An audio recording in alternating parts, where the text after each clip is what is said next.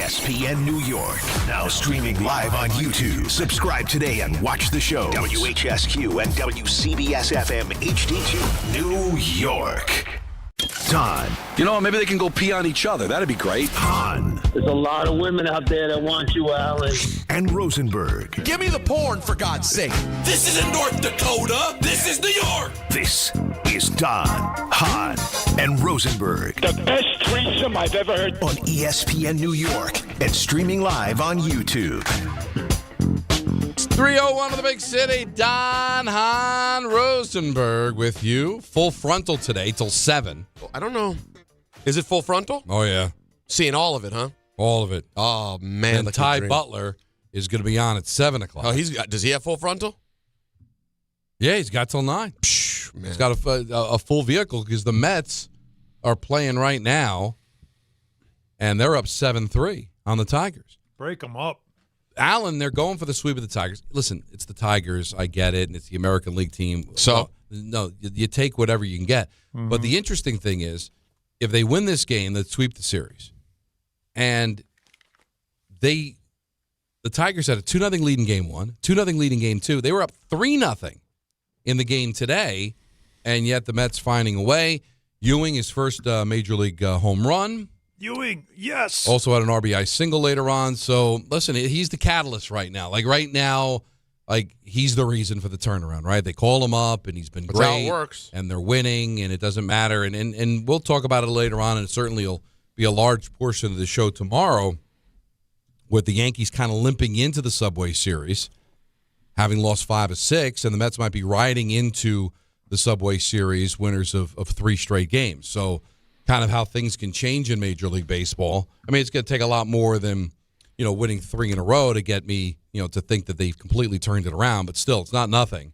So we'll keep an eye on that, and we'll do a little bit more of it once that game is over. Soto not playing as he fouled a ball off of his ankle, and he was supposed to get imaging. No, he's playing. He's fine. Okay. RBI single and everything. We were in our meeting today. Well, he was going to get it looked at. He got x-rays that were negative. But Alvarez obviously is out for what they're saying is like 6 to 8 weeks. So that's a bit of a problem. So they caught the break on Soto after fouling the ball off of his ankle. But the Mets are doing the job and getting it done so far, and we'll talk about that a little bit later on. But, guys, it's really no joke how everything seems to be breaking the Knicks' way. And if you're going to win a championship, or at least go to the finals, you're going to need some breaks. I remember when the Giants won their second Super Bowl. Let's be honest. I'm the biggest Giant fan going outside of Dave Rothenberg. They don't win the Super Bowl if they've got to go through New Orleans. They were not beating the New Orleans Saints. But San Francisco did. They go to Candlestick, and they win the game. They go to the Super Bowl. The 2000 Mets, they weren't going to beat the Braves. They never beat the Braves in a big spot. But guess what? Cardinals beat the Braves. Mets beat the Cardinals. They go to the World Series in 2000. Sometimes you need a path to kind of help out.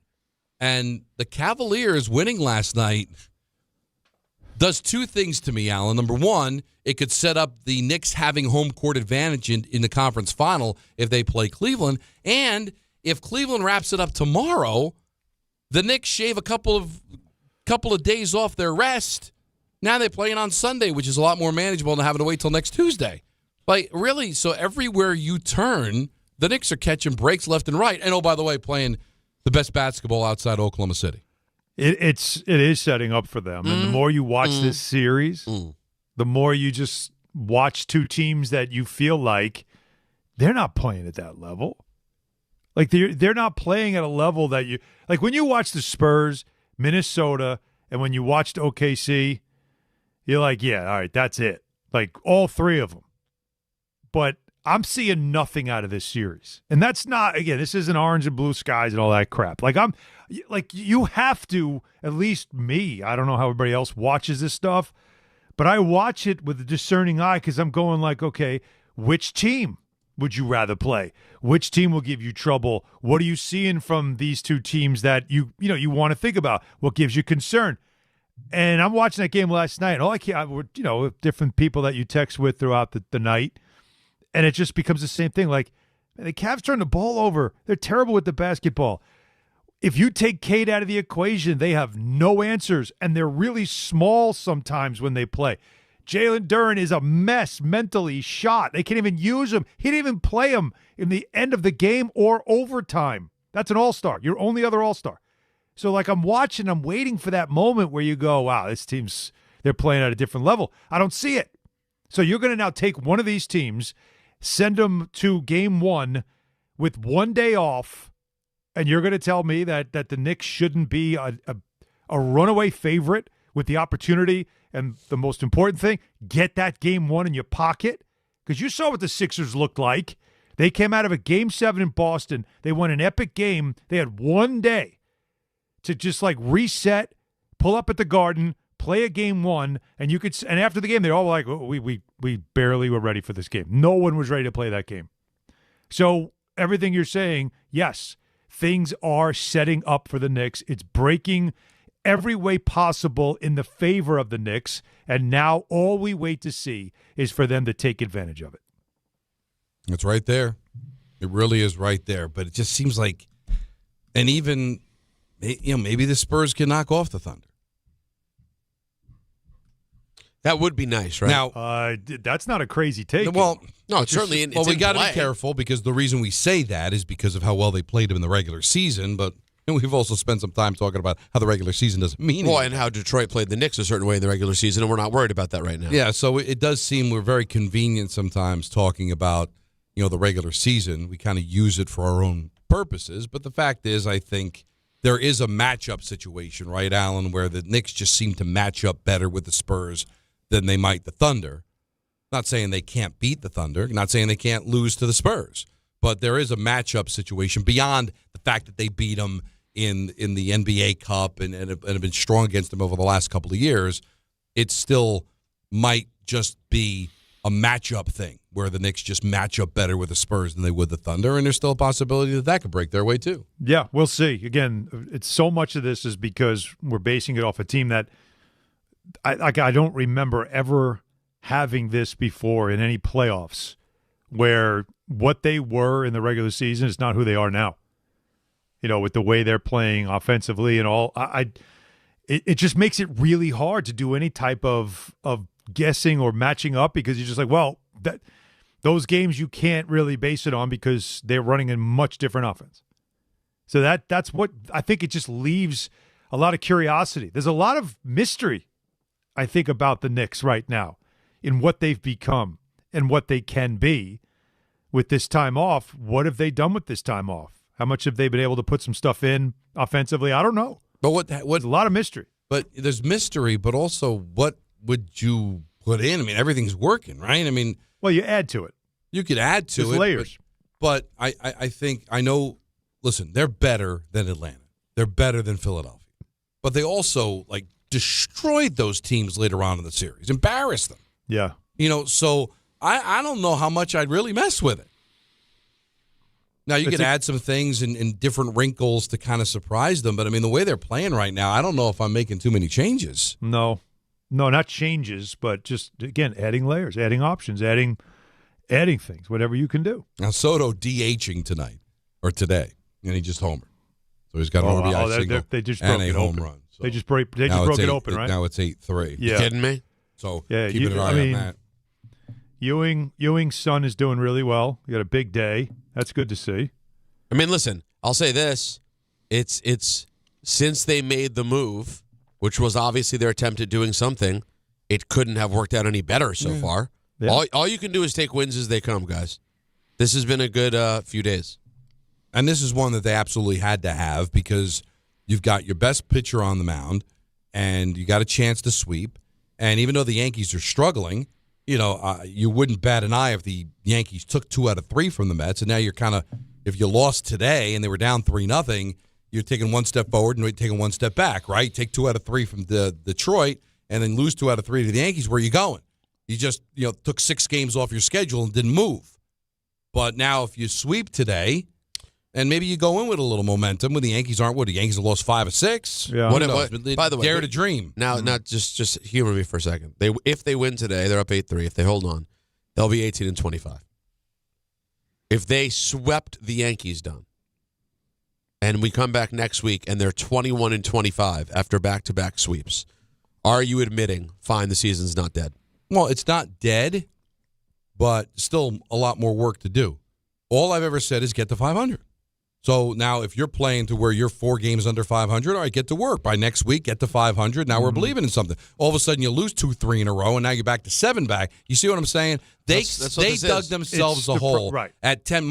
Alan brought it up yesterday. It's math. You're 10 under.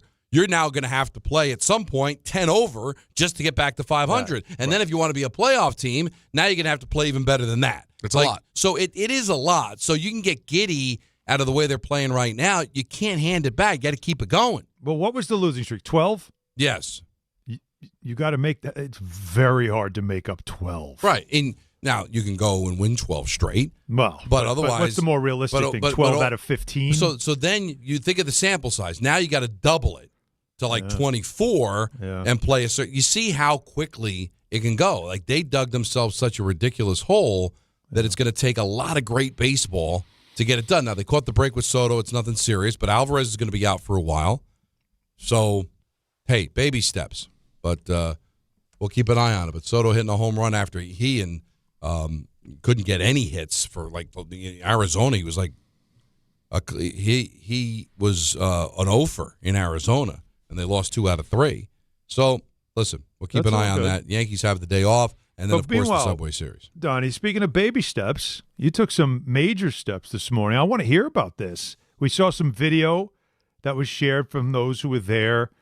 Your introduction was phenomenal. You had a walk-up music, which I think is incredible. Tell us about it. Ramapo College graduation. I did the commencement speech for Ramapo College, and I know Michael would always make fun of me graduating from Ramapo. It was tongue-in-cheek, but it's the reason that I'm here. And working at the radio station, all that. And I graduated in 92. And when we graduated, we did it from the band shell, which was on the campus. Now it was at the Rock. And I sent you guys pictures, and I could probably send them out on social media. Tremendous. The place was packed. The entire lower bowl of the Rock was filled, with the exception of the sections that were behind the stage where we were.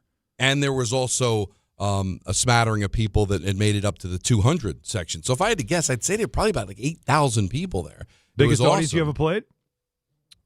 For a speech, yes, easily. Nice. Easily. And I gave my 8 minutes. Might have been more. It's amazing. I wrote the speech out. They printed it for me in bold type so that I'd be able to read it, so I'm not squinting. I hate reading. I want to be able to riff, And that's what I did. I kind of spoke from the heart. I had the speech in front of me, and I knew where to begin with each paragraph and each topic, but I kind of went off on a tangent, and people came up to me and said they loved it. They loved the passion of it. There were a lot of fans there, too. I got a bunch of Ed Crane pulls during the course of the diploma. As you should. It took like an hour and a half for everybody to get the diploma, and I don't know if you've ever done this, guys. It's disrespectful to leave. Everybody's got to stay until the last diploma is handed out. So I'm on the stage sitting there, and as over 1,000 students got their diplomas, and a few of them passed me by. I got, big fan, Ed Crane pool, let's go Yankees with a smile on the face because they know I'm a Met fan. So I'm so proud of all the things that I've accomplished on and off the air. One of my biggest thrills is that I got to graduate college. I was the first member of my family to graduate college.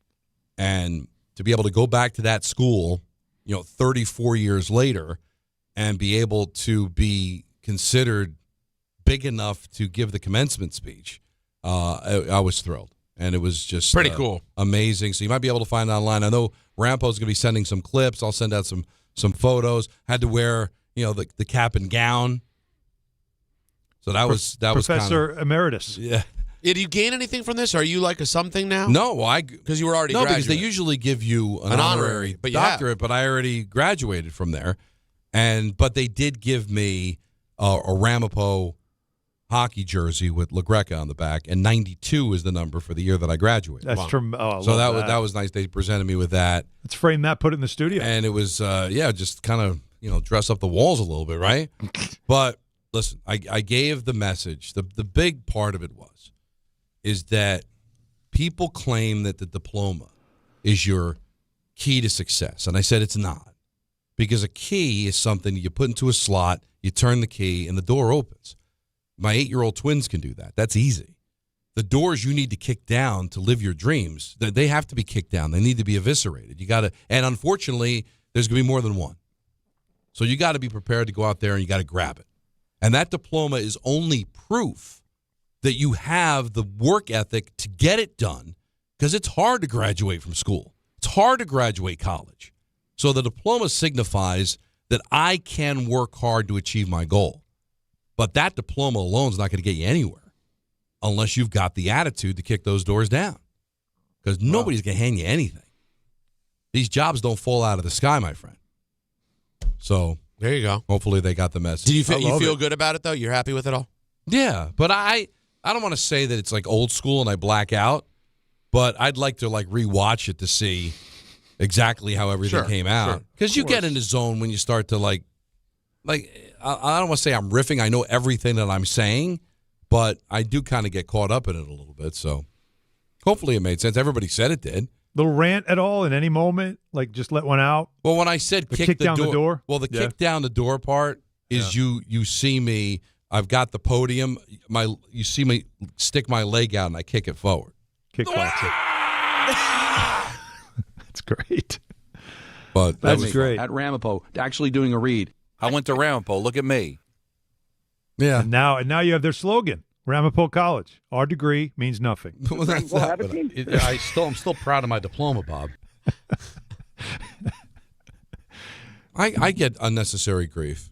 No. That was pretty funny, though. But you had a great moment, though. This is for you, not for anyone else, right? It's personal when you do something for your college, and it's not, look, anybody can go to, University of Indiana and do something there, right? Because it's a gigantic school. You can go to Notre Dame, you could go to NYU and do all this stuff and walk around and, with your feathers out. Right. But you do something at a school like yours, it hits different. No, it does. It's personal. It brings and back those memories, people that too. are sitting there looking at you, they're looking at you because, like, the whole idea is they know I'm not at a major school, a gigantic school, but I could still get places. I could still go somewhere because look at that guy. Right? And that's why it makes it more personal, why your message is more personal. And so I love the fact that they asked you to do it, and nobody's surprised. Peter, I know you're not surprised that Don brought all the passion and energy that you would expect him to bring to something like this. Well, I want to thank Andrea Busser, Lisa Ambrose, who did a great job helping me with my speech, and also went to William Patterson College with Kevin Burkhardt. The one and only. Oh, wow. I got to send you the picture of the two of them from back in the day. Yeah. It's pretty cool. How about that? And I'll say that in the picture. President Cindy Jebb, in the picture, who was amazing as well. Oh, so sorry. Thank you. I don't want to step on President Cindy Jebb. In the picture you showed, Burkhardt's really giving Alan Hahn energy. He is. Sorry? I'm gonna send it to you, Alan. He's giving Alan Hahn energy. Kind Is this of from college? No. Yeah, Burkhart from around college? Burkhardt. Here's the analogy I give. Burkhardt to Alan Hahn is Eli to Peyton. and look. Just a little off the original. Like they kind of look alike. Yeah, but Burkhardt different. is kind of the poor man's version of Allen. I think it's closer than Eli and Peyton. But Burkhardt's having the Peyton career. Well, I mean, you're having a pretty Peyton career too. Gary, yours like Gary Payton. Yeah, maybe. You're like Peyton. How about Peyton Pritchard? Yeah, that's pretty good. Pretty good. Like backup. Solid. No, he's solid. Solid backup. Part of a championship. 6-man type. So I sent it. So tell me what you think. All right, where is he in this? Oh, there he is. Yeah, you could tell right away. His hair is better than mine was back in college. Oh yeah, he might actually. You know what? That's a salad. I've seen pictures of Hahn from closer to college. Burkhardt might have been better at that point because Allen's gotten better. He's gotten older. Better hair, just better overall. Very well, because there was Rapug Allen. Yeah, don't forget. Now Rapug Allen is from way after college. So it's like late 20s. Quit on life, when you just lose your complete any identity you thought you had is gone, and now you're just like washed up and you're in your 20s. Yeah, that was me. That was when I went Repug, and then I met Stephanie and she saved my life. But the college me was just emaciated.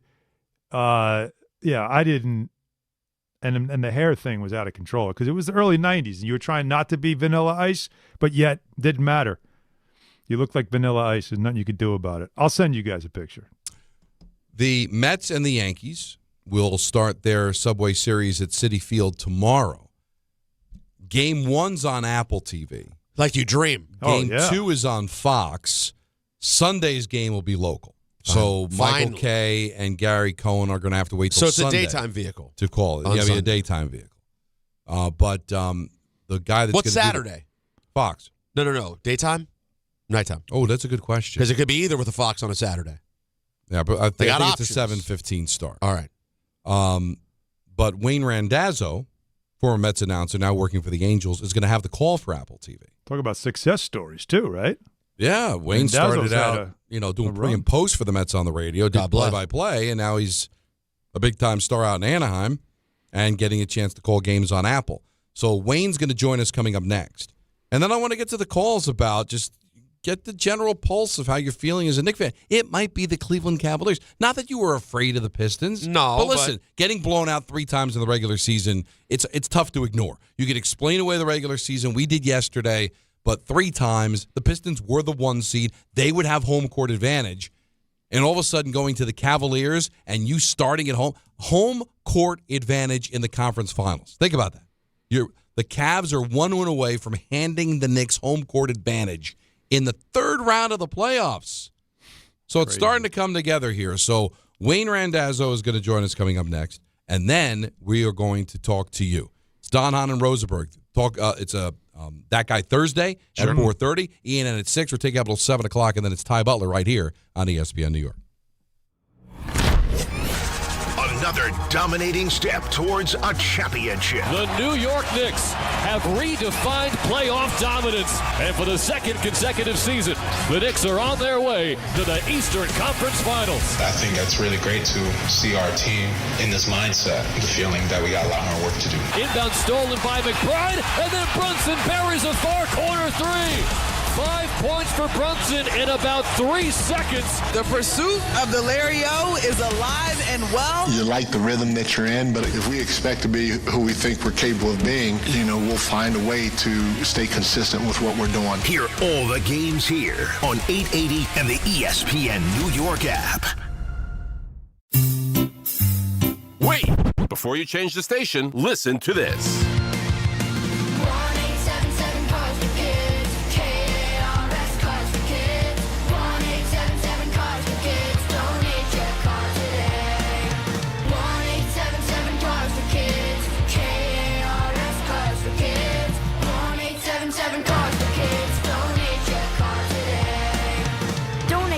Carsforkids.org. That's cars with a K. Pickup is quick and easy. You'll also get a vacation voucher and a tax deduction. 1-877 Cars for Kids. KARS Cars for Kids. 1-877 Cars for Kids. Donate your car today. 1-877 Cars for Kids. KARS Cars for Kids. 1-877 Cars for Kids. Donate your car today. Long Island is more exciting than ever at Jake's 58 Casino Hotel. This month, it's time to saddle up for some big wins with our $65,000 Winner's Circle drawing. Be here every Friday in May between 4 and 6 p.m. when 4 winners will be drawn every hour to win $250 free play. At 7 p.m., 4 winners will join the Winner's Circle to win $2,500 cash. Ride your winning streak where Long Island wins at Jake's 58 Casino Hotel. If gambling is a problem for you or someone you care about, please call the 24-hour toll-free helpline at 1-877-8-HOPE-NY or text HOPE-NY. Tricon Construction is expanding across New Jersey, taking on larger, more complex commercial projects and delivering at a big league level. If you're a developer who values precision, accountability, and execution, you need a construction partner who understands what's at stake, timelines, capital, reputation. That's Tricon. They're building the right way with experienced leadership, disciplined project management, and a team that shows up ready. Serious projects, serious results. Visit TriconBuilds.com, TriconBuilds.com. If you've been injured on a construction site, then you need a lawyer who knows New York's unique labor laws. At the Parisman Firm, they have decades of experience handling construction accident cases and a proven track record of delivering huge results. Their team has already recovered nearly $1 billion for hardworking New Yorkers. From scaffold accidents to slip and falls and equipment failures, they've got your back. Call the Parisman Firm now at 718-WORKERS. That's right, 718-WORKERS, because your case is their cause. Get the justice you deserve today. Spring is here. Summer's right around the corner, so why are you still living with pain? If you're dealing with neck pain, back pain, joint pain, or nerve pain, don't wait any longer. Call Dr. Jay Shaw at Sandwell Pain. He's Ivy League trained, double board certified, no surgery, no long recovery, no relying on pain medication. Just non-surgical image-guided treatments that help you get back the life you deserve. With offices in Woodbridge, Livingston, and Inglewood, and most major insurances accepted, help is close. Go to SandwellPain.com. Feel better now, not later. And now let's take a look at the traffic with Brandy Scott. Hey there, guys. Good afternoon. Mets are still on the field in Queens, but when everything wraps up at Citi Field, plan for a packed ride at the Whitestone Bridge heading into the Bronx. Already have some heavy slowdowns on the expressway northbound. Your stop and go there from Northern Boulevard. Heaviest delays to the outbound George Cross Bronx westbound slam from the Bruckner on through. Inbound George, some roadwork still on the upper deck. That's going to run you about 15 to 20 minutes using 8095. Outbound Lincoln are running about 20 to 30. Outbound Hahn already 30 to 40. Big issue with LIRR. Service suspended in and out of Penn Station, New York. Earlier track fire. Trains are being diverted to Grand Central Madison. Also affecting New Jersey Transit. You've got no access in and out of Manhattan. Everything going into Hoboken. This report is sponsored by True Green. True Green, the easiest way to get a golf course quality lawn. Don't wait. Sign up today at truegreen.com and get your first application for $9.95. I'm Brandy Scott on 880 ESPN New York. Harry Douglas here. Let me ask you something. What if you can enjoy the taste of a cocktail, the warmth of a spirit, and still stay fully in control? That's RK Zero Proof, a pioneer in the alcohol-free spirits category. RK delivers bold flavor and a real warming sensation with zero alcohol, zero sugar, zero carbs, and zero calories. Perfect for nights out, social gatherings, or anytime you want the experience of a drink without sacrificing tomorrow. Check it out at rkbeverages.com. That's ARKAY beverages.com. RK, all the flavor, none of the alcohol. My name is Whitney Allen, and I'm a widow. My husband, Ryan, died. We never thought we'd ever have to use life insurance, but the unexpected happened. With Ethos, signing up was fast and 100% online. You can get a quote in seconds, apply in minutes, and get same-day coverage. No medical exams, and you can get up to $3 million worth of coverage. I'm grateful we were prepared. Get your free quote at ethos.com/play. That's ethos.com/play. Paid spokesperson. Time spent on application may vary. Online health questions required.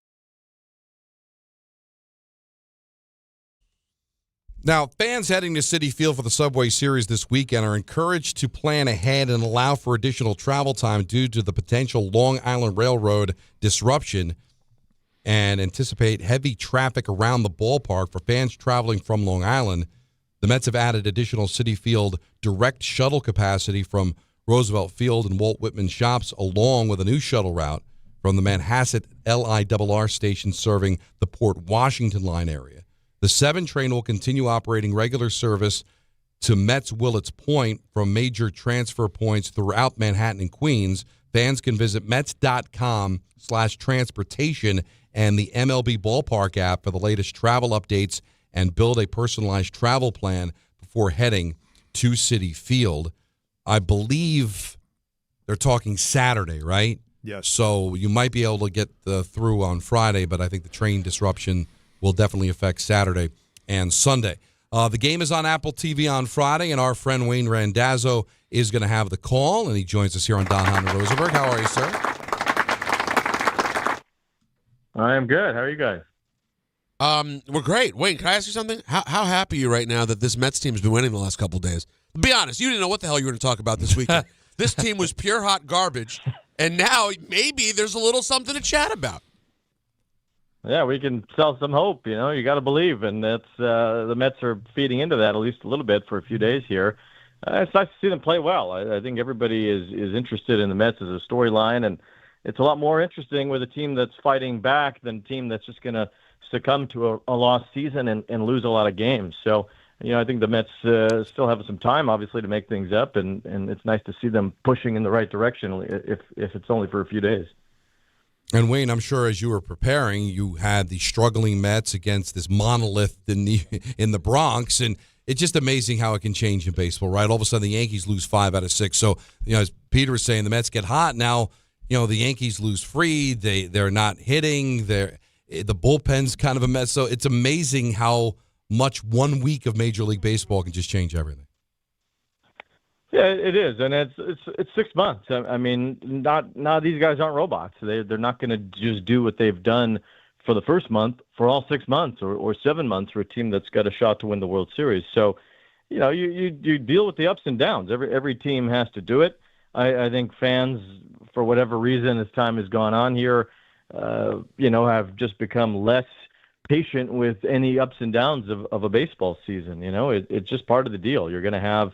If you're an 85-win team even, you're still going to have parts of the season that are going to be bumpy. If you're a 95-win team, you have less of those, but it still might happen for a few weeks. So it's something that every team deals with. The Dodgers have played, not very well for the last 3 or 4 weeks now. I mean, they're under 500 going back close to a month. So, it happens, and that's part of the deal here. And, it's just a matter of can you readjust and shake yourself out of it. And certainly the Yankees have enough talent, and maybe the Mets do too, to be able to swing their way through this and get back to, winning 6 out of 8, 8 out of 10, and starting to pile up victories again. Wayne, as somebody that spent time in this market and then obviously watching things nationally, you also being with the Angels, is how much of what you just said, though, is Northeast driven or even just big market New York driven when it comes to that? We're in May, and it's always the sky is falling.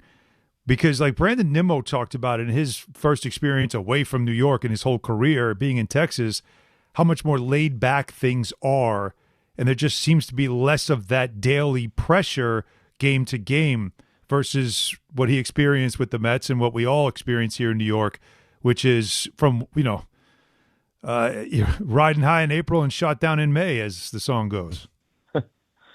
Yeah, I think it's just less in your face in a place like Texas. You don't have the kind of media throng that you do in New York. When you show up for a home game, even in a place like that, you've got the local announcers who are not really going to rock the boat.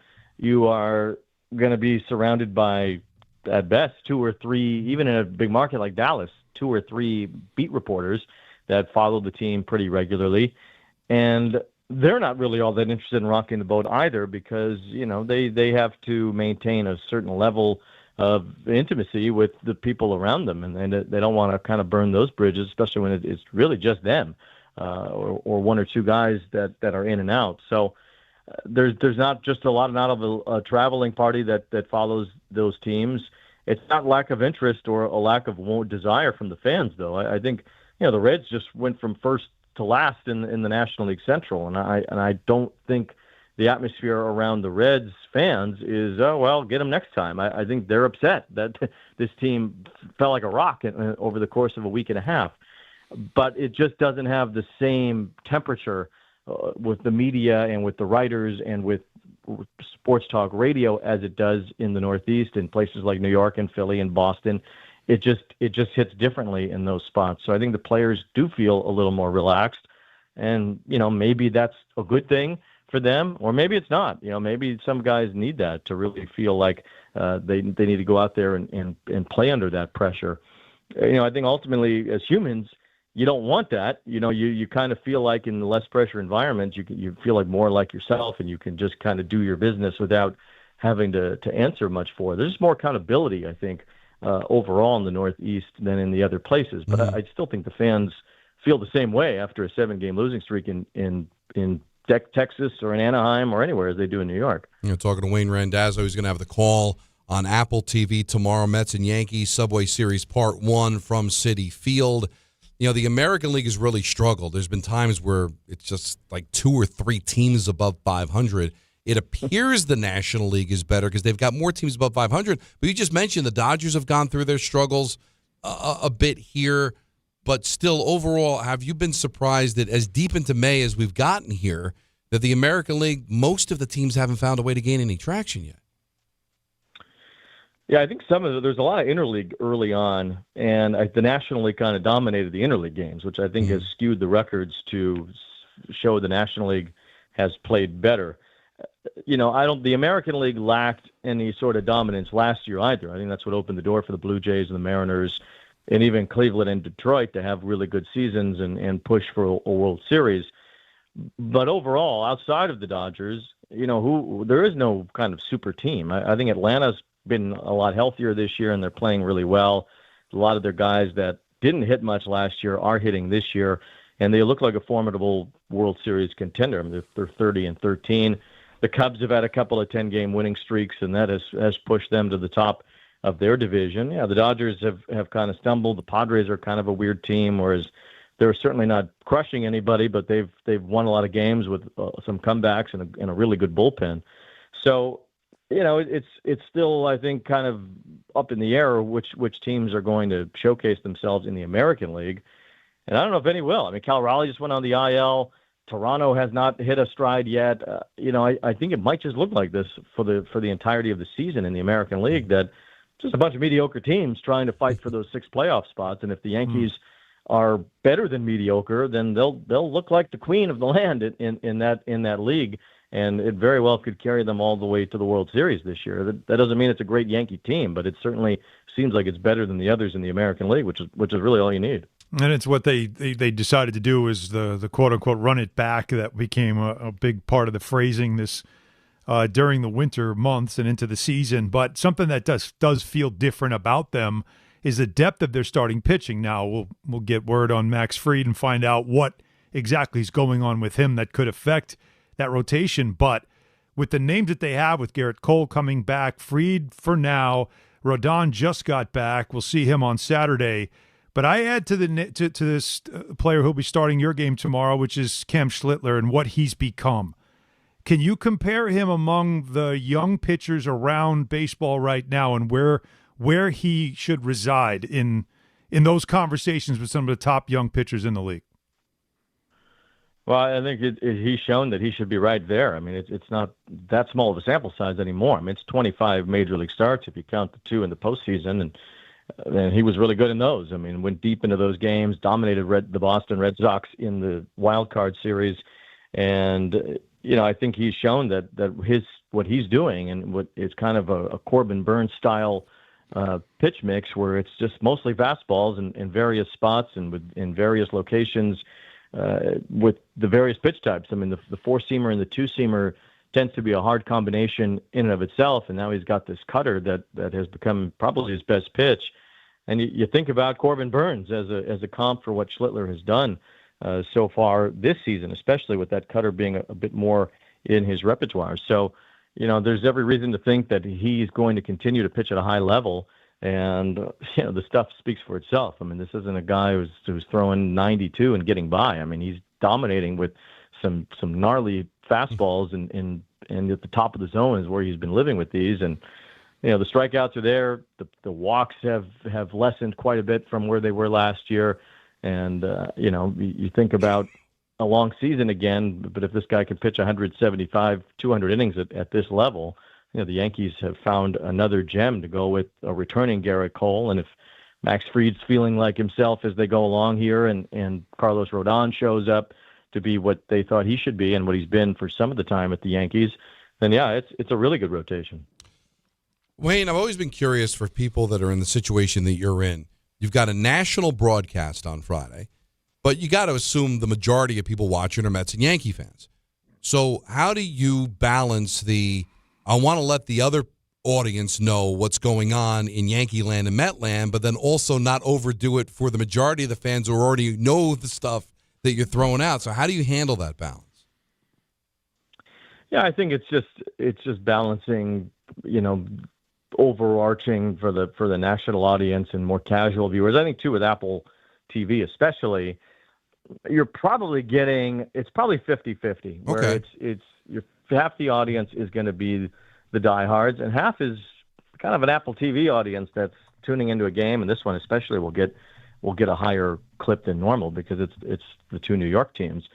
So, I do kind of lean toward more of a generalization, and frankly, with the way things are with the pitch timer and everything, you don't have much more time than that anyway. If you want to introduce players to a global audience, it's kind of just one or two sentences to caption who they are and what they've been doing. And then you kind of launch into, the play is going to happen. The ball's going to be put in play and you move on. So there's not that much time over the course of a game when you do one game a week like this to really get into the minutia of what's happening, in deep detail, because it's one game. It's a big audience. It's a casual audience in some ways. So you just want to kind of hit the headlines, and then you're moving on. And if it's a good game, well, then you're focused on that anyway toward the second half of the game. So there's not a lot of room to be digging deep into things. But if it does call for it, we can do it. And I think that with these two teams, it certainly won't miss with the audience that understand more deeply what's happening with these players of late and what they've been doing this season. All right, so I'm not a Mets fan, but I was a fan of Rain Delay Theater. And I'm wondering if there's any way possible that you and Gelbsy can just find a way to keep this thing going. I know you're on opposite sides of the coast of the country now. When you guys get together, it's hilarious. They're reuniting and the different things you guys do. But just tell me about that relationship that you guys had and where it is today, and just how special that thing is. Yeah, I mean, it really was born of the fact that we both were brand new to broadcasts on the TV and radio sides that had all these guys locked in forever. Gary, Keith, and Ron were already well established. Burkhardt had just left to be a big shot, for Fox, and here was Steve kind of trying to fill enormous shoes. And I came in on the radio side. Ed Coleman had that job forever, and Howie and Josh Lewin had been certainly well established, not only as a tandem but as longtime major league announcers too. So Steve and I kind of just clutched to each other. It was just born of the fact that we were both about the same age, had similar sports experiences growing up, and just kind of found each other to be almost like a long lost twin. So we sat together on buses and plane rides and at dinners, and we just kind of became our own entity alongside of these broadcasting titans that we've been kind of thrust into the picture with. So it was great to have Steve. I mean, it felt like a double play combination, thinking of what the other one's thinking without having to say it as time went on, and we were doing interviews together, and it just kind of very naturally and organically blossomed into a great friendship. It's something that we could also put out to Mets fans and younger Mets fans that were maybe looking up to different announcers that weren't the same guys that their dads or grandfathers had heard for all these years, kind of a new audience. And, Mets fans took to that and still admire Steve greatly now. And I still get a lot of feedback from Mets fans, even though it's my fourth year now gone from the team. So, social media helped and capture that. And we did a TikTok last week, which was my first TikTok. But Steve's always looking to reach new audiences and kind of stay with the times. So, we'll always have that love for each other and fortunately get to see each other at least a few times a year doing this. Heidi Watney and Dontrell Willis will have the call with Wayne Randazzo on Apple TV tomorrow. Mets and the Yankees. Wayne, thanks a lot, man. It's great to catch up. All right, thank you. All right, Wayne Randazzo. Kind of interesting, right? Like, Apple TV is trying to get the casual fan. Sure. And that's not something the network television, like Fox isn't going to worry about the casual fan, right? They know they got Mets, Yankee fans, and they've been doing it for 25 years, so they know anybody watching is probably a baseball fan. But Apple TV is trying to find that coveted casual, which I don't know, guys. I just don't know if that's obtainable. To me, not until the that's the elusive playoff. Maybe listen, playoffs. And maybe when Aaron Judge or Shohei Ohtani's playing. Besides that, it's tough. But that's what Netflix was trying to do on opening day, right? Giants, Yankees. Let's try to get the casuals interested and excited about the game. I just think in the regular season, guys, Mets, Yankees might be different because there's such big fan bases, especially the New York Yankees, that you might get some casuals that just want to see Judge and Soto. if you sell it, if you market it right, you might be able to get that. But don't you feel like, Alan, especially you as a consistent TV guy, that especially a sport like baseball, going after the casuals to me is like that's the ghost, man. I just don't know if it's doable. It's easier if you are on regular TV and you're trying to get somebody who's flipping around the channels. It's a lot harder when you're doing it on a streaming service because you have to have a reason to be there, right? Right. Like that's the streaming services. You have a reason to go there. You don't often go to a streaming service and just go, I wonder what's on. You know, like it's live programming on a streaming service, so it does make it, I feel, a little more challenging in that direction. But you know, look, they feel like this is the way to go, and I think all the streaming services are trying to do something unique to the typical broadcast. That's what they're trying to do, is change the way games are seen and viewed, not just by watching on a streaming service, but also watching it with a different, instead of it just being a straight traditional sports broadcast. And you know, we'll see if it works, and maybe in time it does. But it's definitely a different approach, because ghost is the best way to describe it, Don. What you're chasing there is definitely a ghost. Yeah, it just feels like, at least now, maybe they're making inroads, just hoping that eventually that can be a lot more obtainable. 1-800-919-3776. Mets win. They bring out the brooms against the Tigers, so starting to get a little bit better. We'll dive into that. Knicks catching the break with the Cavs winning. They might actually have home court advantage in the conference final. 1-800-919-3776. Just getting started on a Thursday. Don, Hahn, and Rosenberg on ESPN New York. Another dominating step towards a championship. The New York Knicks have redefined playoff dominance. And for the second consecutive season, the Knicks are on their way to the Eastern Conference Finals. I think that's really great to see our team in this mindset, the feeling that we got a lot more work to do. Inbound stolen by McBride, and then Brunson buries a far corner three. 5 points for Brunson in about 3 seconds. The pursuit of the LIRR is alive and well. You like the rhythm that you're in, but if we expect to be who we think we're capable of being, you know, we'll find a way to stay consistent with what we're doing. Hear all the games here on 880 and the ESPN New York app. Hey, it's Alan Hahn. Rings End is your locally owned Benjamin Moore retailer. They're your store for quality with a full line of brilliant and durable Benjamin Moore paints. They're your store for inspiration with thousands of colors and a variety of sheens. And Rings End is your store for expertise with one-on-one advice for contractors and homeowners.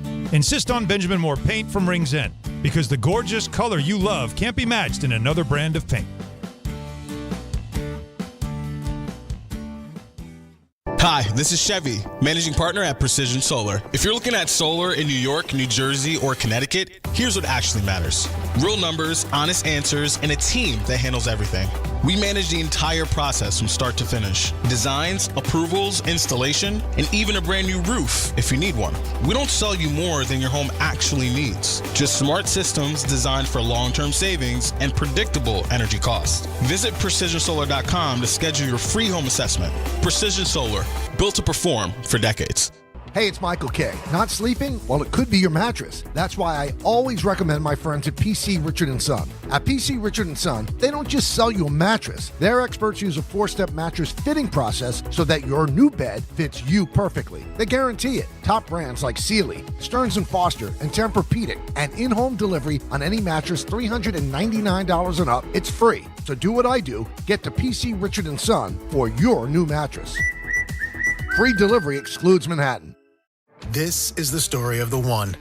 As a maintenance tech at a university, he knows ordering from multiple suppliers takes time away from keeping their arena up and running. That's why he counts on Grainger to get everything he needs, from lighting and HVAC parts to plumbing supplies, all in one place. And with fast, dependable delivery, he's stocked and ready for the next tip-off. Call 1-800-GRAINGER, click Grainger.com, or just stop by. Grainger, for the ones who get it done.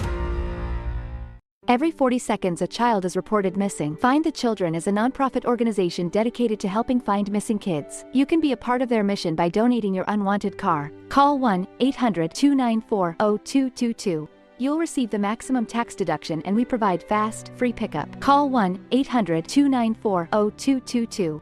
Donate your unwanted or unused car. Call 1-800-294-0222. This advertisement was paid for in partnership with Cars R Us and Find the Children. Your summer starts now with Memorial Day deals at the Home Depot. It's time to fire up summer cookouts with the Next Grill 4-burner gas grill on special buy for only $199.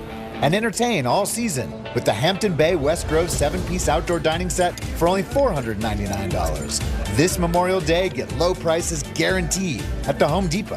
While supplies last, price and valid May 14th through May 27th. U.S. only, exclusions apply. See homedepot.com/price match for details. Evan Cohen here. PayPal is now the official peer-to-peer payment sponsor of the NFL, which means all the money moments that fandom creates, whether splitting tailgate costs or chipping in on tickets and game day food between friends, are covered. Wherever the game is played or watched, PayPal moves with fans. You can send money through text, email, or directly to your friends with eligible accounts on Venmo. Just download the PayPal app and share all the moments that matter. Account with PayPal is required. Not available in all regions where PayPal operates. Another dominating step towards a championship. And for the second consecutive season, the Knicks are on their way to the Eastern Conference Finals. Will this be the year the Knicks punch their ticket to the NBA Finals? Inbound stolen by McBride, and then Brunson buries a far-corner three. 5 points for Brunson in about 3 seconds. Thanks to all our New York Knicks partners this season, including New York Presbyterian, NYC Department of Corrections, Boost Mobile, and the Paris Firm on ESPN New York. Oh, yeah. Mets are hustling. Be careful with this, Jacob, though, because it could turn at any moment. If all you do is have the instrumental, we're good. Oh, wait. Uh-oh. Notice the clean one. Hustler. Pull. Whoa. Yeah. See, another gone. Yeah. It's the clean version, but I only know the dirty version. And that's dangerous. And then you get an Office Space situation, right? No, you don't want that. Even in Cash private, money ain't Jacob, never going to play out. That's your favorite I've line. always used that. No, Don has always famously said that cash money's never going to play out. And by the way, he's been proven to be right. That's right. Yeah, it is accurate. It's probably the best take ever. Yeah. I got a capitalist migraine. I got to get paid tonight. You mother trucking right. Mother trucking right. Mother trucking right. Is that okay? Bullshizzle. Oh, no, that's Spike. That's Spike, the most dangerous man in sports talk radio. All right, listen. You know I've been down on the Mets as anybody, and rightly so. But now let's see. No. Now let's see. Right. It's not, they've turned it around. See, I told you it's too early. Stop it, okay? Stop it. They won 3 in a row. And they did have a 5-4 road trip. So what is that? They're the 8-4 in their last 12 games. That's not nothing. You won 8 of your last 12. That's not 12. It's That's not good. enough, but it shows you that Don, they're if starting to gain traction. If you get 2 out of 3 somehow this weekend. Okay. All right. Come on. So 2 out of 3 would then get us. That's 10 out of 15. 10 out of 15. Again, nice. That's a nice run. And you know what that is? That's a little bit of consistency. It's a little start of a 15 games, enough of a sample. Hey, won 10 of 15 games. 10 got and some 5 things over going a in. The 15-game stretch is solid. The kid's raking, right? Like they called him up, and he has contributed. Today, in case you missed it, back in the lineup, batted 8th. We're talking about A.J. Ewing, 2 for 4, hit his first major league home run, and he had a run scored, and he adds some speed, and he adds a little bit of something to that room. Is it just coincidental? Would they have swept the Tigers anyway, Alan? I don't know, but they did something, and it seemed to work. And now let's continue to keep it going. Right, and so, what do I know when I say 21-year-old's not going to walk in a room and change things? Maybe he did. Well, maybe. We'll find out. It's just, here's the thing with baseball. A little adrenaline, right? A little something to kind of get you through, wake some people up, and we'll see. Right. One thing, I don't know how much you watched the game, because I know you had kind of a difficult late morning, early afternoon here with the transit and everything. Dude, that whole mess. Smoke in the train and the whole thing, it's crazy. The Detroit Tigers are one of the original Major League Baseball franchises, okay? That have a classic uniform. If you watch the Mets and Tigers today, you would have thought the Mets were playing the Orioles. Oh, what they wear today? No, they just wore black and orange. What are we doing? What are we doing? You're the Detroit Tigers, for God. We're selling jerseys that look like somebody else? I mean, I turn on the game, you would think they're playing Baltimore. Tell me I'm wrong. You grew up around there. It looked like they were playing the Orioles today. We've been saying this for a while, guys. So there are people trying too hard in this sport. There's just too many different things. The one thing it always has going for it is these beautiful, iconic, known uniforms that everyone can get behind. Please stop. The whole idea of a uniform, by definition, to be uniform, is to be uniform. That I know who you are by looking at the uniform. You look like you dress like a nurse. That's a nurse. It's a doctor. That's a construction worker. He's dressed like an Oriole. He just named the village people. Nice. Yeah, I did. We just need a Native American and a cop. You shouldn't run up to a police officer and go, "Excuse me, sir, I need help," and they go, "Well, sorry, I'm a firefighter." Well, that's what I'm saying. I love the NYPD's got new uniforms. They look just like firemen. Great job.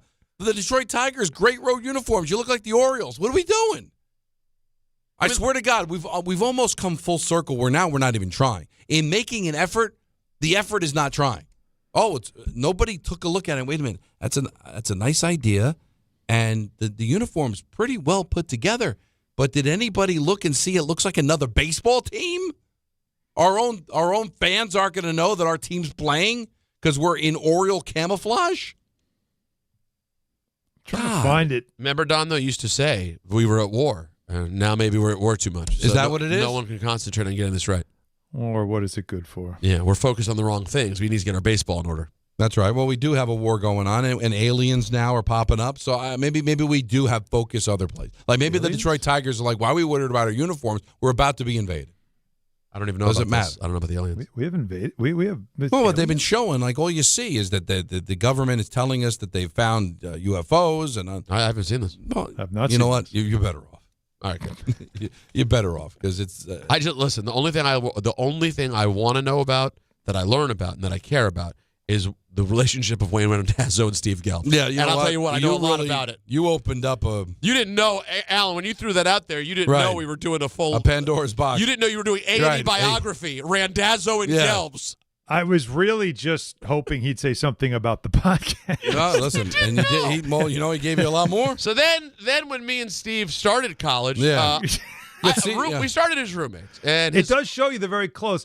And if we had more time, I would have asked him how he felt about Keith and Gelbsy both sharing that Lady and the Tramp moment with the Glizzy. Did you see that? I did see the Glizzy. The Glizzy was a moment. How jealous were you? Yeah, that's troubling. A, I don't know. I don't know Wayne well enough to make a joke like that. B, I saw we were definitely out of time. Yes, catching these Tigers uniforms, they're giving Orioles. Yeah, without question. Of all the organizations, no offense, that you would not. No, what? You're not really trying to imitate that. Well, you know what? I mean, if you're Orioles? the Tigers, you might as well. Who are they? I mean, the Tigers. I don't see Alan Trammell walking through that locker room 1984. door. We're talking about the Mets 86. Tigers 84. That's what I'm saying. Been a while. And the Orioles were what? Right before. So they're all in the same conversation. I could probably name more 84 Tigers than current Tigers. But at least they just watched them for 3 days. At least the Tigers have been around for 100 years. Yeah. 1-800-919-3776. Phones are blowing and they have up. Calligraphy, for God's sake. You can get your thoughts on the Mets, and do you think this is the start of something or just a blip on the radar screen? It's Don, Hahn, and Rosenberg. We're going to be hanging out with you until 7 o'clock, and it's Ty Butler on ESPN New York.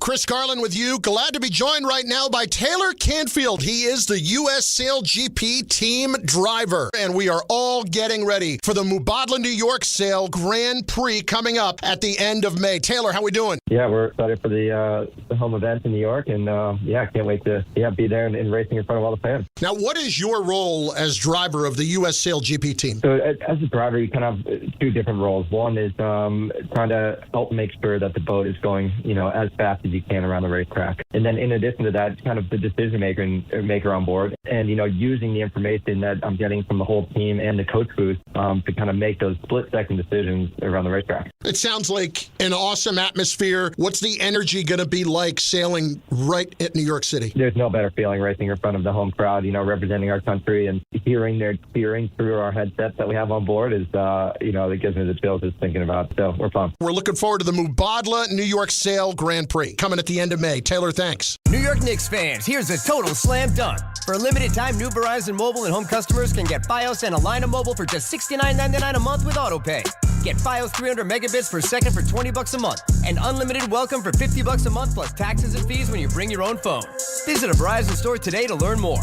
For new Fios Internet and mobile customers, discounts applied over 36 months. Mobile and home discount enrollment required. Additional terms apply. In times of congestion, unlimited 5G and 4G LTE may be temporarily slower than other traffic. Domestic data roaming at 2G speeds. Hey Yankees fans, join us at Yankee Stadium on Friday, May 22nd as the Yankees take on the Rays and come early for a very special giveaway. It's Giancarlo Stanton basketball jersey night presented by State Farm. The first 18,000 guests through the gates will receive a Giancarlo Stanton basketball jersey. Don't miss the Yankees and the Rays on Friday, May 22nd for Giancarlo Stanton basketball jersey night presented by State Farm. Get your tickets now at yankees.com/tickets. Harry Douglas here. Game day brings the excitement. Your stay should feel just as memorable. With Marriott Bonvoy, official hotel partner of the NCAA and U.S. Soccer, you're connected to a portfolio of brands designed for how you travel. Some offer complimentary breakfast, others give you room to spread out, space to stay productive, or extended stay comforts. So whether you're a traveling fan or part of the team, Marriott Bonvoy celebrates the moments that live on before and after the game. Marriott Bonvoy, where game day checks in. Do you read more about your team in the off-season than in the season? Does your game day outfit include a brown bag with eye holes? Then you may be a fan of a BST or bad sports team. Luckily, when you bundle your home and auto insurance with Progressive, you're protected. Because seeing your painted face in the rearview mirror after a loss isn't just depressing. It's distracting. Visit Progressive.com today. Progressive Casualty Insurance Company, affiliates, and other insurers. Covered subject to policy terms. Not available in all states or situations. 880 ESPN, WHSQ, and WCBS-FM HD2, New York. A Good Karma Brands radio station. Game time is brought to you by Tullamore Dew Irish Whiskey, because when it's game time, fellas...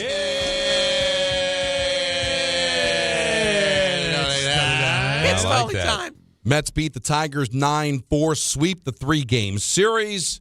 A.J. Ewing, couple more hits, including a home run as he continues to rake since getting called up from AAA. Yankees have the night off. No NBA playoffs tonight. We do have a couple of hockey playoff games if you want to watch. You got Buffalo and Montreal. That's not nothing. That series tied at 2 games apiece as they go to Buffalo. And then you've got Anaheim with a chance to wrap up their series with the Ducks. So you got some things to watch tonight. Tullamore Dew, the original triple distilled, triple blended, and triple cast matured Irish whiskey. Be sure to grab a Tullamore Dew or try the new Tullamore Dew Honey during today's action. Glasses up to enjoying Tullamore Dew responsibly. If I could for a minute. Do it. Those of us who live on Long Island, as people might be wondering, why the hell is Alan home today? Alan tried to go into the studio today, but there was no way to get into the studio today. LIRR, I don't know if anybody heard about this, but Penn Station, there was an electrical fire on the track in one of the tubes heading in under the East River. And so they suspended all trains from Jamaica to Penn Station. So from there, you have that part of it. Now, we already know that traffic is what it is in the afternoon on the LIE to begin with. There was a sinkhole on the LIE as well at exit 49, which is right near me. A sinkhole, Don. Well, listen. Usually it's a pothole. Now it's a sinkhole. We in Jersey know sinkholes. There were like 20 of them in Route 80 about a couple of years ago. I mean, it's one thing to have potholes. We all know through the winter this happens. A sinkhole. Half of a car was in this sinkhole. And so they had to close that whole oh, my God. So, yeah, it's been a day. So for those of you that are sitting in traffic or stuck in traffic or had to deal with the train stuff and waiting in Penn Station, a lot of smoke in Penn Station, some of the cars that were stuck in Penn Station, that was as well. I'm sure that was very jarring. We're with you, and we're feeling it. And you were mentioning the potential strike this weekend, and if you're trying to go to the Subway Series games, that just throws a whole curveball, no pun intended, into all that. So, yeah, buckle up, New York. Yeah, not a great time to have that strike, but I'm sure they strategically knew that if you want to get something done, do it during the Subway Series. Threaten it during the only better one, but it's too far down the road is wait for the U.S. Open. Oh, that would have been the better time to do it, but they didn't want to wait until late August. Think about this madness. If there's a Game 1 Sunday at Madison Square Garden, if the Cavs win Friday night, Mets-Yankees Subway Series Sunday afternoon, Knicks, likely Cavs would be the Sunday game. Game 1 probably Sunday evening, and no one can get on a train from Long Island to get to these games. So you'd have to drive. So this one is not going to be fixed the way others, sometimes they chat. Well, we don't know. But this one isn't sensing. We don't know. They keep warning us that this could happen. But I'm just saying the potential of having two major sporting events on a Sunday, and the majority of people coming from the East would have to drive to these events. Good luck. There's ways, but it becomes very, very difficult for sure. Helicopter. You got to land it somewhere. I still say, take a boat. I used to always want to do this. Is just commute by boat out of Huntington Harbor, just go around down the East River, just dock it somewhere along the way, right? Yeah, that'd be a great way to travel. That's really the only way to get out of Long Island. If you want, it'd be like 5 minutes to Connecticut, right? As opposed to the 3 hours if you try to drive off the island and then back up again. Don't even get me started. Now they've actually talked about city bikes, and I wonder how many people would do that. City bike? Take a bike to Citi Field. From where? From wherever you live. I guess, if you live in Manhattan, would you ride across the 59th Street? I don't know. Just real quick before we get to the calls. Yeah. What's the farthest you ever traveled on a bicycle? Me, personally? Yeah. Like actually outside, not on like Peloton. No, outside. Distance. Like as a kid, like you went from point A to point B. I've never been a real cyclist. Only a couple miles. Okay. A few miles. Alan? No, I've done. I had a bike in the 90s. I used to ride my bike everywhere on Long Island, and I've always told that story about how when the Yankees lost to Cleveland in the 97 ALCS, how I got on my bike around midnight, and come back to about 3 a.m. So I think I rode from Stony Brook, past Port Jeff, on a bike in the middle of the night on 25A with no lights. Very smart thing to do. Yeah, reflectors though, right? Pissed off. I guess I might have. I don't know. Well, Let me ask you a question. What do you think the furthest distance Wayne Randazzo and Steve Gelbs have ever been on? Oh, listen. On like a two-seater? On a tandem. Or do you think that he was on his shoulders? All right. Ebro rides like 40 miles every weekend. That's interesting. A lot of people do that. I ride when the weather gets better and the kids are out of school and I'll have it more time. I will ride my bike to kickboxing, which is 6 miles round trip. All right. Which isn't too. Is bad. it flat? There's some hills. It's a bit of a workout. All right. Too bad. A bit, but not bad. Though. Not bad. But I remember, and you're not going to be able to understand this because you don't know. You don't know that. But when I was a kid and I had my BMX bike, I rode from Hawthorne, New Jersey, to the Paramus Park Mall. I don't know how many miles that is, but it's got to be on a bike. It's got to be like maybe 10 miles. And I was a kid. And on a BMX, there's no gears to change. That's the thing, man. That's all. That's like riding. That's like driving standard. And we just did it. I didn't have any money to go buy anything at the mall. It's just that you did it to do it. That's all. There. It's great. Stop at Sev, get a big gulp. Oh, Slurps. Nah, see, I'm not going to big gulp. You're not stopping at Slurps? No, if I'm going to 7-Eleven, I'm getting a slurp. Yeah. I'm going to treat myself. All right. Well, that Slurpee, it's all the same. Well, by the way, riding to 7-Eleven, that was literally my number one bike destination as a kid. Pretty much. Sure, many people were the same, but me and my close friends in the neighborhood, we'd ride the bike 7-Eleven, get a Slurpee.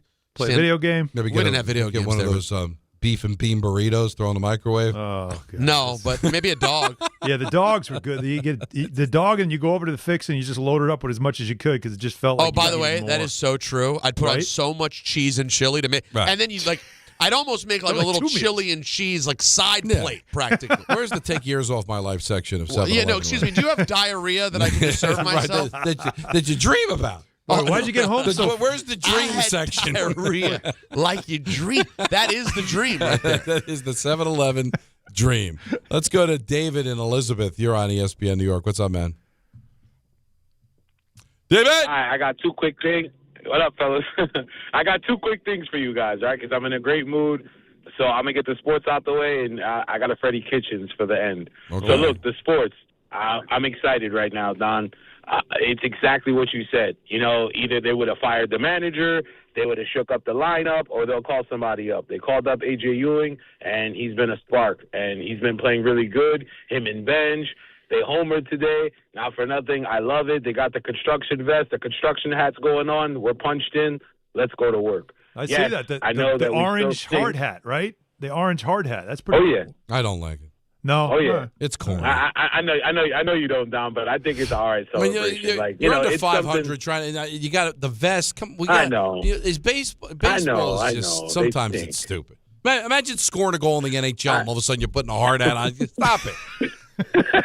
Right? No, think about it. We kill Odell Beckham Jr. for proposing to Annette after a touchdown, but yet, the Mets are putting on a hard hat and the vest. It's stupid. Why do we find things offensive in other sports? And other sports like, it's so much fun. It's you know what? Don wins. You're right. You're definitely right about that. When you're right, you're right, Don. I just hope they could just keep winning a little bit. But this I want to say on the Freddie Kitchens. I know it's not going to make sense. But when you guys do the voice, I start screaming to the point where I almost get into accidents, and I got one for you guys. Mr. Kitchens, could you tell me how to get to Frederick Boulevard? Football Tuesday, football Thursday, I don't know the boy. All right, boy.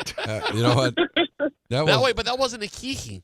What he just quoted there. No, that was not. What was that? What's that drop that we have? Do you guys remember what drop he just quoted? No, John's in there distracting everyone. Twice on Monday, whoever the one we played yesterday. I'm the boy. Yeah. But it's not a That's kiki. not kiki. That's Cajun. But how Cajun Dong. But it was me doing a Cajun something or other. But how would Kiki have a conversation with like a elderly French woman? Well, by the way, I thought it was like a Brit who was being like, "Excuse me, Mr. Kitchens, are you going to be coming to London town for the game? More, please. Oh, please. Wait, what game's in foggy London town again? We said yesterday. Colts Commanders. Yeah. What if Freddie Kitchens was one of the coaches on a team that had to play in London, and then a local Brit news corporation walked up to him with a microphone and said, "You're one of the coaches of the footy ball team. How do you like our little town London?" I'm going to tell you something right now. I only been in London a little while. I just arrived last night. My flight got into Heathcliff Airport. And I always liked that show. That's a good cat. Heathcliff, no one should terrorize the neighborhood. Anyways, I got into Heathcliff, had myself a little tea, and I sat down. I'm going to be honest with you, because people told me, they said, don't eat the food in London, Freddie, because they don't know what they're doing. And I got to tell you something. I went down to a McDonald's. Had myself a Big Mac like you dream about. Had about 2 or 3 of them. After that, I went and saw myself what I believe the correct British pronunciation is, a prostitute last night. And had myself a hell of a time. My God. That poor woman. I don't know why. Can only imagine. Well, he's got a whole week there. You know what I mean? So he's got some spare time. Well, yeah, you don't have practice probably till Wednesday. He sure didn't waste any time according. He said he flew in the night before and he did all that already. Yeah, he got into Heathcliff, went straight to McDonald's, and then saw Lady of the Night. I'm more a Garfield guy, but I got no. Listen, Heathcliff is definitely the poor man's No, Garfield. It's the definition of Garfield and Jace. Yeah, it is Garfield and Jace. Drake, all the way up at Poughkeepsie. You're on Don, Hahn, and Rosenberg. Hey guys, great show as always.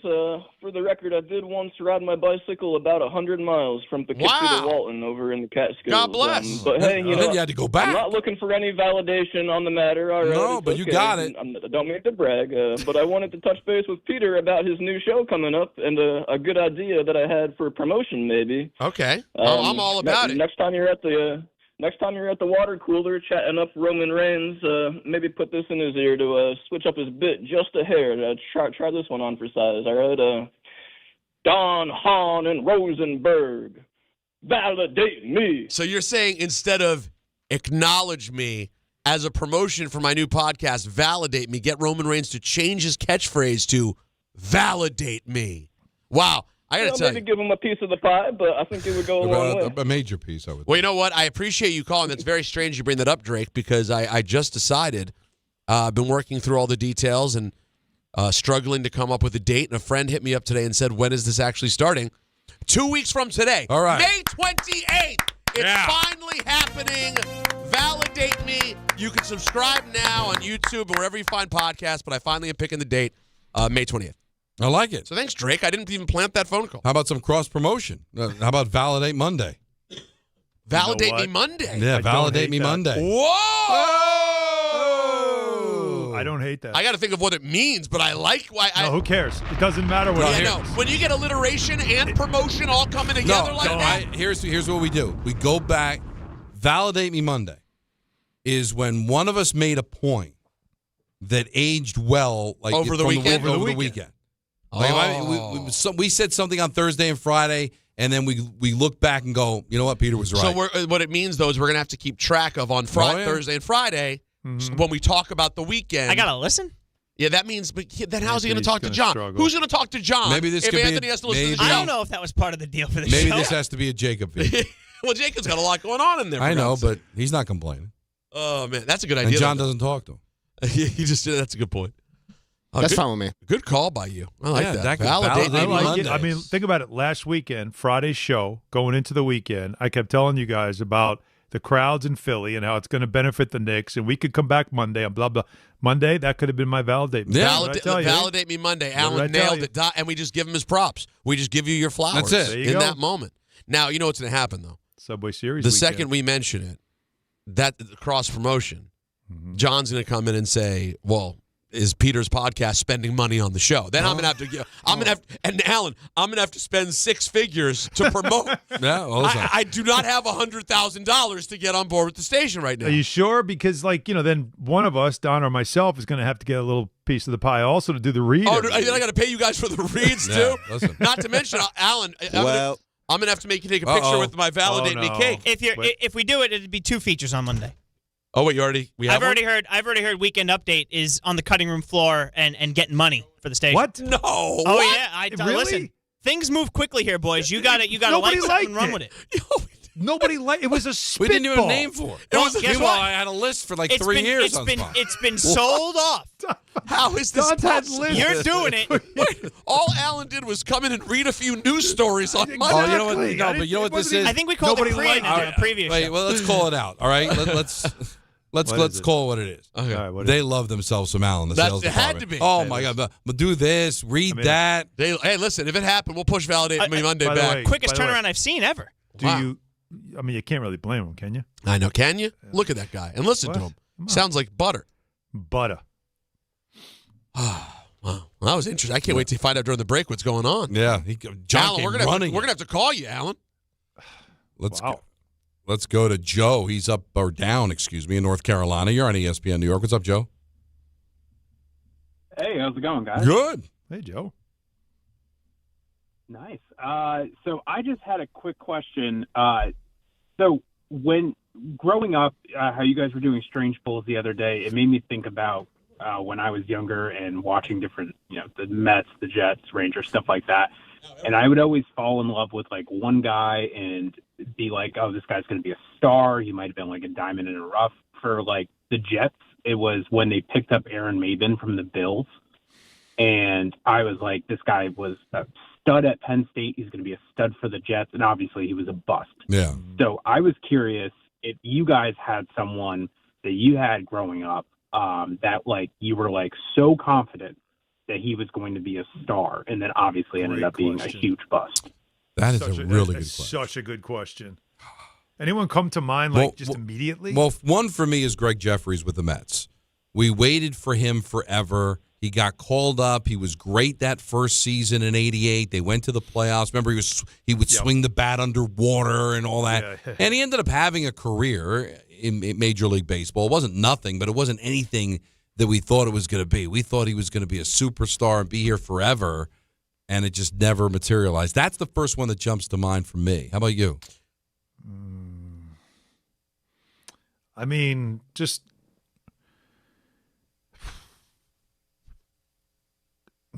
nothing that's like I'd give you obscure names, like I could, and this is during the years that I was covering as a kid, as a fan. I never really had that experience, but like I could throw out like Danilo Gallinari is one, because like his first year I thought, oh my God, this guy makes the crowd react different. Like he's different, young, attractive guy, tons of talent, plays the game a new style. Thought he was going to be legendary. And then, he got traded away, but he's had a good career. He's a great guy. No, he turned out to be a nice mid kind of player. But didn't turn into. I thought this guy would be special. And the other one, Don would know this name, is Tim Connolly. I think we mentioned his name the other day. Islanders rookie. He was 18 years old, came in, and like his first game, I'm like, this is going to be a star. He was doing things like Brian Trottier level when it comes to points and assists and everything, and it just wasn't there. So it didn't really happen like for that level. Still a good player, but not like that. So there are guys who you thought, oh man, this is going to be something, and it turned out not to be. Yeah, like my eyes were like, whoa, like this could be special, and it just. I was way off. I'll follow up Greg Jeffries the exact same time, respectfully. Mike Greenwell in Boston. Oh, yeah? That's not that very good call. And it was like at the time, he was and Ellis Burks were going to be like, they got Greenwell and Ellis Burks, here we go. And then they like the rookie cards went from being like worth a few bucks to like down. And then I don't even know how long Greenwell lasted. It's a good one. Those are very good. That was like and guess what? For a certain age, it's a. Oh, yeah. Can't think of like a giant. Give me a giant. A giant who we thought, there are some that could be happening in front of us right now. You hope Jackson Dart doesn't turn. You hope Kayvon. Kayvon has kind of been like flirting with like. At first, it was like, oh my God, he's going to be incredible. Well, like that prime time game against Washington, he just my God, incredible. This guy's going to be great. What about does Jeremy Shockey count? Yes, you know what, Jeremy Shockey's not bad. Out of the gate, he was like just brash, and you couldn't. He was like George Kittle. Yeah, he was tremendous. He did give you a couple of years. That's the thing, though. There was a couple of years. But no, you thought when he was drafted, thought he'd be a stud, and you just thought this guy is going to be here for years. Keyshawn Johnson.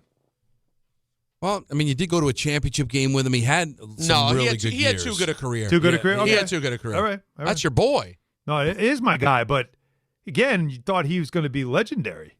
I mean, he was number one pick. He was right for Give number me the damn one ball. But he was good. I mean, he was at least a and he was. Good but I'm not saying he wasn't good, but it didn't. He ended up leaving. But isn't this supposed to be like it really didn't work? So you mean just like Shockey might even be one? So the notch talent too good. didn't match the expectation, is what you're looking. This for. By the way, be careful. This could take over the whole show. We're going to be getting calls on this for the next 3 hours. Things are going to pop into our heads, and we're going to throw out. Why not? We're going to have that kind of a show. Why not? Or if it does, you know what? As soon as it does, boom, bring it up. It's Thursday. It's time for that guy. And Don has a goodie. Don Hahn and Rosenberg until 7, and then it's Ty Butler here on ESPN New York. Another dominating step towards a championship. The New York Knicks have redefined playoff dominance. And for the second consecutive season, the Knicks are on their way to the Eastern Conference Finals. I think that's really great to see our team in this mindset, the feeling that we got a lot more work to do. Inbound stolen by McBride, and then Brunson buries a far corner three. 5 points for Brunson in about 3 seconds. The pursuit of the Larry-O is alive and well. You like the rhythm that you're in, but if we expect to be who we think we're capable of being, we'll find a way to stay consistent with what we're doing. Hear all the games here on 880 and the ESPN New York app. It's Rivalry Week in baseball, and FanDuel is introducing Rivalry Weekend Bonus Blast. Bet on a home run this Friday and get bonus bets for every home run that player's team hits this weekend. So whether you're backing a player on your favorite team or fading your rivals, there's more ways to get in the action. Head to FanDuel.com/local to get started. FanDuel is introducing Rivalry Weekend Bonus Blast. Bet on a home run this Friday and get bonus bets for every home run that player's team hits this weekend. So whether you're backing a player on your favorite team or fading your rivals, there's more ways to get in the action. Head to FanDuel.com/local to get started. FanDuel, your home for home runs. 21 plus and physically present in New York. Opt-in required. Must apply bonus blast token. Bonus issued as non-withdrawable bonus bets, which expire 7 days after receipt. Restrictions apply. See terms at sportsbook.fanduel.com. Problem with a gambling problem, call 1-877-8-HOPE-NY or text HOPE-NY 467-369. D'Agostino Law Bite Back. This is John D'Agostino from D'Agostino & Associates. Did you know Social Security takes money out of every paycheck you earn? Paycheck after paycheck. And you're not supposed to touch that money until you're 67? What if you can't work? What if you need that money now? The system is challenging and most people get denied. That's a fact. D'Agostino & Associates has the experience to win, and we win a lot. If you filed for Social Security disability benefits and were denied, let us appeal. Call us first at 1-800-BITE-BACK. Bite Back means fight back. 1-800-248-3222. We'll fight to get you paid. D'Agostino & Associates has offices throughout New York and New Jersey and handles Social Security disability claims and appeals. Remember, if you've been denied, call us first. 1-800-BITE-BACK. That's 1-800-248-3222. D'Agostino & Associates. We win a lot. At City Harvest, we believe no New Yorker has to go hungry. With your help, we're on the road 365 days a year, rescuing over 77 million pounds of nutritious food and delivering it free to millions of New Yorkers, transforming surplus food into sustenance, sustainability, and smiles, rallying thousands of New Yorkers to power a network of nourishment across our city. One day, one meal, and one New Yorker at a time. That's how we feed good. Okay, girls, ready to go? Yeah! Mom, I'm hungry. Can I have a snack? Me too, Mommy. You want a snack? Yeah! Got it? Children learn from our behaviors. Mommy, can you open this, All right, hold on 1 second. Okay. Okay, here. Thank you. They learn what is okay from the adults they see. Mommy, are you on your phone? If you're a distracted driver, chances are they will be too. What kind of driver are you raising? Funded by the Governor's Traffic Safety Committee. Now let's take a look at the traffic with Brandy Scott. Thanks, guys. Not an easy ride on the roads or the rails. We'll start off with LIRR. Service suspended in and out of Penn Station, New York. Earlier track fire, everything being diverted to Grand Central Madison. Also affecting New Jersey Transit trains. Very limited service in and out of Manhattan. Most trains are going into Hoboken. We've got a big issue on the LIE westbound, leaving Suffolk County and heading into Nassau. Large sinkhole by 110 in Melville. Only 2 lanes are squeezing by. Just a packed ride getting through Queens. Earlier Mets game at Citi Field. Bumper to bumper on the Whitestone Expressway northbound, heading over to the Bronx-bound Whitestone Bridge. Only easy way to the outbound George Henry Hudson. Inbound George 10 to 15 for the upper deck. Outbound Lincoln already about 30 minutes. Outbound Holland 45 plus. This report is sponsored by True Green. True Green, the easiest way to get a golf course quality lawn. Don't wait. Sign up at truegreen.com and get your first application for $9.95. I'm Brandy Scott on 880 ESPN New York. Harry Douglas here. Let me ask you something. What if you can enjoy the taste of a cocktail, the warmth of a spirit, and still stay fully in control? That's RK Zero Proof, a pioneer in the alcohol-free spirits category. RK delivers bold flavor and a real warming sensation with zero alcohol, zero sugar, zero carbs, and 0 calories. Perfect for nights out, social gatherings, or anytime you want the experience of a drink without sacrificing tomorrow. Check it out at rkbeverages.com. That's ARKAY beverages.com. RK, all the flavor, none of the alcohol.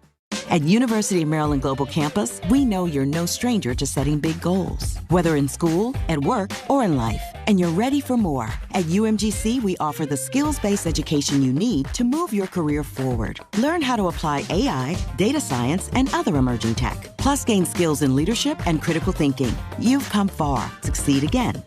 No application fee if you apply by June 1st. Learn more at umgc.edu. Certified to operate in Virginia by Chev.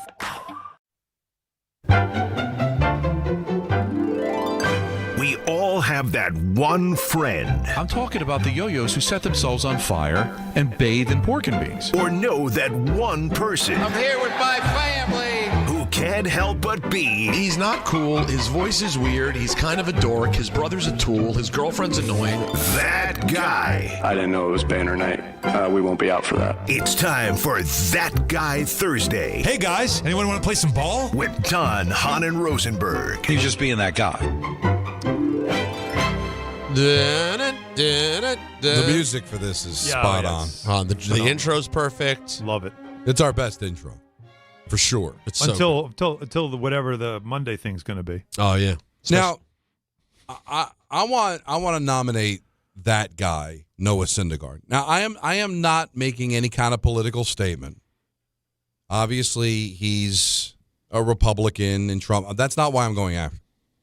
But he was on Outkick, and the Post ran the story that this is a quote from him, where Syndergaard said, Pete Alonso and Brandon Nimmo, as well as Jacob deGrom, were some of the biggest conservatives he played with and claimed they wanted out of the craziness that's going on in New York. Huh? Now, here's why I'm going to say he's that guy. Jacob deGrom left way before Mamdani was You tried. Yeah. Mamdani. There you go. You got it. Mamdani was the mayor. Yes. The crazy was there craziness in New York? No matter how you feel, like when DeGrom left. When did DeGrom leave exactly? It was Bloomberg still, or was it? No, de Blasio? it was. Because no, de it might have been Blasio Adams. brought the No, it craze. might have been Adams. It might have even been Adams. When DeGrom No, left. listen. All right. What I got news for you. All right, New York has been and will always be crazy, but also probably lean blue. I mean, that's just kind of what all the inner cities do. All right, we've had Republican mayors, we had Giuliani, but like the DeGrom might have wanted out of New York. I don't doubt that for a second, but it wasn't because of the quote unquote craziness. The other thing too. Did Pete Alonso leave, or did the Mets just not want to re-sign him? He didn't want to go anywhere. Yeah, I don't think he wanted to go anywhere. Oh, by the way, Brandon Nimmo didn't want to go anywhere either. Now, Nimmo did make comments about how much more laid back Texas is, and I do think that maybe New York was a little much for him. But it feels like Syndergaard, and he's entitled to his opinion to be conservative. He wants to be conservative. A lot of people are conservative, but it feels like he's using these rumors about the whole Lindor thing. That Lindor's wife is a big Mamdani guy, and all the conservatives got booted out of the Mets because Lindor wanted them gone. That is the rumor. Whether it's true or not, I can't confirm or deny it. But doesn't it feel like Syndergaard wants to get out a certain message and is using that rumor as, those guys wanted to get out of the craziness of New York? I'm sorry, Noah, did Pete Alonso ask to be traded? Did Pete Alonso ask to leave, or was he just not re-signed by the Mets? I think he wanted his contract. He wanted to get paid, but I didn't get any sense that he didn't want to be a Met, that he wanted to leave New York. DeGrom left a few years ago. Well, and also, let's be clear. It just feels like he's being that guy using that narrative to forward his political beliefs. Yeah, affirmative, Don.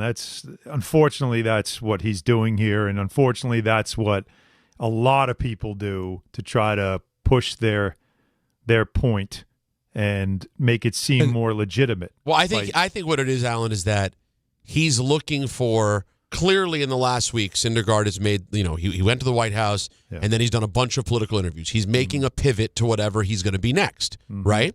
And he's a pretty successful athlete that if you want to be a spokesperson, if you will, for the stuff that you believe in, which is obviously in his case, like he's very into MAGA politics, he'll have the opportunity to do that. The unfortunate thing about that is, to Don's point, he's now making up an entire narrative and dragging other players into it just as part of his pivot to becoming a political pundit. And like, that's not what you want. It's not true. You shouldn't do that. DeGrom was here. You guys were here till the wheels fell off. And when the wheels fell off, everyone moved on. I don't doubt DeGrom wasn't a fan of New York. No, that we always heard that. I don't doubt that. We always heard it. But when you talk about the craziness, and listen, he's been on record. And the reason I say the craziness part, he has been on record. I think he actually did call Mamdani crazy. Like, he called him a lunatic. All right? So he's just trying to forward that information. But how do you include DeGrom? He wasn't the mayor when DeGrom was here. So why are you throwing DeGrom in there? And what year was Pete's rookie year? Oh, 18. No, 18. How much crossover was there with Syndergaard and Pete? Like a year? Syndergaard was really the team before Pete's Mets. No, but his last year was 22. First of all, Syndergaard? I think no. DeGrom. DeGrom's last year was 22. And Syndergaard 21. You gotta first and foremost understand that any type of trying to figure out what he's trying to say or any of that stuff, it's a wasted exercise, right? Because we've already, I think, established something that is the most important point, which is here is somebody that is using other people to make his point seem valid. And we all know that that's not what you do.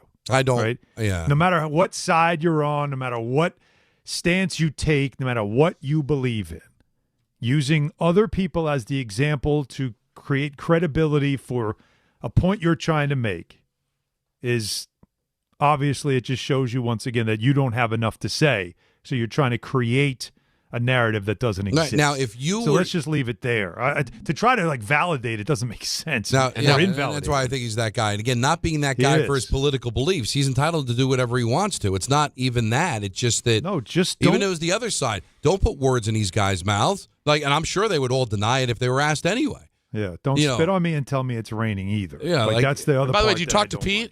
Did you talk to Pete that you were going to do this? Because Pete just went down to Baltimore.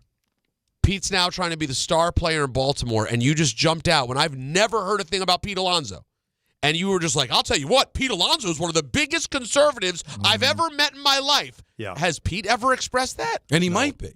He might be, but if he hasn't said it, to me. But if he hasn't said it, that's not cool. It's just his irrelevant politics are private if that's what he wants. Right. And clearly, that's what he and wants. we've never heard it from him, so that means, Pete never was interested in sharing that. But now guess who has to answer it? Oh, Pete will they'll be asked about it. I'm sure they'll be asked about it. But this is last what's thing so he's gonna unfair wanna about do. it is that I'm sure they are all conservatives.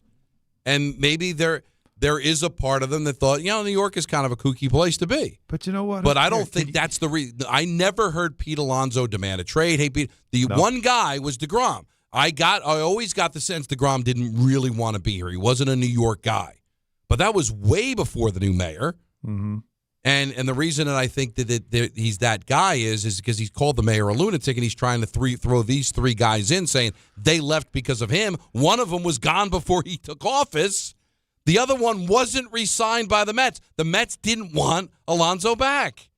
Now, maybe Nimmo, but he never said that the other day. Didn't we he all also believe? Didn't want to leave. Don't we all believe Pete would have been a lifer here? Yes. That's what Pete wanted. Pete loved being a Met. Yes. That's the polar bear to you and me. And also, the other thing, too, these guys don't have to live in the city. It's all nonsense. You go live out on Long Island, and I got news for you. There's plenty of areas in Long Island where Syndergaard would feel very at home. I would say almost right. All so I don't. Maybe Pete lived in Manhattan, but if he didn't want to live in Manhattan, he could live on Long Island. I got news for you. You live in Smithtown and be fine. Alan, I'm frustrated that Don's even still legitimizing it like it's a real conversation. To Alan's point, it's nonsense. That's the kind of the point I'm trying to get to. It was just a pivot. It's not a real thing. It's a pivot to get to his politics thing. He's doing the. Hey, these guys too, like as if to say, if you don't, I guess it's not enough for me to say it. So let me bring in some other people that they're saying it too. It's that typical thing, right? Someone says something, no one wants to believe him or wants to buy into it. Then you go, well, that's what he said. He's saying it too. That's how he feels. Right. As if to say, like, see, it's not just me. And that's the part, especially if these guys are not complicit or at least not interested in having their personal beliefs put out there in the world. Look, I'm here to hit home runs, man. But I'm not here to tell you how to live your life. I'm just here to hit home runs. You were here to strike people out, but you're not doing that anymore. So now you're going to tell people how to live their life. Please don't. Yeah, and I don't know why there's strength in numbers, right? Of course. And so you always want to say, well, validation, Don. He wants that validation. But you know what? If he wants to think that the mayors are lunatic, go ahead. Like, he's entitled to do that. If he wants to say that, he can say it. So why does he need validation? It's what he thinks. Well, because, again, he needs validation because he's not confident in what he's saying. Well, then that's the problem. Yes, it is. But I have a feeling he is confident. No, you know what I mean. Not liking the guy. I think he's not confident that what he's saying is being received enough. I just want to send a message, since I'm in the mood because I gave the commencement speech today. I want to be able to give the youth of the world. I try to pass this along to my kids too. All right, because I'm an opinionated SOB. That's why I'm a talk show host. Don't feel like you need to recruit. It's nice to have a whole line of people behind you that agree with you, but don't have your strength and your convictions come solely from the number of people that agree with you. And then if all of a sudden nobody agrees with you, you lose confidence. It's your opinion, not everybody else's. If you have that opinion, then you stick with that opinion. That's your opinion. Don't always have to look for validation, because I got news for you. Validation doesn't all of a sudden make you right or wrong. And in this version of the world, you can always find someone to go validate you and say that everything you're saying is just right. But if what you're saying has enough influence and has enough inspiration, people will follow. If it doesn't, they won't. But even if they don't follow, it shouldn't mean that your opinion is any less valid to you. Well, of course. So that's what I'm saying is. But Don, why do you give I don't want to go too far into this. Okay. Why give opinion out loud like that if you're not seeking validation? Half of what people do when they're screaming into a microphone or a camera is strictly for validation, not to make the world better. Well, all I'm saying is if I get asked the question, Alan, if I get asked the question, I'm doing an interview with Outkick or the New York Post or whatever, and somebody asks me my opinion on something, political or otherwise, I'm going to give you my opinion. All right? If I given the popular opinion, if I'm trying to win over people, get people to like me, then that's not my opinion. Now I'm just fishing for compliments. I'm fishing for likability. If you ask me my opinion, I give it. Whether 1 million people agree or 1 million people disagree, it's my opinion. So that's all I'm trying to tell you. Opinion is yours. If you're fishing for compliments, if you're fishing for validation, that's not an opinion then. Correct.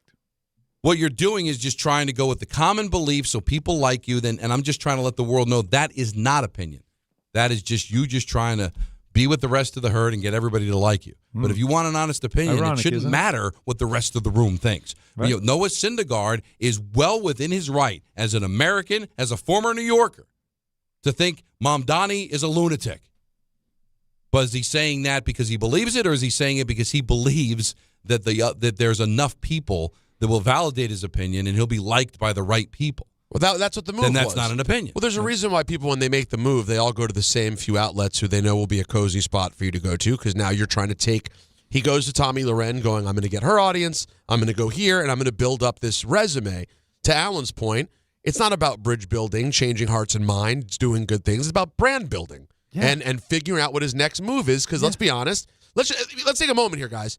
Can I just add – I mean, Syndergaard's career ended up being a big, huge disappointment. It started off great. Right. And the further you get away from 2015, guys, it got flushed down the toilet. And it didn't end up great in New York. He got hurt a lot. He got hurt a lot, and he ended up going from being, the number two and Thor, right? Like right after DeGrom, to slipping down on that list of Mets. And now, let's be honest, the truth is Syndergaard won't be remembered that highly as a Met. He's a little moment in time. And now he's just looking for his next play.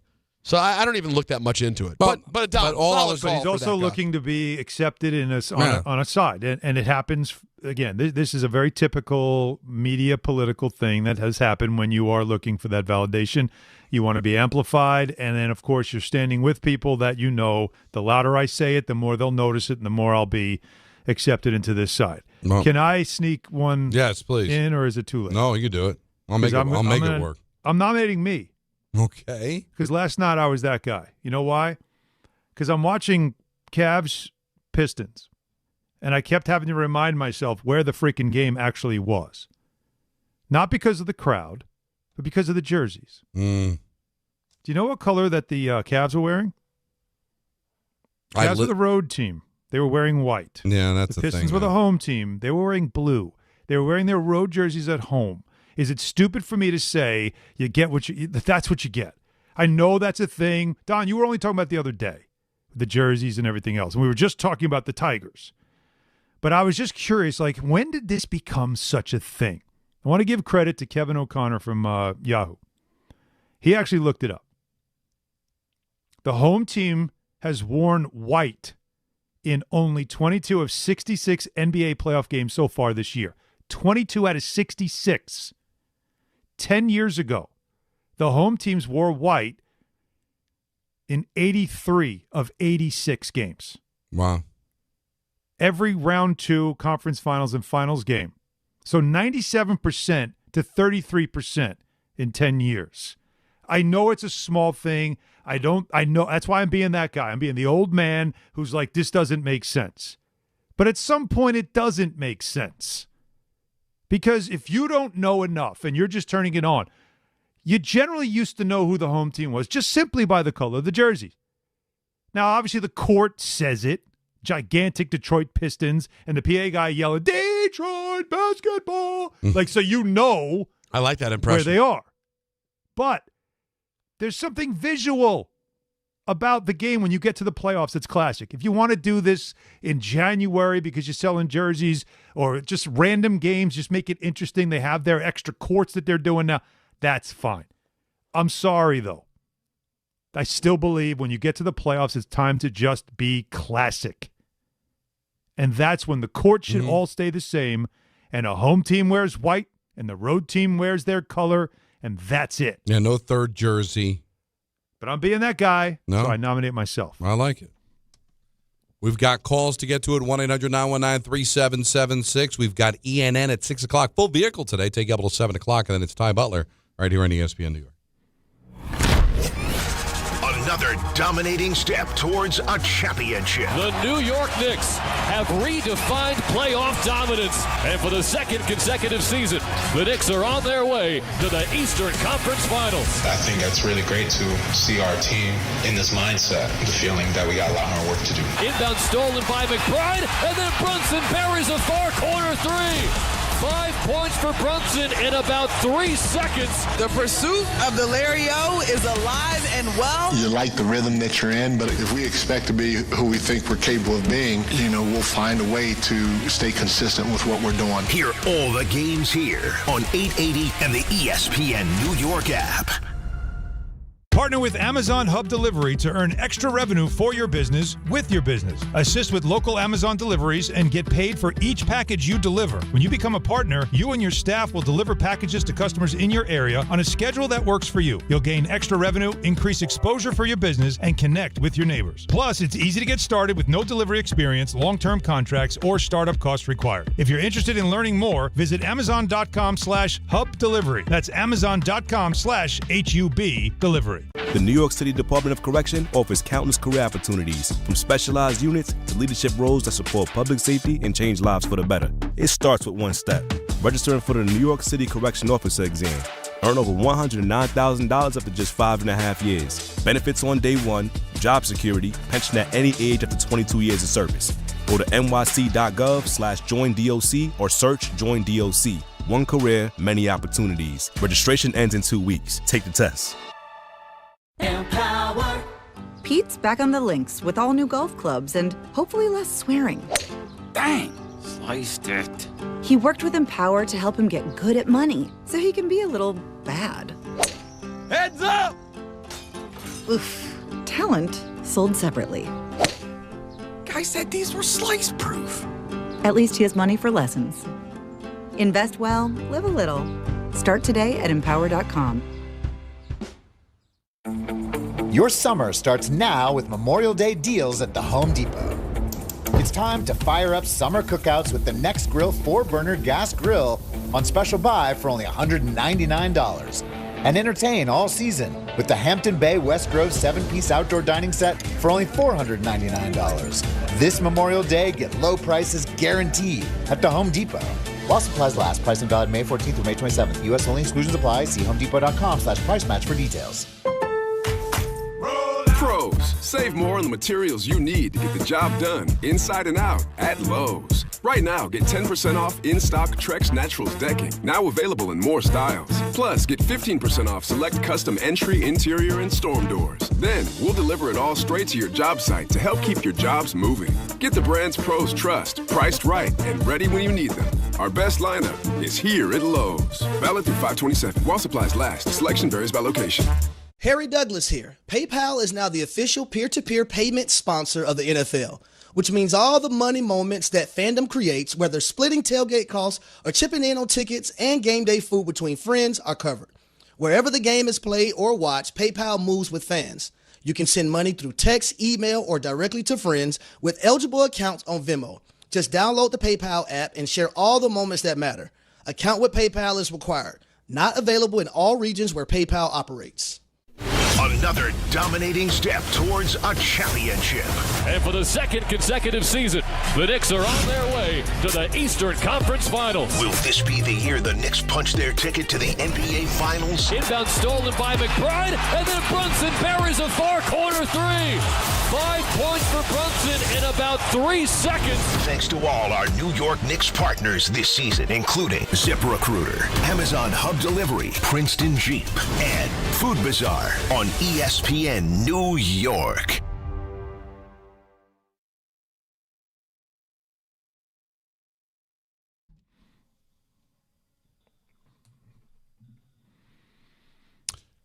I always wondered about this song because, like, Queen is one of the greatest groups at writing songs. I don't know what they're, did you just run out of stuff? It's a good song.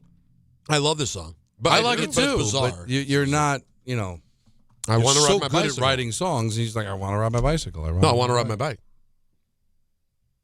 I don't know. Don't exactly know if it's about an actual bike though. No. You know what I mean? Well, no, I don't. No, I know what he means, and he's just, he's being that guy. He's not being that guy. He's being what do I call him? A sex star filth bag. Yeah, sex star filth bag. What? You're a sex star filth bag. That's what you are. No, you know.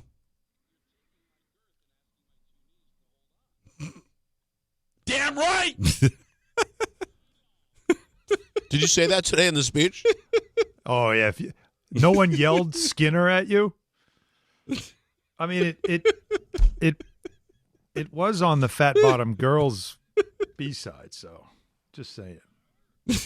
No, you're right. You're not wrong, but you got to bring it up because you're that guy. You're the guy that you dig it, man. Good for you.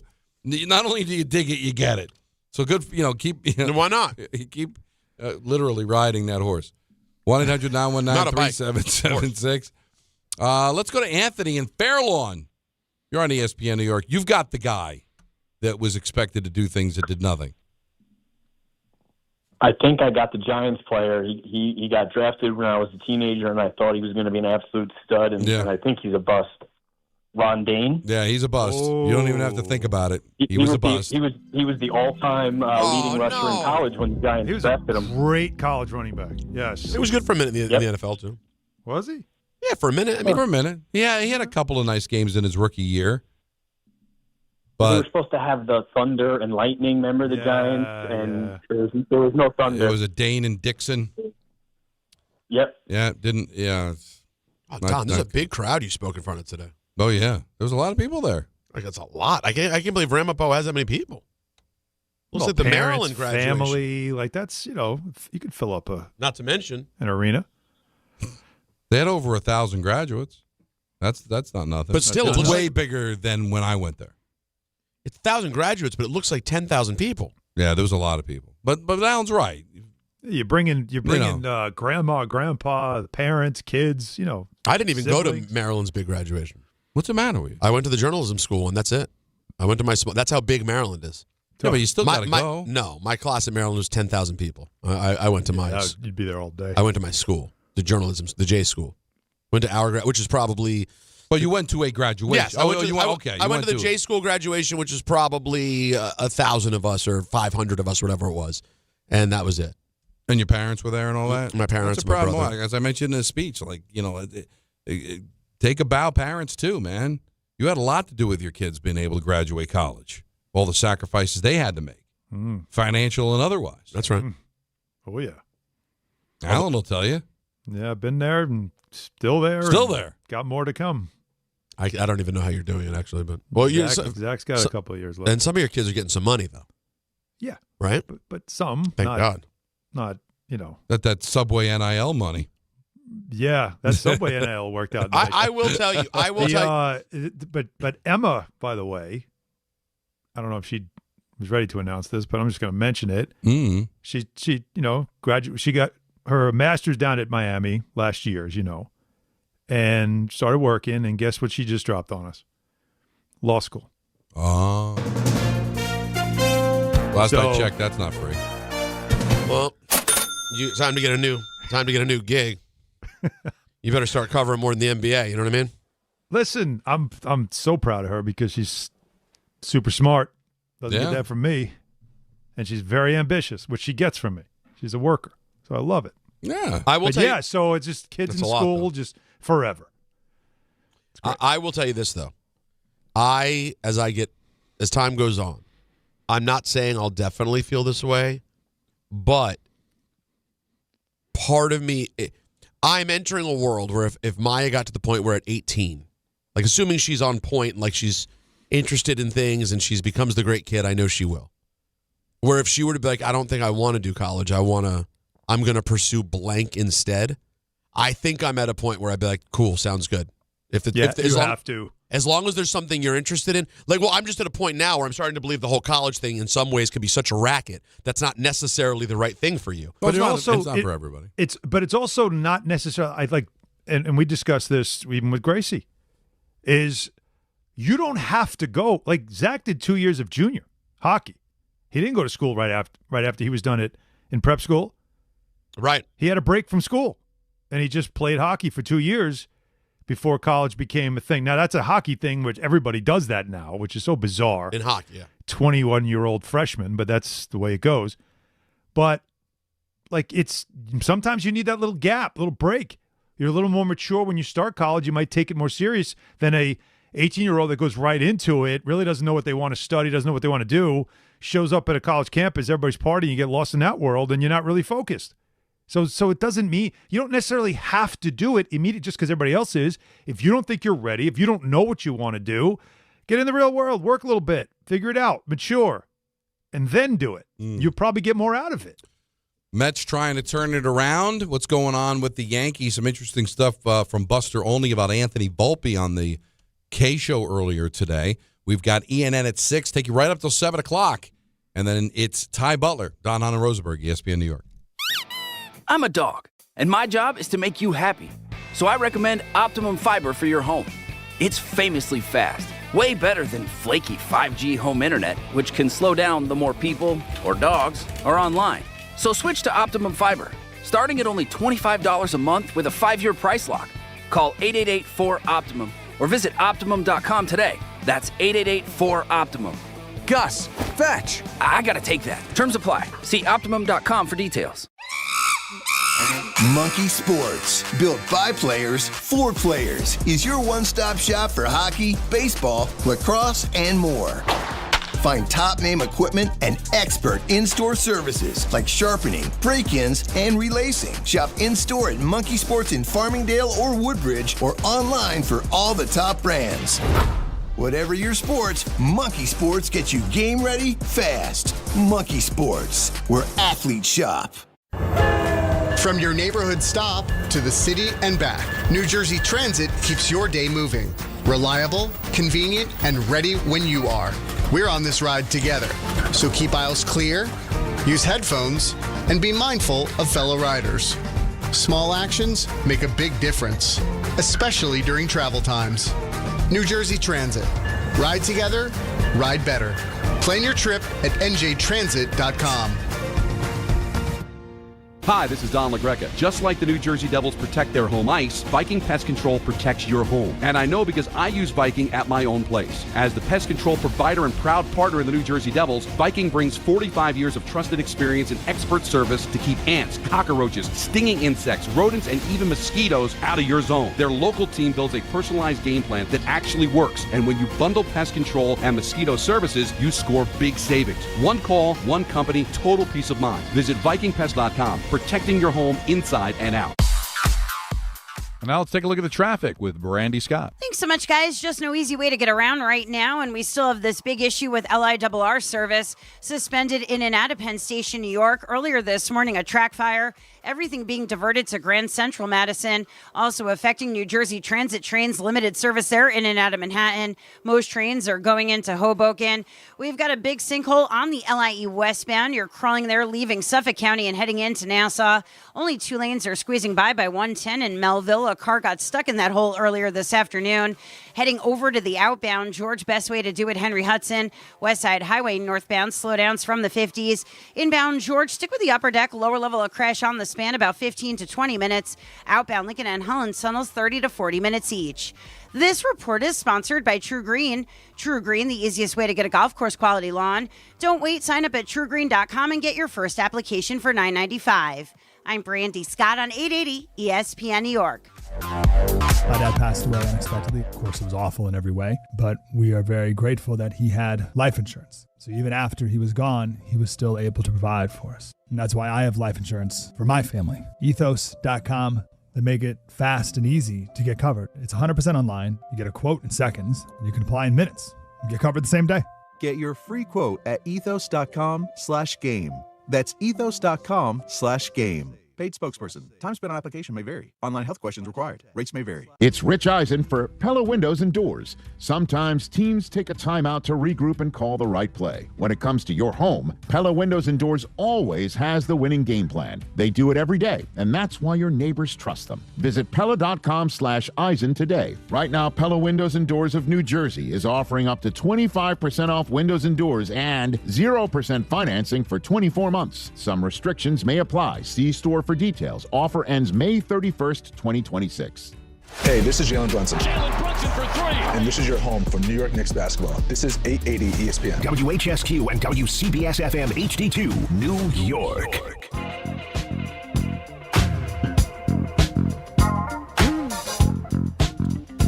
Game time. Game time.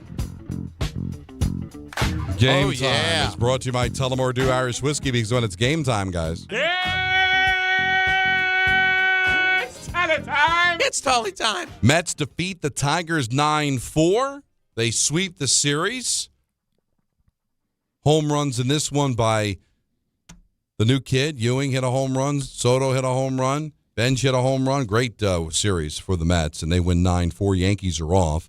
Tullamore Dew, the original triple distilled, triple blended, and triple cast matured Irish whiskey. Be sure to grab a Tullamore Dew or try the new Tullamore Dew Honey during today's action. Glasses up to enjoying Tullamore Dew responsibly.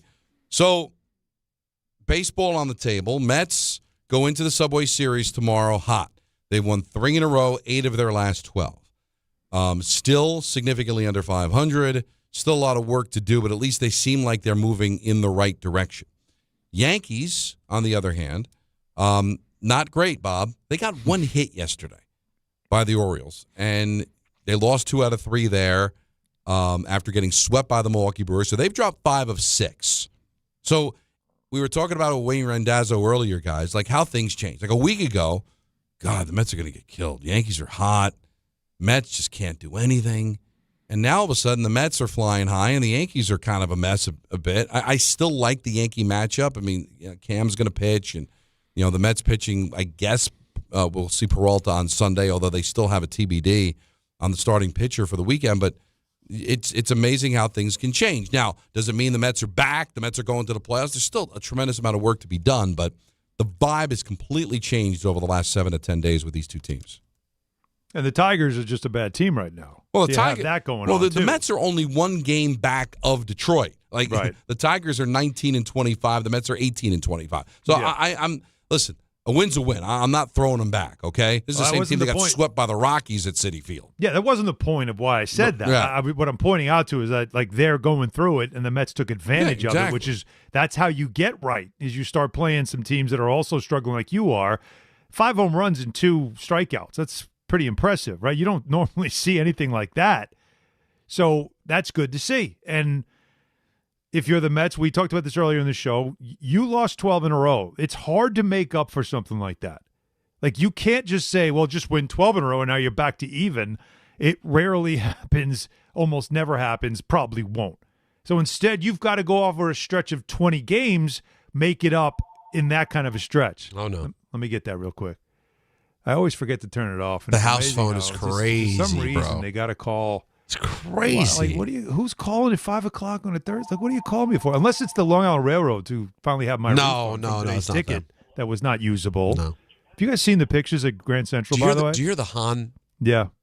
answering machine? Yeah. It's Wait, robotic. you have an out loud answering machine? It's not like No, it's just a regular digital phone. Like, it's not. But didn't it's you not an old? I did hear something. But I heard something like, "Hey, you've reached the Hans." No, that's not what it said. Are you sure? Yeah, no, it's. I want to hear what it said. Yeah, what was it? Because it was out Jacob? loud.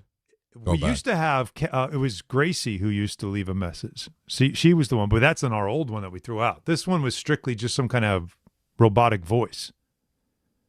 No one can take your call. That's all it said. So sorry to disappoint. Well, we heard something.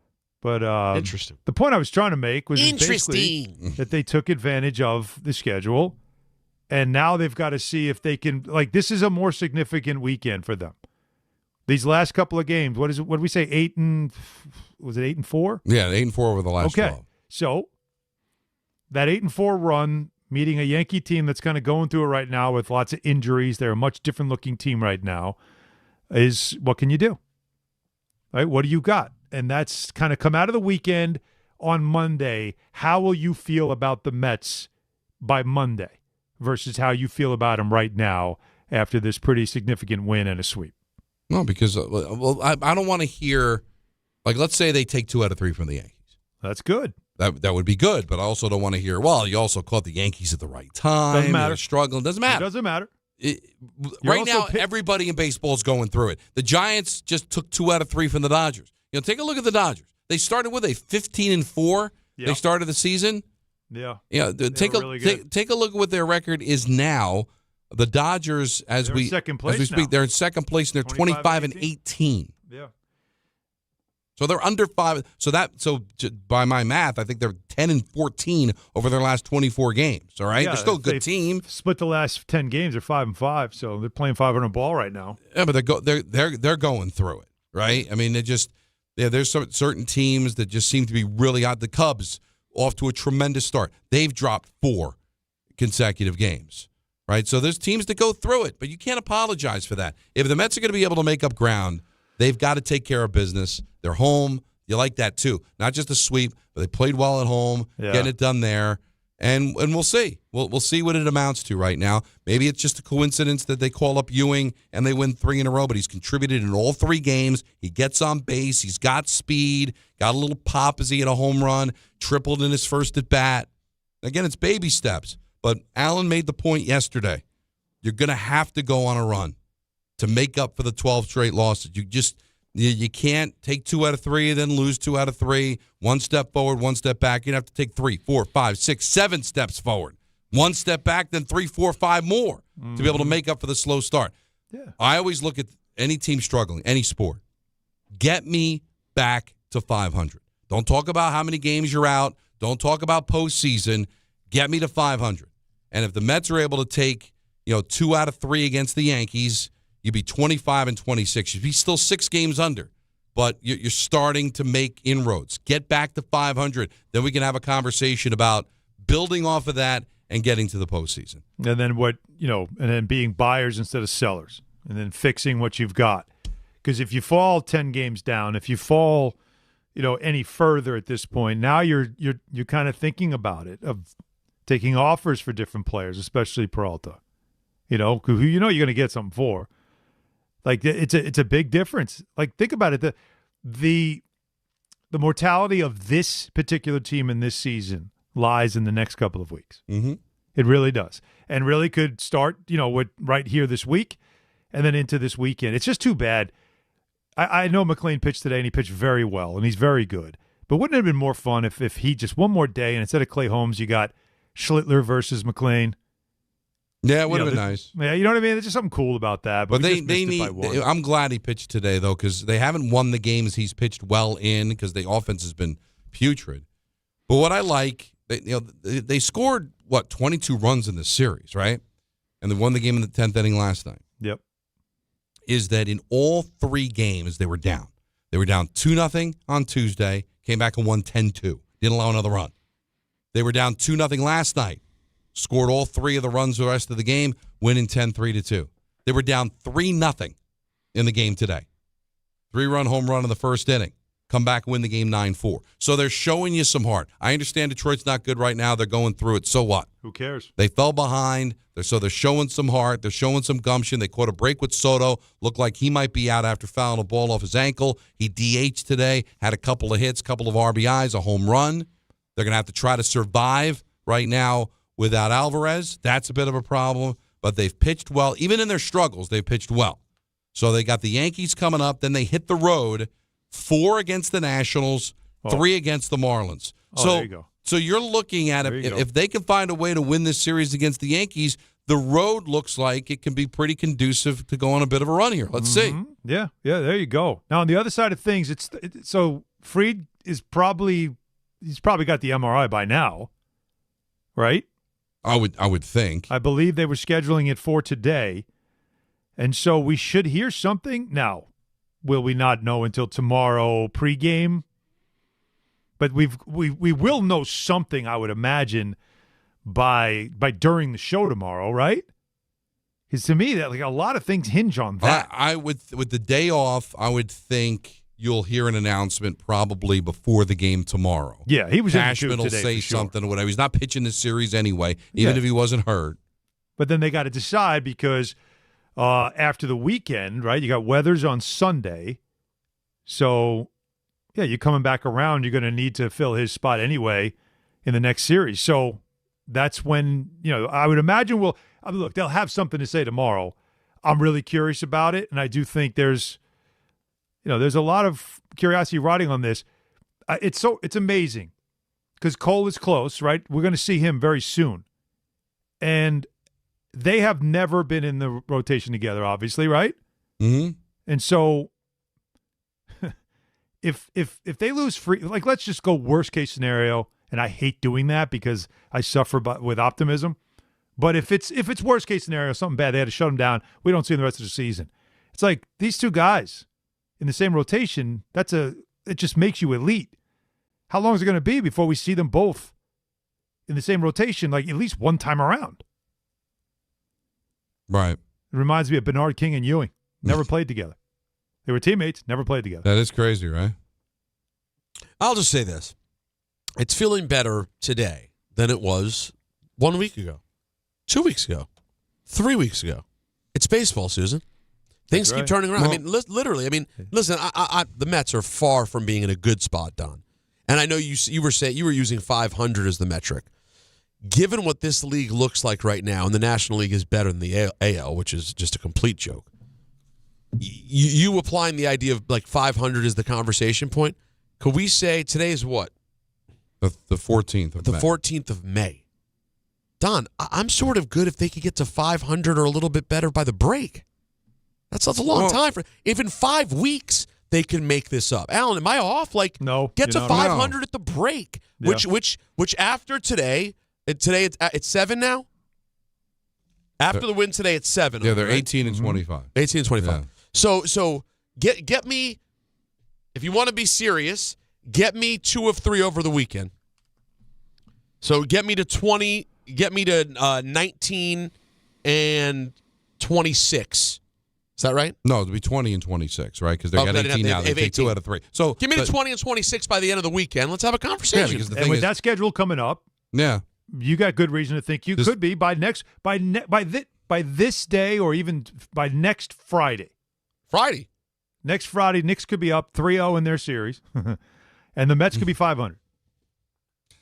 Not crazy. Just keep winning series. Now, the thing I'll caution is because you started off with such a slow beginning to the season, I don't think it was ever on the table that the Mets were going to be the worst team in baseball.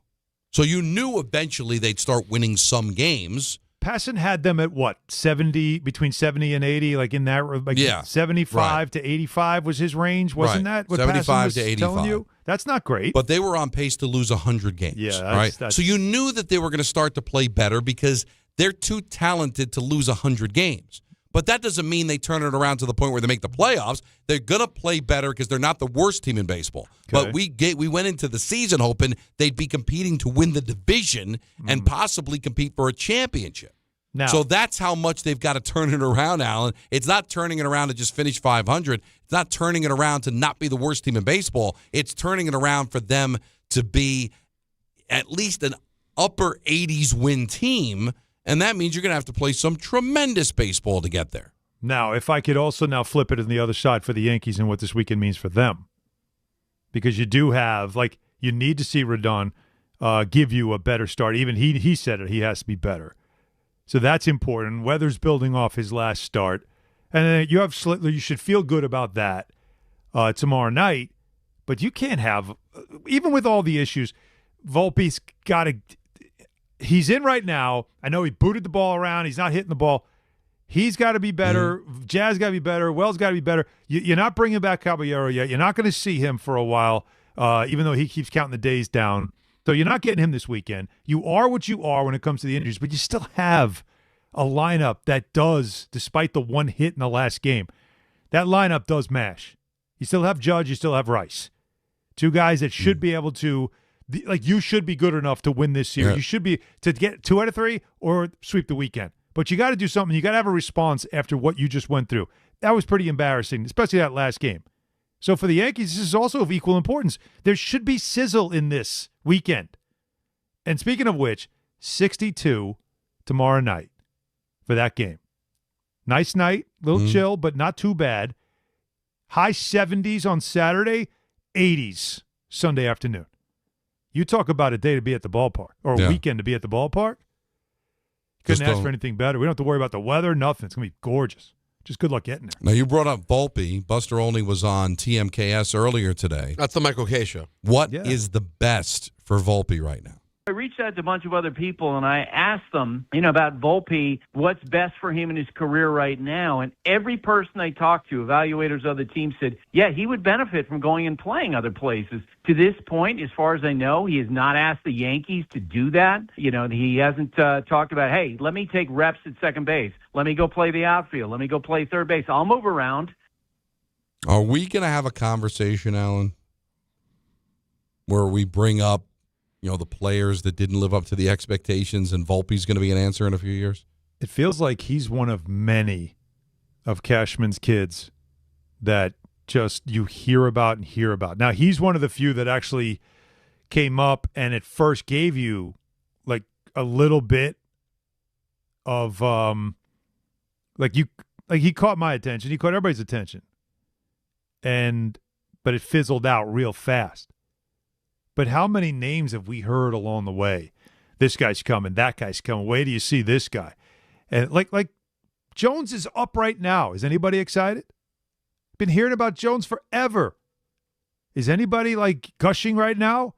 Or is it everything they said about him? Yeah, that's what you're seeing. Yeah, but, a lot of strikeouts. Was it 1 for 12 with 7 strikeouts, whatever it is? Yeah, it's not so good. We keep hearing about all these players, but Volpe was one of the few that came up, caught your attention, and performed well.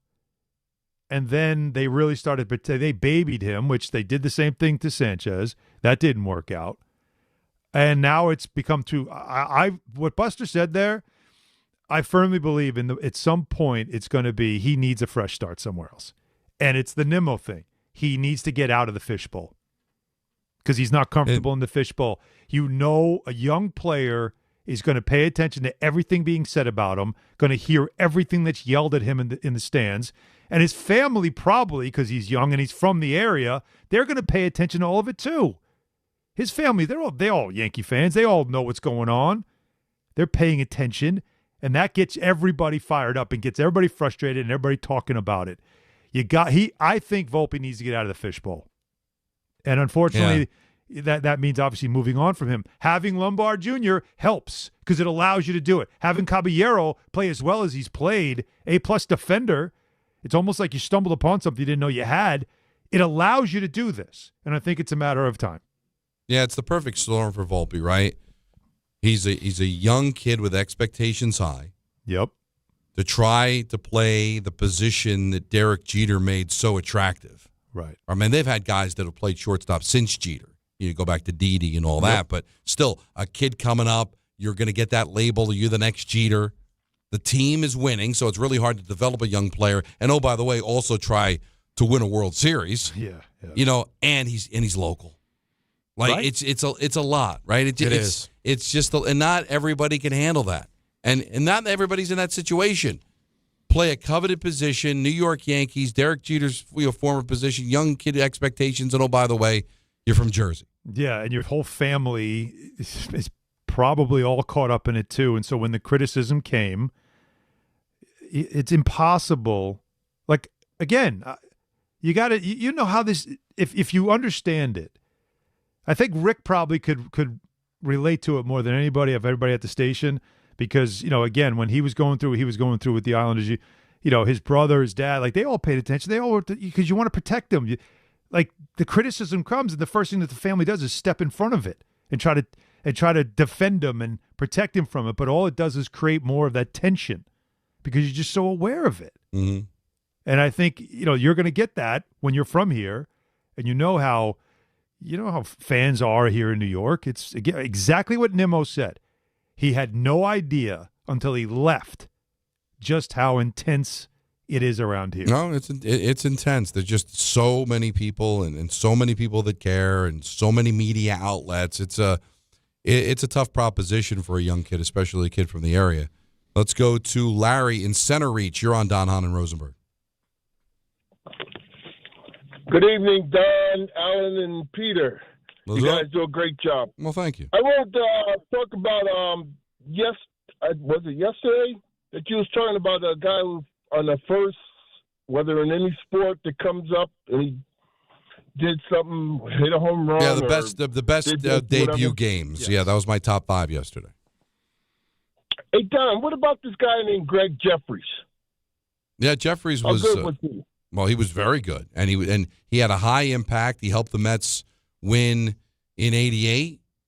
I don't remember his first game being as impactful as the ones that I had on the list, but amazing start, and that's why I brought him up, Alan, when I was asked the question earlier by a caller of a guy that disappointed. Yeah, we waited as Met fans. We waited for him. David West was a guy we waited for forever, and boy, when the expectations are high and those guys don't live up to them, it's devastating. And it's crazy. Didn't hear a peep about DeGrom. It was all Weaver. It was all Harvey. And then DeGrom comes up and ends up being better than all of them, right? I mean, was Ewing somebody that we're all anticipating? Got called up. We knew he was a high prospect. But so that just shows you that sometimes when they're talking about you or they're whispering about, there's a guy down there in the minor leagues, man, when they call him up. That's why when you look at a Strawberry, you look at a Gooden, you say, God, those guys with all those expectations and live up to the expectations. That's amazing. Right. It's so rare. It's so rare. I mean, look, we've been looking at it with the Martian, though. I mean, we're waiting on him, and waiting on Jones. It's already starting to feel like it's unlikely the Martian's going to be like they're going to live up to the nickname, and that he's literally from another planet. So it's very hard. Yeah, you start getting nicknames before you even play, dude. It's only in baseball that it's this crazy. Like, you could be, unless you are the top drafted quarterback in football, like unless you're a top 10 to 15 quarterback pick, you're basically someone everyone's hoping works out, but no one's sure it's going to work out. You might come with a nickname because they gave you one in college. The thing is, you don't possess the player until you draft them, right? You draft them, and then they're immediately on your team. They show up to camp, they're in your team.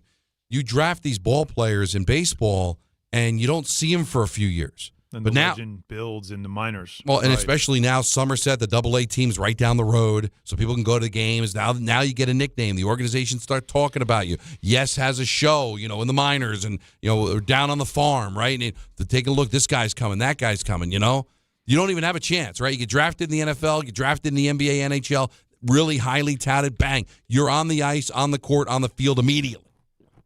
Unless you're Soto, who plays at 18 years old, or Harper, you sit around for a few years. And only Nationals. And builds up the talk. You only can be on the Nationals. And Strasburg, too. And the teams. That's a guy that didn't live up. Strasburg's a great example, Well, too. no, but that's not fair. I mean, I guess he didn't live up, but he had a great career. No, his arm gave out. Yeah. But he still had a long, good career.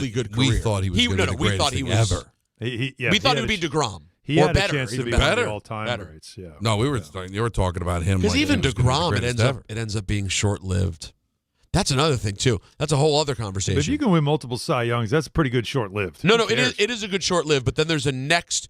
Then there's the Kershaws. Then there's like you're an ace for 15 years. Like there's that highest level ace in pitcher, ace in baseball. That DeGrom, that he came. Verlander did it right.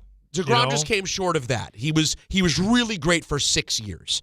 But then there's like really great for 10 plus. Right. Is a different kind of animal. Scherzer, was another. Scherzer was the real Cole's deal. doing it. Like there's Cole's very doing it. few that just every year you could just bank on them.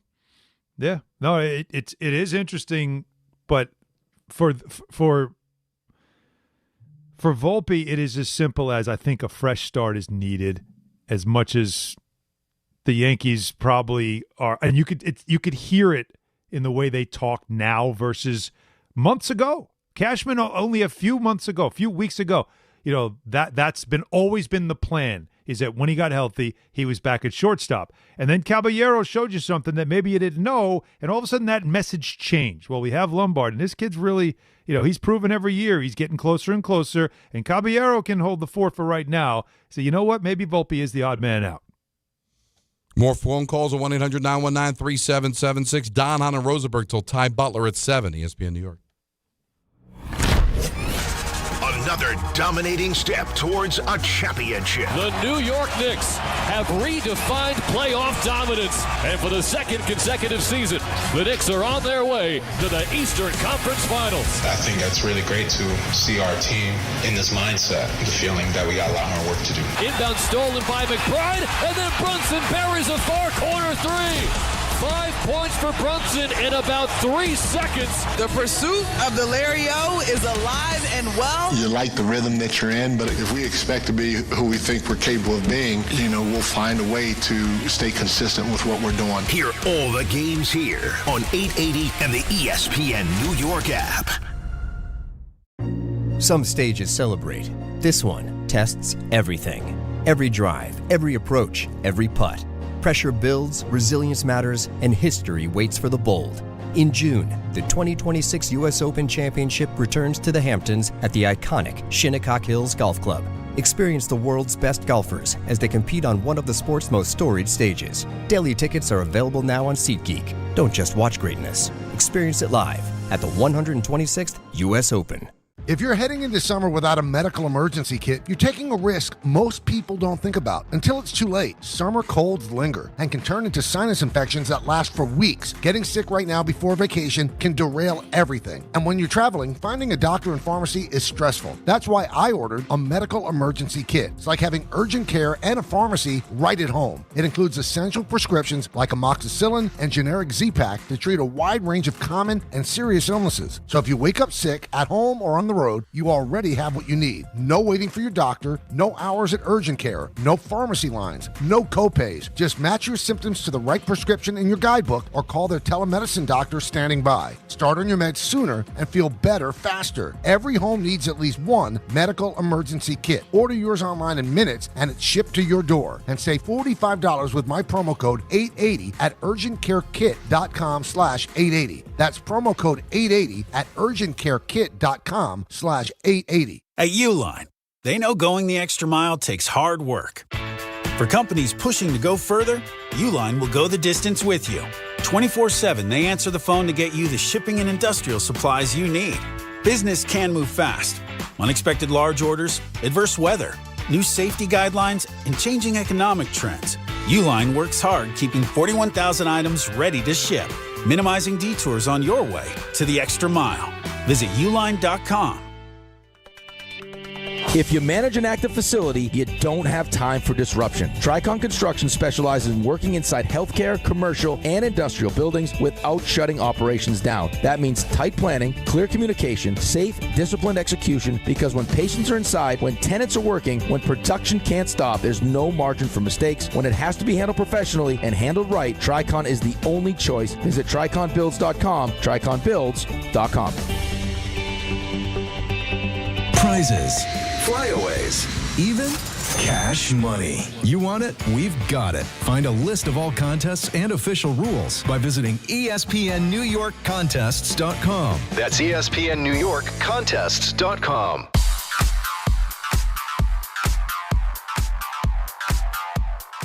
And now it's time for traffic. Here's Brandy Scott. Thanks so much, guys. Just a bad ride out there on the roads and the rails. We'll start off over at the inbound, George. Definitely want to stick with the upper deck if you can. Crash on the lower level picked up on the Jersey side.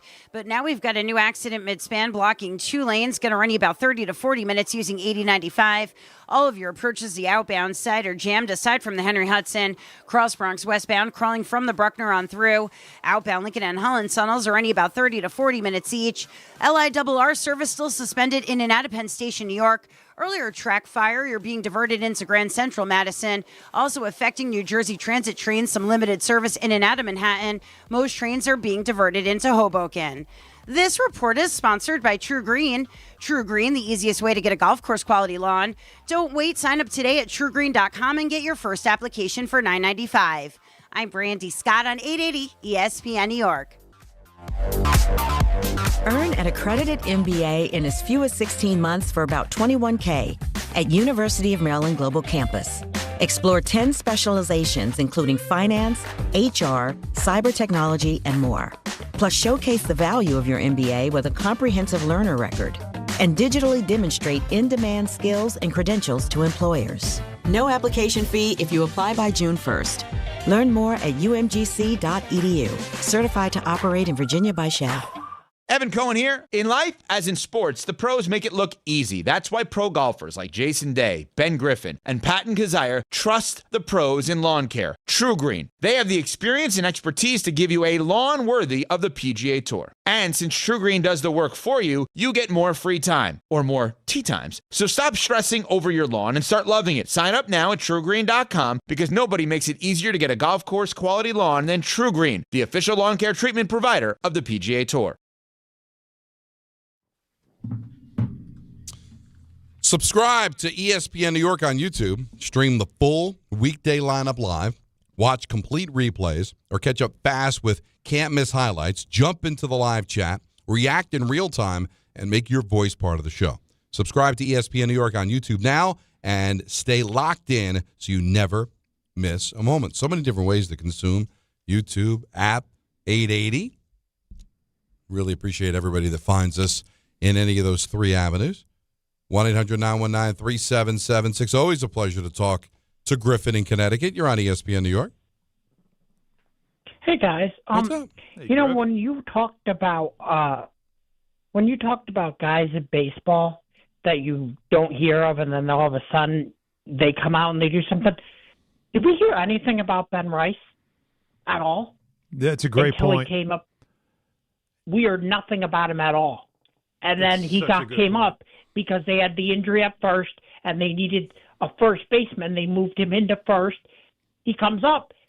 Next thing you know, he's this superstar around Judge. No one even knew who he was at all. It's a really good point. Here he is. Yeah. It's usually those, right? It's generally been the ones you don't hear about that much that kind of catch you by surprise. And it's always been these diamonds that they keep talking about that you're waiting for them to be live up to the name, and they don't. And I feel like that kind of works against them because there's just so much intensity with the coverage of the team. Yeah. The one of the guys who I was thinking of when you talked about that didn't live up to the expectations, I don't know if he had high expectations, but he's probably one of the bust number one overall picks ever. Anthony Bennett.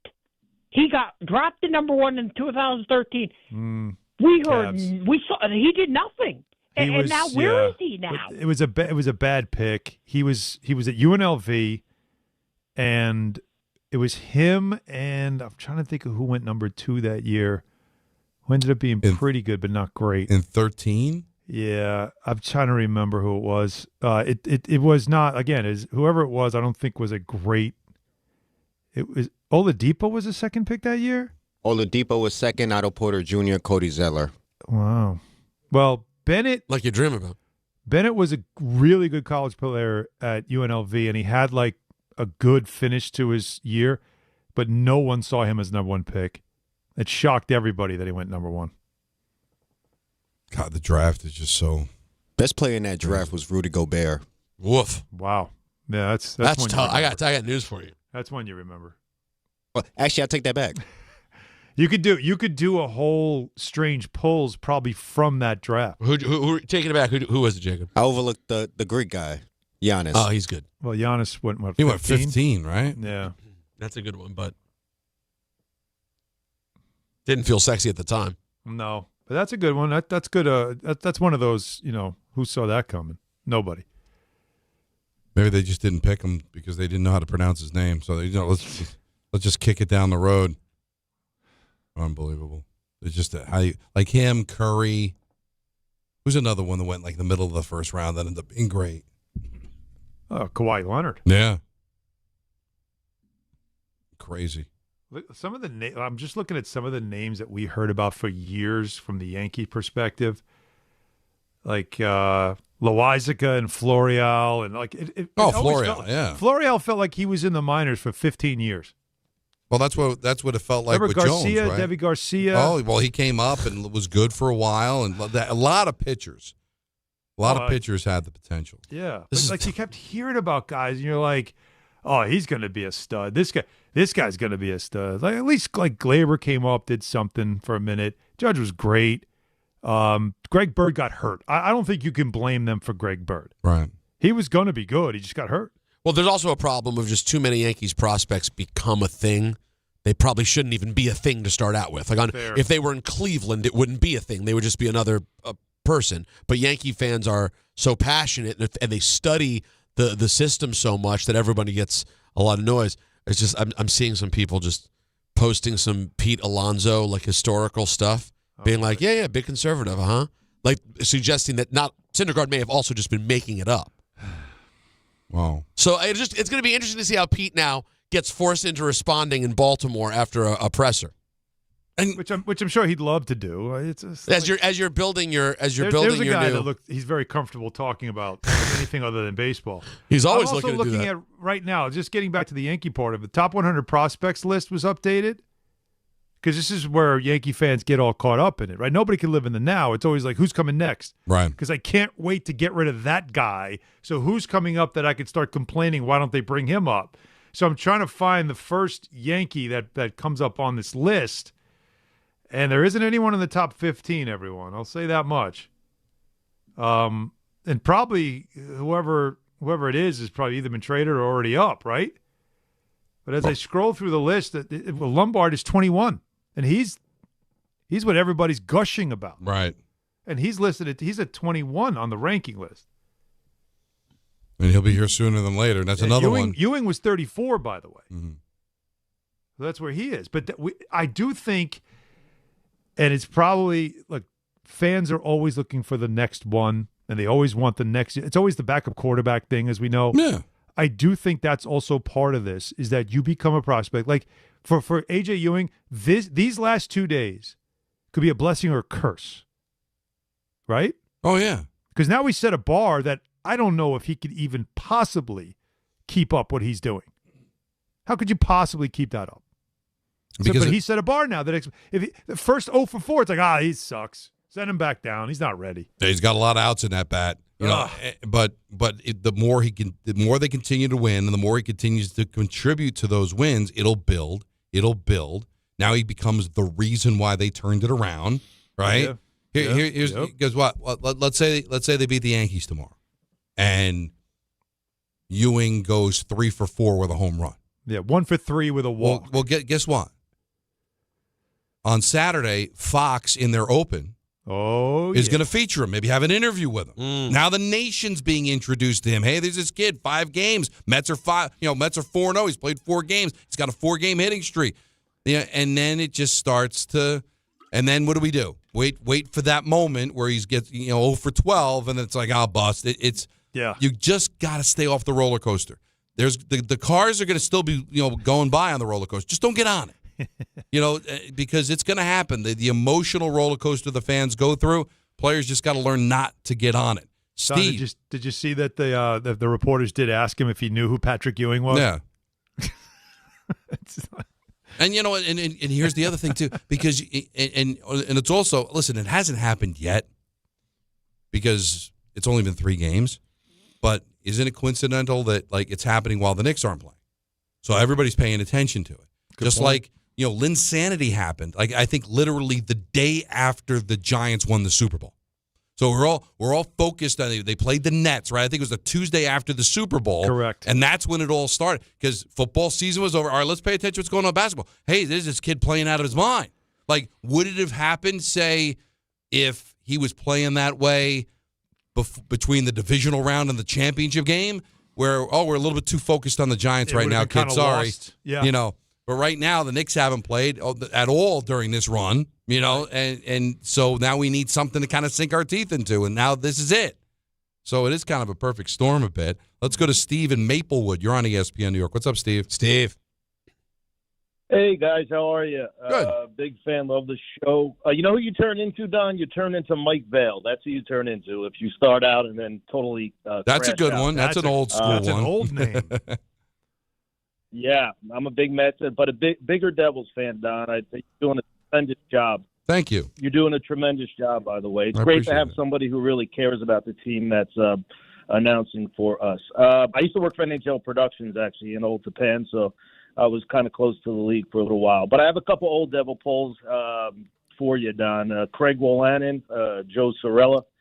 I used to love, Dano knows those guys, obviously. He came up with them. Perry Anderson was my favorite from back then. Perry was tremendous. Quite the nose on Perry, if I remember. Yes. I'm Italian, so I know how that feels.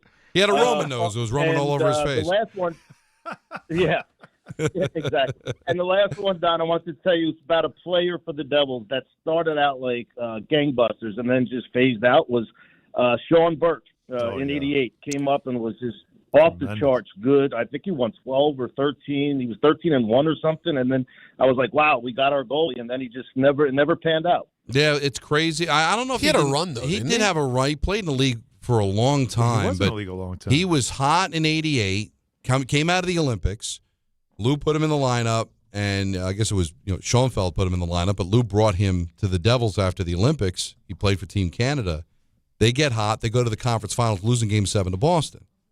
But then the team kind of, I know Peter hates it, petered out. Oh, come on. Oh, wow. And That's not right. I think he That's suffered tough. from it. But you know what? He played 18 years in the NHL. Yeah, he won.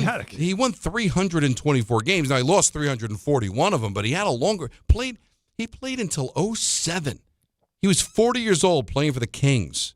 So I don't know what my expectation was of him when he got called up, but obviously you're playing in the conference final, a kid that you're thinking, all right, this is going to be the goaltender for the next 100 years, and it didn't work out to that point, but he had a hell of a career. All right, so Don, he played for 7 NHL teams. I won't ask you to name them, Mm-hmm. but can you name the team he spent the most time with? It's a bit of a surprise. I did not expect this answer. Huh, Sean Burke. Yeah. And it wasn't the Devils. It's not the Devils. No, the Devils were quick. 4 years with the Devils. So he spent more time with 2 other franchises, and one is longer than even the other. Carolina? Correct. Wow. Don McGreca. Are you kidding me? Traded to Hartford for Bobby Holik. I think that worked out well. A lot of Holik talk on this show. I'm going to say it right now. A lot of Holik, really? I'm going to say we mention Holik more than any other sports talk show in the nation. How about that? We mentioned him twice in the last. Well, what he's trying to say is that there's not a lot of Bobby Holik talk. Yeah, twice is double the amount. I think it's back-to-back days for Holik. I think it's back-to-back. When did he come up yesterday? I think it was yesterday, yeah. Yesterday? I would remember bringing up Bobby Holik yesterday. I thought Holik was maybe like Monday. Monday? No, it was yesterday. Maybe the day before. Why would I have brought him I up? don't know. Listen, I just sit here and hear the... What were we talking about that we would have gone Holik? The Derek Stepan hat trick? That's the only hocky we talked. Wait, Holik wasn't on your... No. He wasn't on your list? Wasn't on my list. He wasn't on the Sabres when Anthony was rattling off the people on the Sabres at the time. No, Bobby Holik was not. No. We weren't mentioning on the show. You were playing your silly game, and you had to have a player who played for Rangers and Devils. That was in our meeting. That was in our meeting. No. I promise you, Holik made it to air. No way. Air. You know what? If you Find can, it. if you can You prove, were sitting in that seat. Was it off the air? If you can prove we were that I sitting in said the Bobby room. Holik this week, I'll walk. We were sitting in the room because I came up with Holik. But it was sitting in this because he needed room. a Ranger and a Devil, and I threw that name out there. Got it. Yeah, we were playing Puck Doku. Yeah. And we don't play Puck Doku on the air. Not on the air. Not yet. But you were sitting right there, correct? Because if there was, The day is young. well, yeah, who knows you what don't can know. happen. You never know. We used to have the 6:30 authors. Maybe we'll have the 6:30 Puck Doku. Can we get it sponsored? Listen, if we get it sponsored, all of a sudden they won't have a problem with it. 1-800-919-3776. What do you want to talk about? Lots, Yankees, Mets, Knicks. Schedule. Not as much leakage today as I thought we were going to get. Me too. But tonight leakage. at 8 o'clock, there was a lot of leakage earlier in the week. There's week one leakage. There's a lot of because we've got the Jet Tennessee because Salah taking on his old team. Yeah, Spiriditas is going to have a great open for that one. Oh boy, at 1 o'clock on CBS. I got something about that, and I got something for you because I know Don loves reacting to this. I think Peter will love it more. Huh. But I have a question to ask both of you when we discuss the NFL and say when is too much. Too much. I love it. Don, Hahn, and Rosenberg until 7 o'clock. At that time, we'll hand it off to Ty Butler on ESPN New York. Another dominating step towards a championship. The New York Knicks have redefined playoff dominance. And for the second consecutive season, the Knicks are on their way to the Eastern Conference Finals. I think that's really great to see our team in this mindset, the feeling that we got a lot more work to do. Inbound stolen by McBride, and then Brunson buries a far corner three. 5 points for Brunson in about 3 seconds. The pursuit of the LIRR is alive and well. You like the rhythm that you're in, but if we expect to be who we think we're capable of being, we'll find a way to stay consistent with what we're doing. Hear all the games here on 880 and the ESPN New York app. If you're trying to save money but still eat well, just go to Wild Fork Foods and thank me later. You get pork tenderloin for $2.50 a pound, ground turkey for $3 a pound, ground chorizo for only $4 a pound. Those are everyday staples at serious value, and it's all blast frozen, so you're not sacrificing quality. Plus, they've got over 450 options, 7 locations, or same-day delivery at wildforkfoods.com. Go check out Wild Fork Foods. This is Bart and Carlin on ESPN New York. I used to think Philly was a sports town. I don't know if it is anymore. This was like a soul-sucking type performance. You took everything out of them that you could possibly take and then left town in tatters. This was crazy. I mean, Philly's like the little brother. To do that to that type of opponent is just cherry on top. Bart Scott, Chris Carlin, weekdays at 10 a.m. on ESPN New York and streaming live on YouTube. Long Island is more exciting than ever at Jake's 58 Casino Hotel. This month, it's time to saddle up for some big wins with our $65,000 Winner's Circle drawing. Be here every Friday in May between 4 and 6 p.m. when 4 winners will be drawn every hour to win $250 free play. At 7 p.m., 4 winners will join the Winner's Circle to win $2,500 cash. Ride your winning streak where Long Island wins at Jake's 58 Casino Hotel. If gambling is a problem for you or someone you care about, please call the 24-hour toll-free helpline at 1-877-8-HOPE-NY or text HOPE-NY. D'Agostino, law, bite back. Did you know that Social Security disability takes a bite out of every one of your paychecks? So when they deny your claim, bite back. I'm John D'Agostino from D'Agostino & Associates, and I'm proud to announce our first ever Social Security disability webinar. It's happening on June 3rd at 1 o'clock. In just 1 hour, you'll learn your rights, understand the appeals process, and find out how our experienced SSD attorneys can help you get the benefits you've earned. Spots are limited, so don't wait. Register now by calling 1-800-BITE-BACK, 1-800-248-3222, or go online to daglawteam.com/SSD webinar. That's daglawteam.com/SSD webinar. D'Agostino Law is here to bite back, to fight back, to get you the SSD benefits you've earned. Register today at 1-800-248-3222. Get in the zone, AutoZone. Welcome to Markdowns for Miles at AutoZone. Got any markdowns on oil? We've got many markdowns on oil. How about on that new STP Any Mileage? You'll save $5 when you buy 5 quarts of STP Any Mileage with an oil filter and get up to 5,000 miles of protection. Heck of a markdown for quite a lot of miles. At AutoZone. Get in the zone, AutoZone. Restrictions apply. This is the story of the one. As a procurement manager for a hospital system, she keeps every facility in her network stocked and ready. That's why she counts on Grainger to be her single source for thousands of products, from disinfectants to lighting, air filters, and more. And with fast, dependable delivery, Grainger helps her keep every facility stocked, safe, and running smoothly. Call 1-800-GRAINGER, click Grainger.com, or just stop by. Grainger, for the ones who get it done. Another dominating step towards a championship. And for the second consecutive season, the Knicks are on their way to the Eastern Conference Finals. Will this be the year the Knicks punch their ticket to the NBA Finals? Inbound stolen by McBride, and then Brunson buries a far-corner three. 5 points for Brunson in about 3 seconds. Thanks to all our New York Knicks partners this season, including Verizon, ThriveWell Infusion, BetMGM, and London Jewelers on ESPN New York. Mornings with DiPietro and Rothenberg. As a Knicks fan, you couldn't ask for more because it feels like, if not now, then when? With how this thing is lined up, with how well you're playing, with everyone healthy, with an extra week off, so OG can come back for game 1. If this is set up as well as it can be set up, what are your expectations for the rest of this postseason then? NBA Finals. NBA Finals. Yeah. DiPietro and Rothenberg, morning 6 to 10 on ESPN New York and streaming live on YouTube.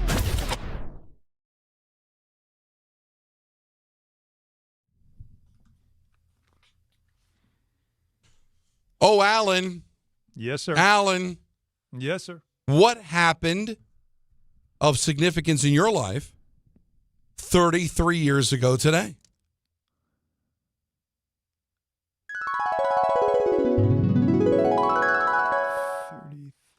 Would be when you do the math and figure out the year, you'll know. Okay, I got 2 choices. Yes. I don't know. It could be Knicks or Islanders related. It is Islander related. Okay. So this has to be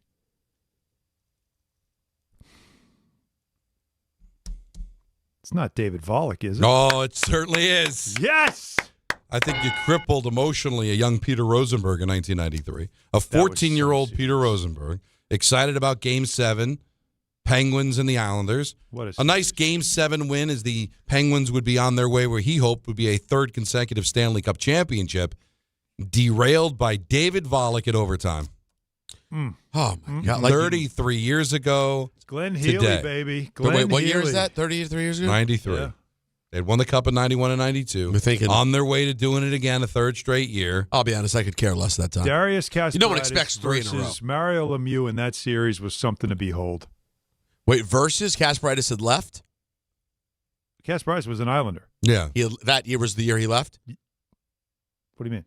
He was with the Islanders. Yeah. I know, but he was also a Penguin. I know, Yeah, but that was later. He was later. No, he was a Ram. He was also a Ranger. Oh, wait, this was young Kasparaitis, and he came to the Penguins later. They had him and Vladimir Malikov. And these two, the young defense, they changed everything for them. That was a hell of a team. You know who was on that team, Don LaGreca? Fitzy. Tom Fitzgerald. Yeah, how about that? An excellent piece of that team, by the way. And that was also the series in which Kevin Stevens broke his face.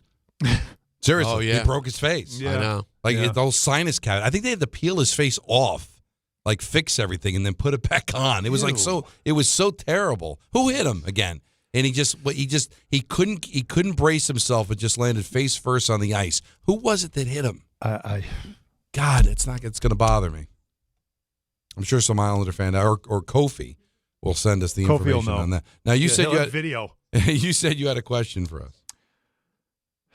I did. And what it has to do with how much is too much. Okay. So we don't know the schedule, but we kind of know an idea of schedule, and we know the game, like the dates of a lot.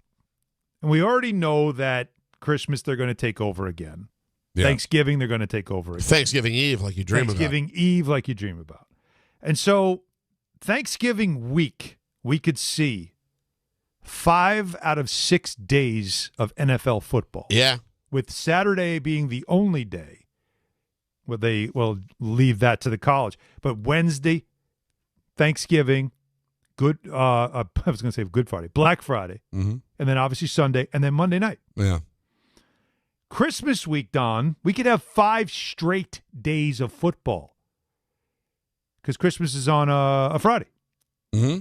So a Thursday night game, Christmas Day games, Saturday because college football's over, right? So you'll take the Saturday, Sunday, and then Monday night. Does it get diluted to a point where you're like, I can't watch every day? Well, it 5 days in a row, 5 out of 6 days. Can that be a bad thing for the product? I've been saying this is how you end up chipping away at the golden goose because you're just overdoing it. Now, 18-year-old Don LaGreca with his giant Zubaz pants on would eat this up. Not only would he eat it up, Alan, pieces of it would come out of the sandwich. It'd be stained all over his shirt. Yeah, that's right. With boxes of empty Pizza Hut boxes all over. But 58-year-old Don LaGreca with 8-year-old twin. I mean, if I do that to she'll just leave me. By the time you got to day 3 of this 5-day extravaganza, I'd look around and nobody's home. Well, let me ask you that. Let me add to it. Yes. Because Sunday's your football day. Sunday, right? It's all day football. How can it be if I'm giving you a game on Christmas Eve, I'm giving you 3 on Christmas Day, Saturday, and then Sunday and Monday. So I got a Sunday night game and a Monday night game. So to take those 2 away, what's left on Saturday and Sunday? And how many games are you going to have? The thing is that people don't realize this. Not red zone, it's dead zone. The thing that's untouchable in life is 1 o'clock on Sunday, right? I mean, that's supposed to be football. 1 o'clock Sunday. The majority of the games are being played. Maybe your team's playing at 4. Maybe they've got a Sunday night game or a Monday night game when we were growing up. But Monday, 1 o'clock, that was sacrosanct. It's with all these games, you're getting down to you'll have 5 or 6 1 o'clock games, and they're all dogs because all the other ones are being featured. So the apps and the primetime games are all going to be the great games. You're just going to get a bunch of Jaguars, Titans. Well, think about it. I'll give it to you because we at least know the networks, okay? So Christmas Eve is going to be an Amazon game. Amazon. You said Amazon? I love it. Mm-hmm. Friday's going to be 2 Netflix and then a Fox game. Christmas Day, 2 Netflix and a Fox. We know Monday night, ESPN. We know Sunday night, NBC. Yeah. We're all over the map now. So what do we got Saturday and Sunday? Think about it. I know. So you're getting Amazon, which means they're going to have you're going to have 2 good teams, or at least 1. Right? So 2 Netflix and a Fox on Christmas Day. I'm sorry. You're not getting Panthers, give me another. No, you're going to get Panthers Cardinals is not going to happen on that day. No, right? but and that'll be if it's in Carolina, that's one of your 1 o'clock games. Jets Titans will be one of your 1 o'clock games, right? Raiders, Jaguars, and that's what it's. Do you think the Sunday night game or the Monday night game is going to be 2 dogs?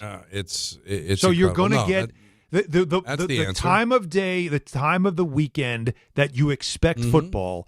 You're going to be forced to watch the AFC and NFC South. Yeah, that'll be the exclusive window of the AFC. And that's going to be the thing is that in ENN during football season, you're going to hear Peter go. 1 o'clock Sunday. That's gonna be the rare thing. Now I'm gonna push back on one thing. I'll push back on one piece of What's this.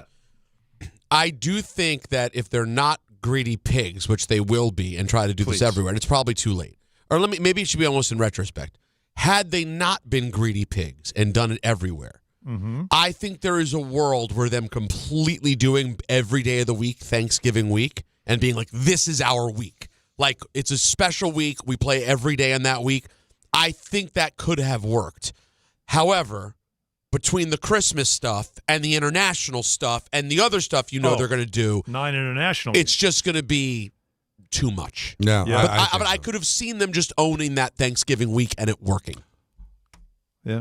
People are on hold. Anthony thinks I'm a bad guy. Well, Anthony, and you lied about Bobby Holy because no, I'm telling you that's not true. The caller called up and confirmed it. Nobody Holik said was mentioned. it was odd seeing Bobby Holik in another jersey. I don't know. He was why a devil. He was a Bobby thrasher. Holik? He was a ranger. That never happened. It's imaginary. Holik was mentioned. I'm telling you, Jacob, find it. I'll walk. You'll walk. It'll be just Peter by himself tomorrow. What? Wow. It didn't happen. It's a lie. You don't think it's possible that we mentioned so much hockey you just Nope. forgot that Holy There's so got much mentioned? hockey we mentioned. No, Dear God in heaven. as references. Never. Oh, don't even act like it. Since we started doing a show with Alan, a lot of hockey references get thrown relatively around. speaking, yeah, but it's that's a lot. still not a lot. But apologize to no one. As you shouldn't. But I'm just saying, a Holik or a Nolan or a Solani gets thrown out. Solani, I remember. You've had more strange pulls in hockey than anybody, Bobby Peter. Holik was not mentioned. You drop an 80s Penguin sometimes. ENN next. ESPN New York. This is great.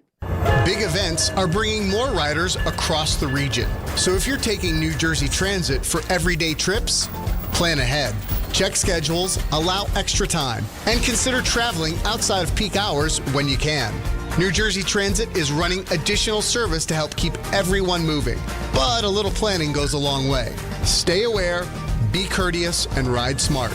New Jersey Transit, keeping your day on track. Plan your trip at njtransit.com. Now let's take a look at the traffic with Brandy Scott. Thanks a million, guys. I hope you have a great rest of the night. Get home safe and quick. We still have this issue with LIRR. Service suspended in and out of Penn Station, New York. Early this morning, a track fire. Most trains being diverted to Grand Central Madison. They're also utilizing the Atlantic Avenue terminal in Brooklyn. Could see a lot of extra company there. Also, Bruce Springsteen and the E Street Band at the Barclays in Brooklyn tonight. It's also affecting New Jersey Transit trains. Very limited service in and out of Manhattan. Most trains are being diverted into Hoboken.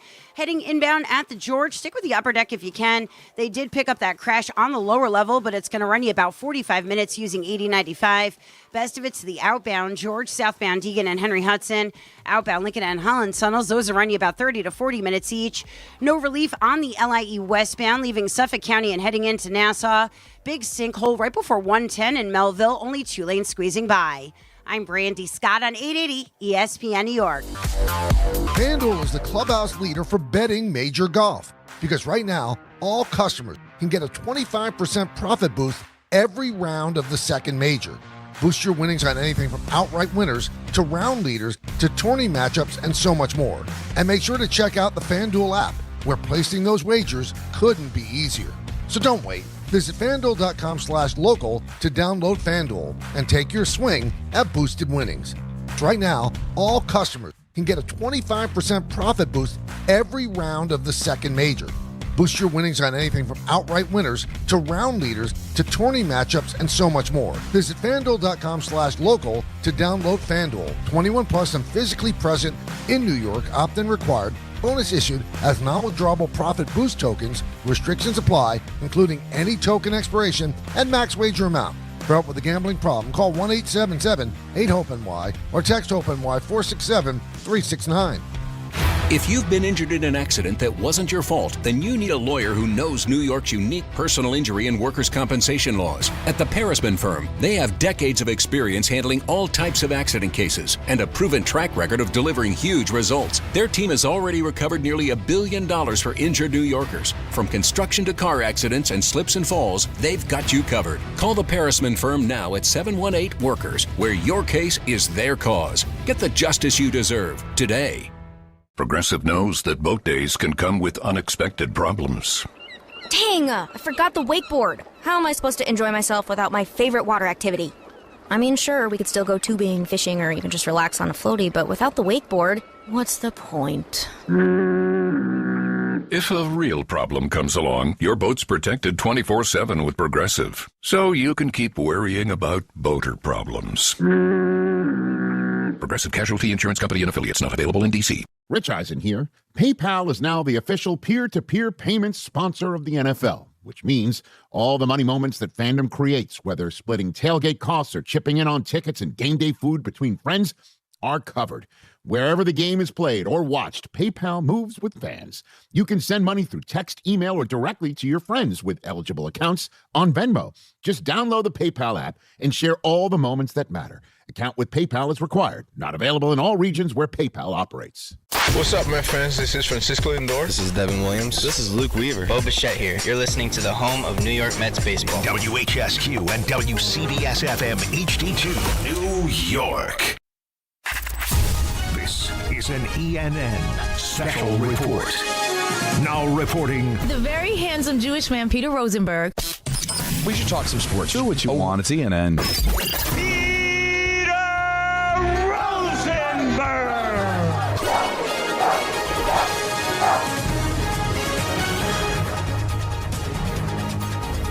Hi. How's everyone doing? Great, and yourself? I'm great. Welcome to ENN. Ray Rowe. You ever watch YouTube? ENN tonight, you're not going to believe it, is brought to you by our friends over at Fanatics Fest NYC, folks. Of course it is. They got the big FIFA World Cup final pre-match presser on Friday, July 17th. Plus, at Javits, they're going to show the World Cup final to the thousands and thousands in attendance. All there that Sunday, July 19th. You like that, don't you? Oh, I love it. It's my favorite thing. Quickly, you know Miranda Cosgrove? Yes. I know her from the School of Rock. She was the irritating girl that... She was iCarly. Yeah. Yeah. She just turned 33 today. Mm. Also, Kofi. Kofi not only lets us know that it was Rich Pilon that defaced Kevin Stevens, of course he also sent the video. So you nailed it. See, Kofi's the best. he cannot be beat. Pilon. Neither can Sheloffs. Pilon. I still find that. He's never going to recover. Good evening, Don. Clean day? I hate having clean days. Alan. No, I didn't have a clean day. No, they didn't try. There's no chance I had a clean day. Alan. Peter? All right, you know what? From now on, I'm not going to say clean day. I'm going to say...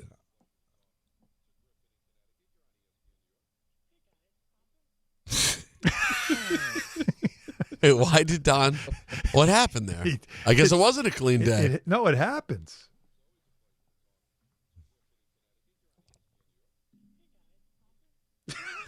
It was a long day of a lot of talking. Yeah. Now you give a big speech. But maybe I'm instead of saying clean day, I'm just going to say lazy day. Lazy day. They're checked out. We have no lazy day tomorrow. Big day for Don and Peter with no Alan. Yeah, Alan's got the day off tomorrow. Maybe not. Whoa. Dun, dun, dun. Yeah. We're gonna No, not a clown. Not a clown show. There might be a schedule thing that creates an ability for me to be with you boys. So we'll see. All right. We've already booked you as a guest at 5 o'clock. We did? Yeah, we did. Wait, it's a good get for you guys on a Friday. Wait, we already booked him as a guest? Yeah, we did. Well, wait, he has the day off. No.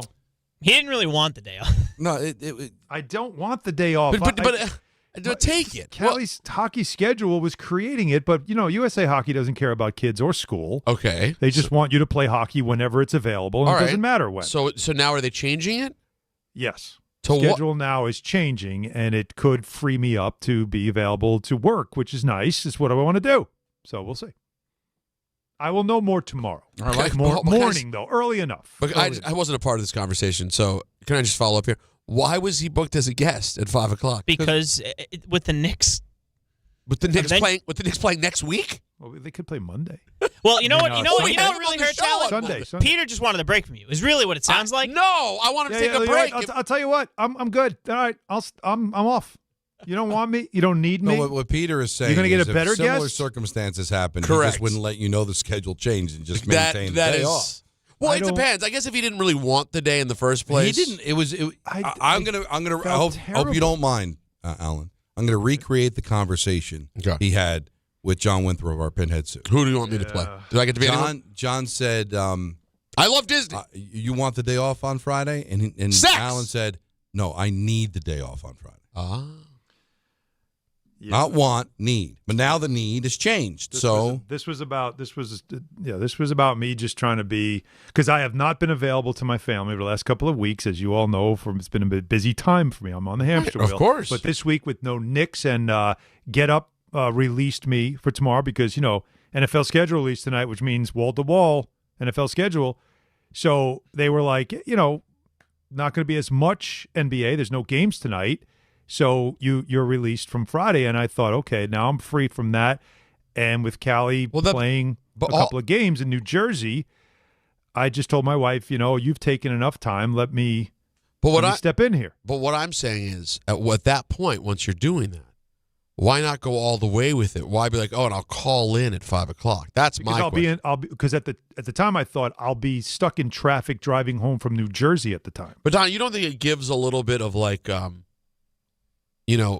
rather than you and I do the show alone, they'd have Michael leave a voicemail and have him host via voicemail. I heard automation was on the table.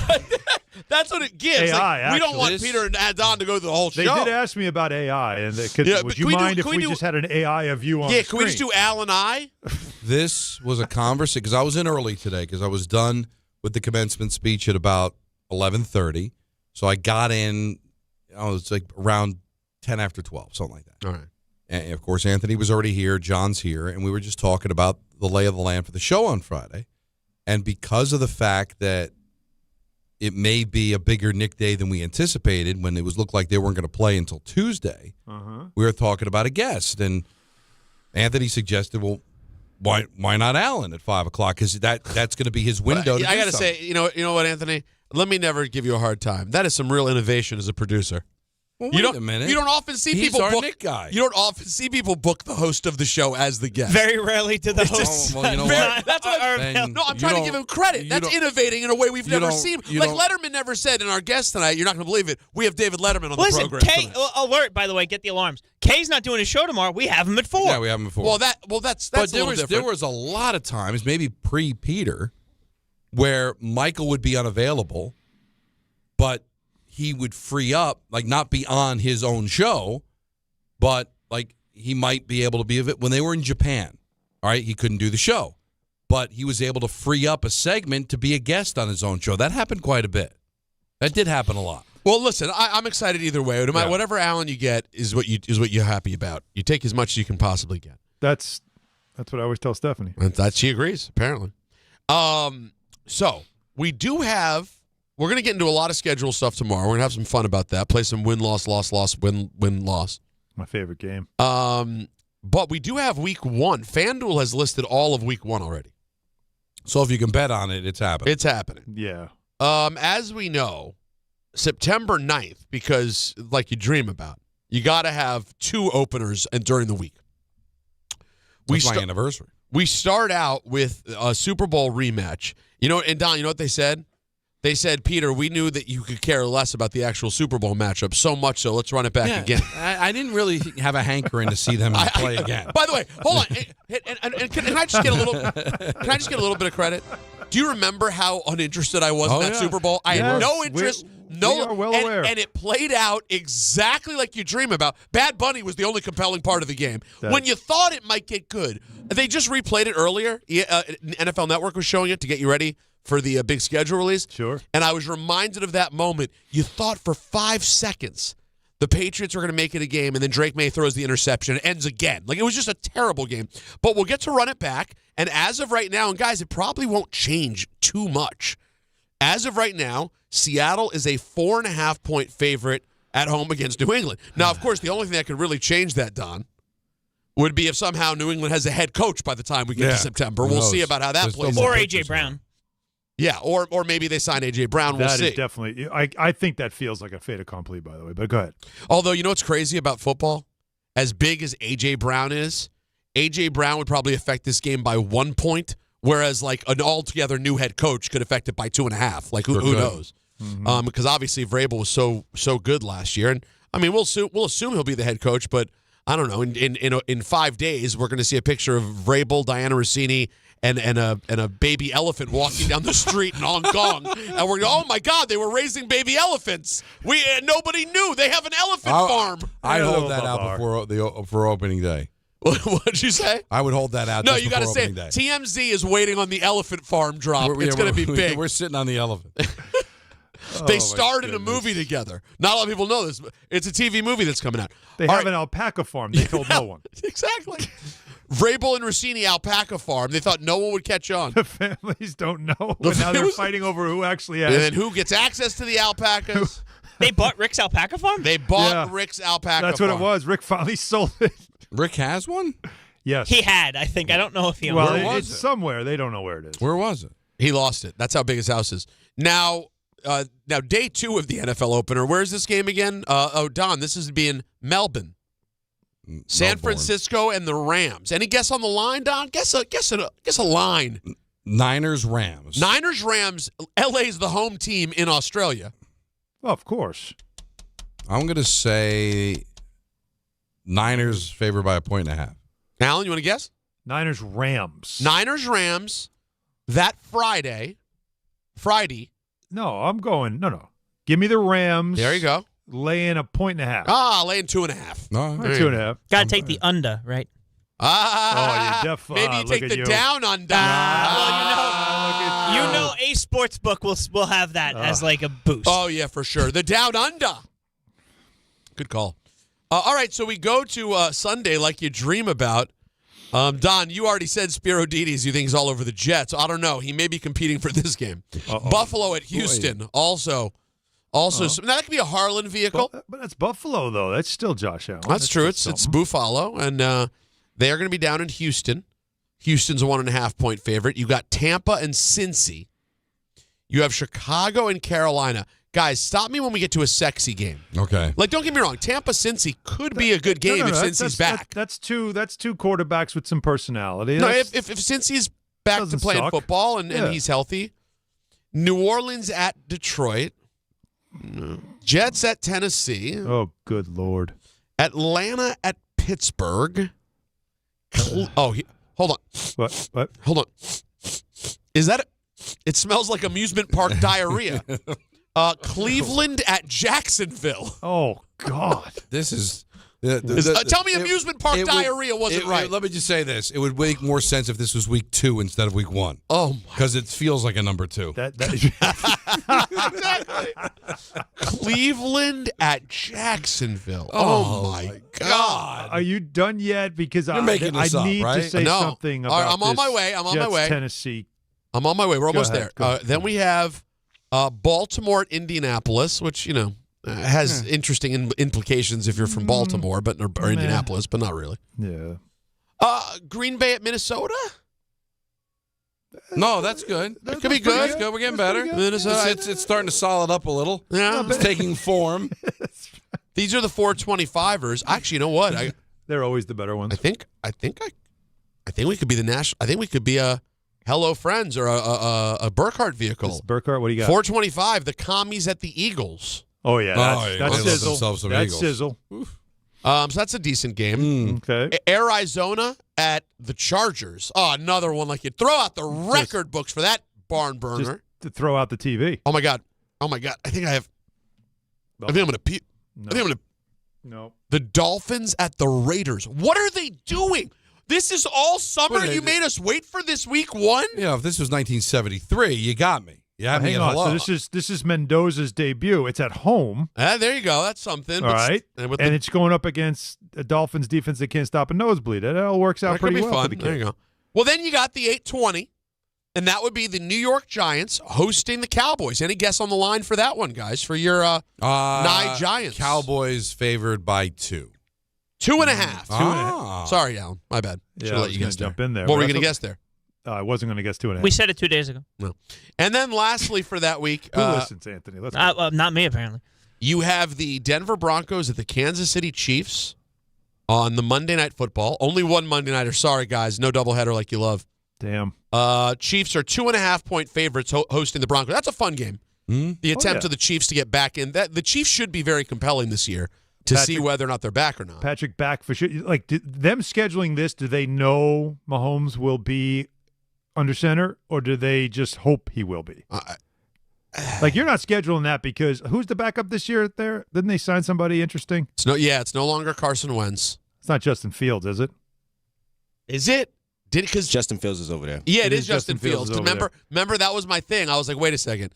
You're saying he wasn't good enough for the Jets, but he was good enough for Andy Reid. Well, let's see how it goes. He's good enough to have Andy Reid go, yeah, I'm not letting him throw. We're just going to use him as a wildcat. No, but stupid. And if we need him for a couple games a year, we think we'll survive.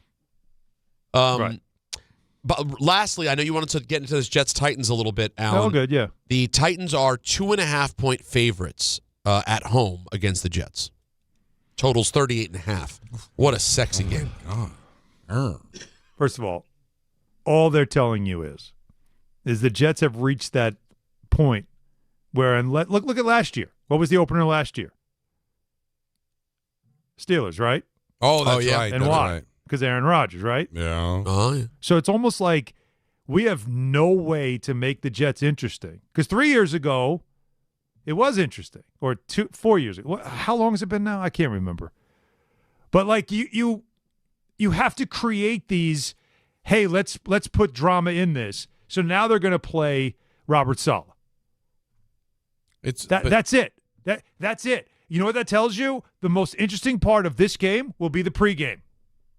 And all the quotes and all the back and forth and the back pages we're going to show you. Oh, yeah. And then once the ball kicks off, it's not going to be interesting anymore. These are two bad teams. I can't wait for the pregame where they show Saleh running up the stairs. Oh, yeah. In Tennessee. Yeah. They'll show some of the back page. They'll show the New York Post back page, do all the tabloid stuff, the history of it, and then the game will begin, and then no one will care. Yeah. But it just shows you that's where the Jets have fallen now, that they don't know how else to package or sell the Jets. Jets Dolphins nobody cares. Jets Pats, nothing. Jets Bills, we've been there. Not worth it. Let's just have them play against their old coach. This is how far you've fallen. And if you're Aaron Glenn, did you see what Jake Ashman said? You got to love it. He said if they lose week 1, this is a must-win for Aaron Glenn. And that if they lose the game, it's all over. That's a bit much. It's all over. I love Jake, but it's all over. Wait, if they lose, week 1. If they lose week 1, it's over. It's all. He said if they lose this game, it's a must-win. If they lose it, it's all over. The rare out-of-division week 1 must-win. You don't see it every day. But how about with 16 weeks to go, it's already over.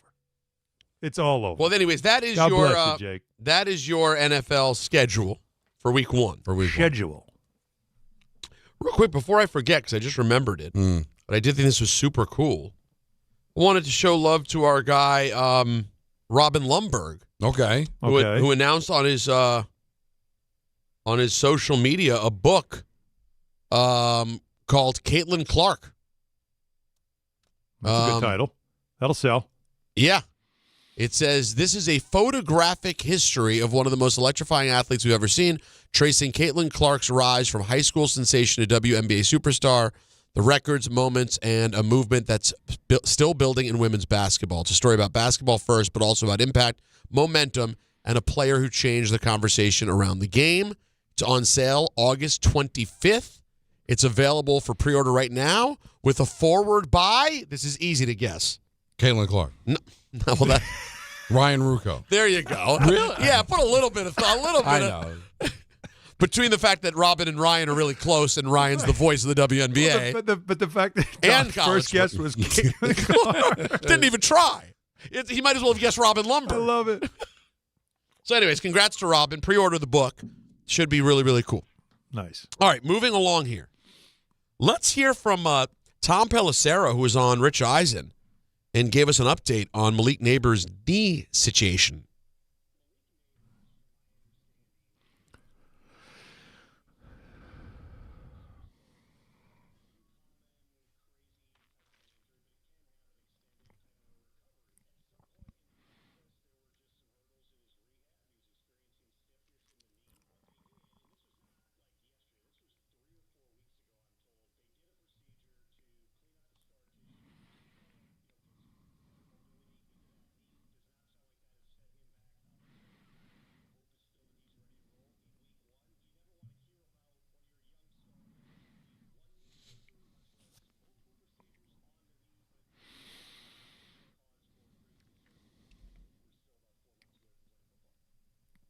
It's good news, I guess.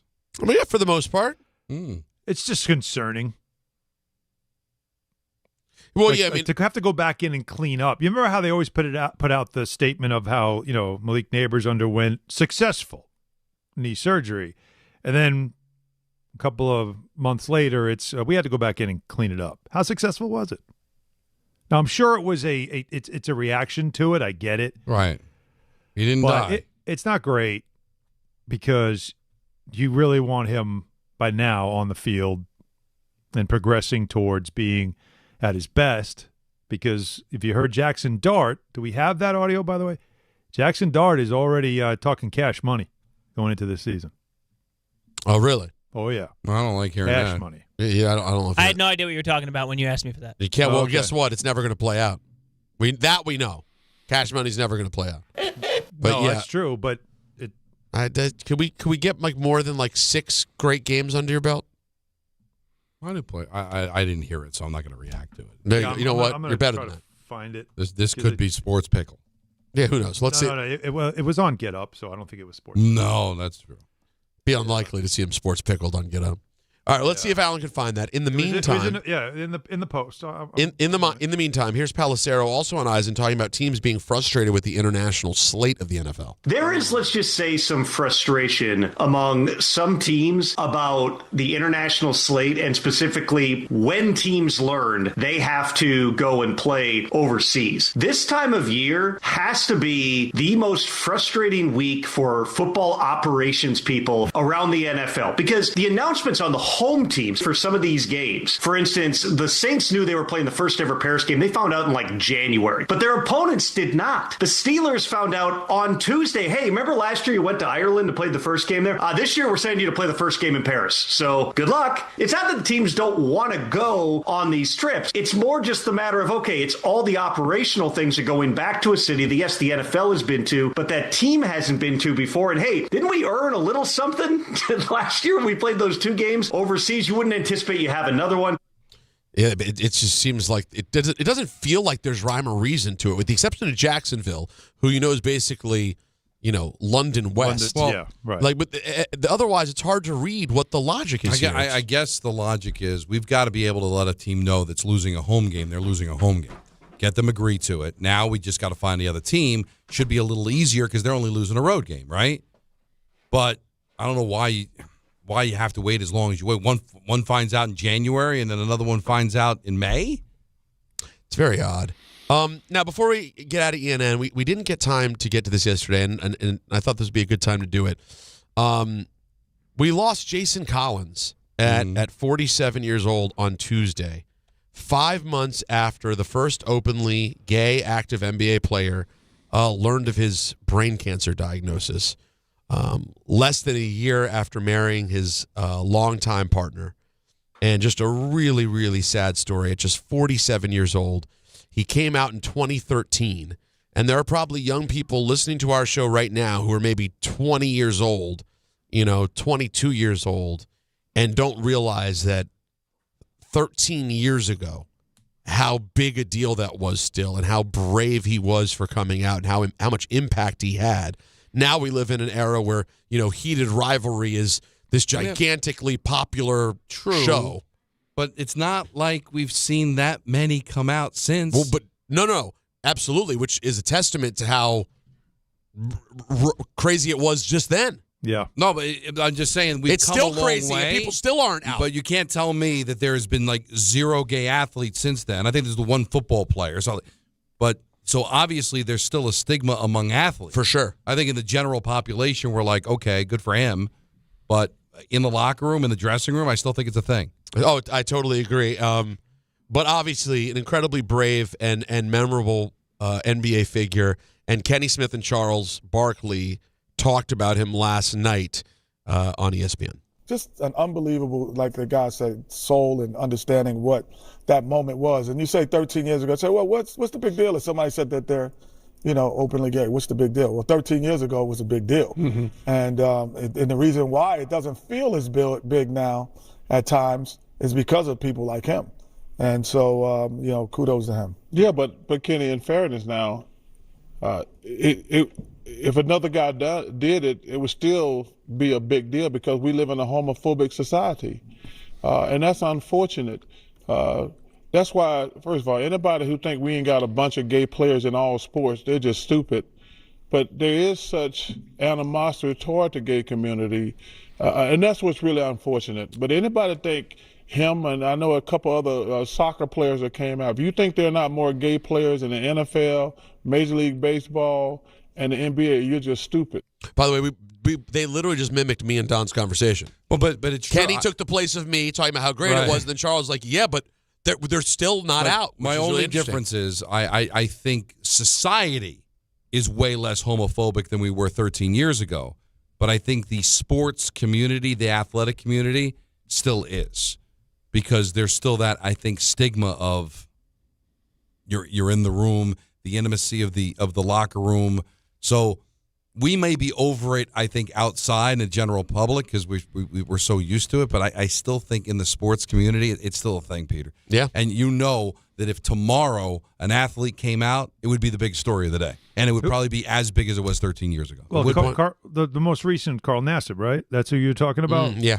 Right? Yep. And his career didn't really go much further.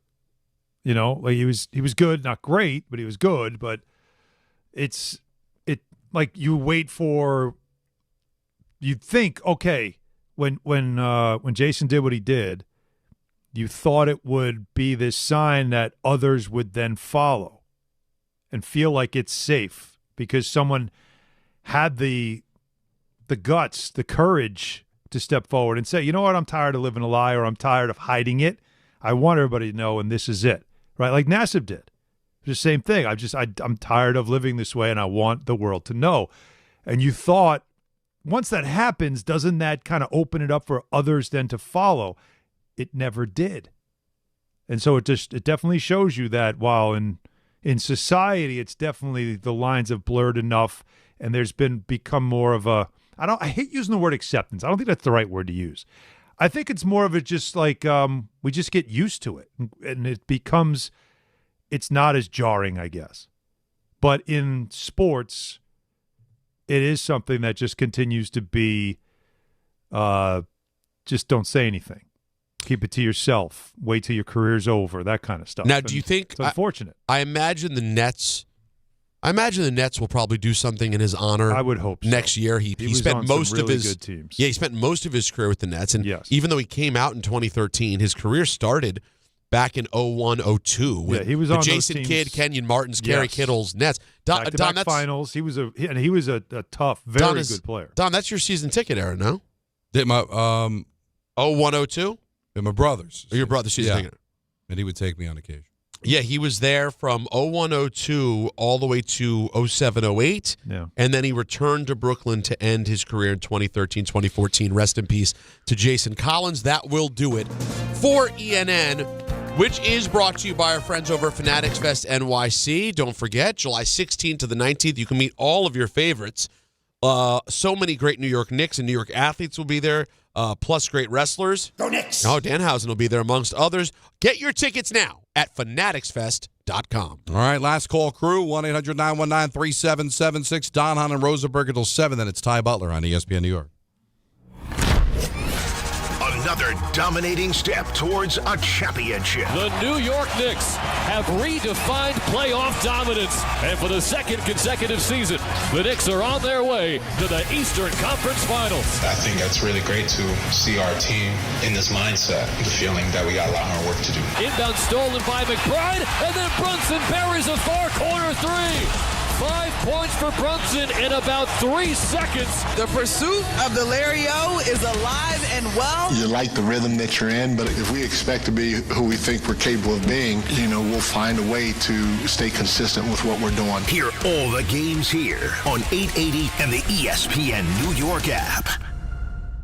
If you're heading into summer without a medical emergency kit, you're taking a risk most people don't think about until it's too late. Summer colds linger and can turn into sinus infections that last for weeks. Getting sick right now before vacation can derail everything. And when you're traveling, finding a doctor and pharmacy is stressful. That's why I ordered a medical emergency kit. It's like having urgent care and a pharmacy right at home. It includes essential prescriptions like amoxicillin and generic Z-Pak to treat a wide range of common and serious illnesses. So if you wake up sick at home or on the road, you already have what you need. No waiting for your doctor, no hours at urgent care, no pharmacy lines, no copays. Just match your symptoms to the right prescription in your guidebook or call their telemedicine doctor standing by. Start on your meds sooner and feel better faster. Every home needs at least one medical emergency kit. Order yours online in minutes and it's shipped to your door. And save $45 with my promo code 880 at urgentcarekit.com/880. That's promo code 880 at urgentcarekit.com/880. Long Island is more exciting than ever at Jake's 58 Casino Hotel. This month, it's time to saddle up for some big wins with our $65,000 Winner's Circle drawing. Be here every Friday in May between 4 and 6 p.m. when 4 winners will be drawn every hour to win $250 free play. At 7 p.m., 4 winners will join the Winner's Circle to win $2,500 cash. Ride your winning streak where Long Island wins at Jake's 58 Casino Hotel. If gambling is a problem for you or someone you care about, please call the 24-hour toll-free helpline at 1-877-8-HOPE-NY or text HOPE-NY. Want to earn extra revenue for your business? Amazon Hub Delivery is looking for local business owners to assist with deliveries. When you become a partner, you and your staff will deliver packages to customers in your area on a schedule that works for you. With each package delivered, you'll gain extra revenue and exposure for your business. Plus, Amazon Hub Delivery makes it easy to get started. There's no upfront cost, delivery experience, or long-term contracts required. Sign up to learn more at amazon.com/hub delivery. That's amazon.com/HUB delivery. Wait! Before you change the station, listen to this. 1-877 Cars for Kids. KARS Cars for Kids. 1-877 Cars for Kids. Donate your car today. Donate your car at carsforkids.org. That's cars with a K. Pickup is quick and easy. You'll also get a vacation voucher and a tax deduction. 1-877 Cars for Kids. Donate your car today. Good Karma Brands is proud to be an equal opportunity employer, providing equal employment, development, and advancement opportunities to all teammates and applicants. To learn more about careers with us, please send an email to talentacquisition@goodkarmabrands.com. That's talentacquisition@goodkarmabrands.com. Every 40 seconds, a child is reported missing. That's 2,000 children every single day. It's a heart-wrenching reality that we can no longer ignore. Find the Children is a non-profit organization dedicated to helping find missing kids. You can be a part of their mission by donating your unwanted vehicle, running or not. Call 1-800-294-0222. We guarantee that you will receive the maximum tax deduction. We provide fast, free pickup with 24-hour response. Call 1-800-294-0222. Find the Children provides crucial resources to help find missing children and educational materials to teach kids how to recognize and avoid predators. Our recovery programs have a proven track record of reuniting kids with their families. It's time to act. Donate your unwanted or unused car. Help us build a world where every child is safe. Pick up the phone and call 1-800-294-0222. Together, we can bring these kids home safely. This advertisement was paid for in partnership with Cars R Us and Find the Children. The ultimate race on water is coming to New York, Sail GP, where international teams go head-to-head in F-50 catamarans flying at over 60 miles per hour, high-stakes racing, iconic skyline views, the unmistakable buzz of summer in New York City. Kick off your summer at the Moonbadla New York Sail Grand Prix, May 30th and 31st. Experience the speed, strategy, and spectacle of Sail GP. Sail GP like you've never seen it. Let's close it out. Last call crew, 1-800-919-3776. Anthony in Jersey City, you're on ESPN New York. Hey, guys. How you doing? What's Happy up? Thursday. Same to you, man. So I just want to I was first going to bring up just quickly my Yankees point. You know, it really would suck if Fried goes out for a while now with an elbow. Him and Cole are two of the best pitchers of this decade, and they're supposed to be on this rotation together, and they probably won't be together at all for the first 2 years. So that's pretty disheartening for a Yankees fan. Mm-hmm. Well, we'll see. I wanted then, yeah. So I brought this up to Anthony on the phone. Don, I want to start it off by saying I think you're genuinely one of the best guys ever. I think you're very I kind-hearted. don't like this start. I want to say I don't like this start. I don't like it. Yeah, this is setting up. You're my guy, You're a New Jersey guy, North Jersey guy. So you're my guy, Don. Okay. And I've never seen or heard anything that you may have done or said that made me think you were a bad guy. Okay. Except earlier this week, you were talking about kind of the buzz in the city and how the Knicks, getting news coverage when you go and you turn on the news and you see the hack newscasters, you were saying, who are wearing a Knick hat or talking about the Knicks, and you used to say how you hated that. Yes. And then you proceeded to go and mention, you were thinking about a name, and then you remembered and you said Penny Crone. Yes. And you continued to kill Penny Crone. You killed her. You killed her literally. You said... No, I asked if she was still with us. That's all. Killed her literally. Yeah, that's unfortunate. They played Dead or Alive. Then when you found, and Jacob came and said, no, she's a wonderful woman. She's a real estate agent. You continued on to kill her and say, she was an old hag back then. Well, I never said. I never. You're putting words in my mouth. I never said old hag. I was surprised. I thought she was a lot older than she was. I just used her as an example of somebody that wasn't a fan and all of a sudden became a fan. Because I feel like if you're a Knicks, but I think she's a wonderful. I don't listen. We don't Alan know. Alan did try to save it. Alan said she's a wonderful woman. And he doesn't know. He has no idea. Why? Because she's selling real estate. That makes her a wonderful woman. Yes. Maybe she might be, but Alan doesn't know. I know her well. She's wonderful. I'll tell you what Alan didn't do. Alan didn't kill her dead. I didn't say she was dead, and I didn't say she was an old hag either, Don. I never said old hag, and all I did was ask if she was still with us. Right. Well, that's tough. Penny Crone was she was on the Howard Stern show in the early 2000s on the Stern Howard 100 news team, and she was really funny. They used to torture her, but she was a really nice woman. All right, let's get her on. Nice, that's it. Now I want her on. I'm going by. Killed her. Let's get her on the show. Listen. I did I kill Cindy Poitier? Absolutely, I did. I did not kill Penny Crone. I just asked the question: is she still with us? And a woman that was 47 years old 30 years ago would then be what? 77. It's worth it. It's worth the ask. You think it's on the table? I'm just asking. All right. Well, I'm saying let's get her on the show. All I'm saying is see how big of a Knicks fan she is. She was kind of the face of the news anchor that doesn't know anything about sports, all of a sudden throwing on the cap and rallying around. She was the poster child of that in the late 90s. Am I wrong about that, Alan? Because the games were all on Fox. You're right. And, she was very excited. So they'd go to the news after the game, and there she is all fired up. Like, that was great. And she was into it. She loved it. And you know what she was? It was very typical of anybody you know, right? Because you're entrenched in sports. Like, you love sports. You follow sports. You're into it. But you know people in your life that aren't, but they like when things are fun and everybody's into something. So they get into it too. No, and then I so don't when like the Yankees become a thing, then they're like, you know what? I love this. This is great. Isn't this fun? They put a hat on there. No, tell me about the Jeter guy. What is it with him? I say none of your business. Where were you in August with the 10:30 first pitch in Oakland? Oh, you're the guy that closes. You're the guy that locks the gate when you have a party. That's Ain't right. nobody else allowed in. Not in. You're not allowed in. I'm just. I understand. With Okay. who? No, I sometimes am the guy who locks the gate. Yeah. It happens. You just don't want to let everybody. This party's roaring, and you don't want anybody. No one else can enjoy it. We've had enough. You weren't here early. You weren't. When it Unless was just it's a Dom getting pool started. party. No, but because you know what it is? It's I have a party every week, and you're above the party. You're not interested in the party, and all of a sudden the party gets hot, and all of a sudden people are buzzing about Everybody the party, wants to come and to you this want party. in. I was saying, you know what? Where were you 7 Sundays ago when I had the party? And you didn't think it was cool. And all of a sudden some famous people showed up, and now you want to be in. No. You're either in or you're out. How about that? Why can't we make a decision? Don't be lukewarm. I don't celebrate the lukewarm.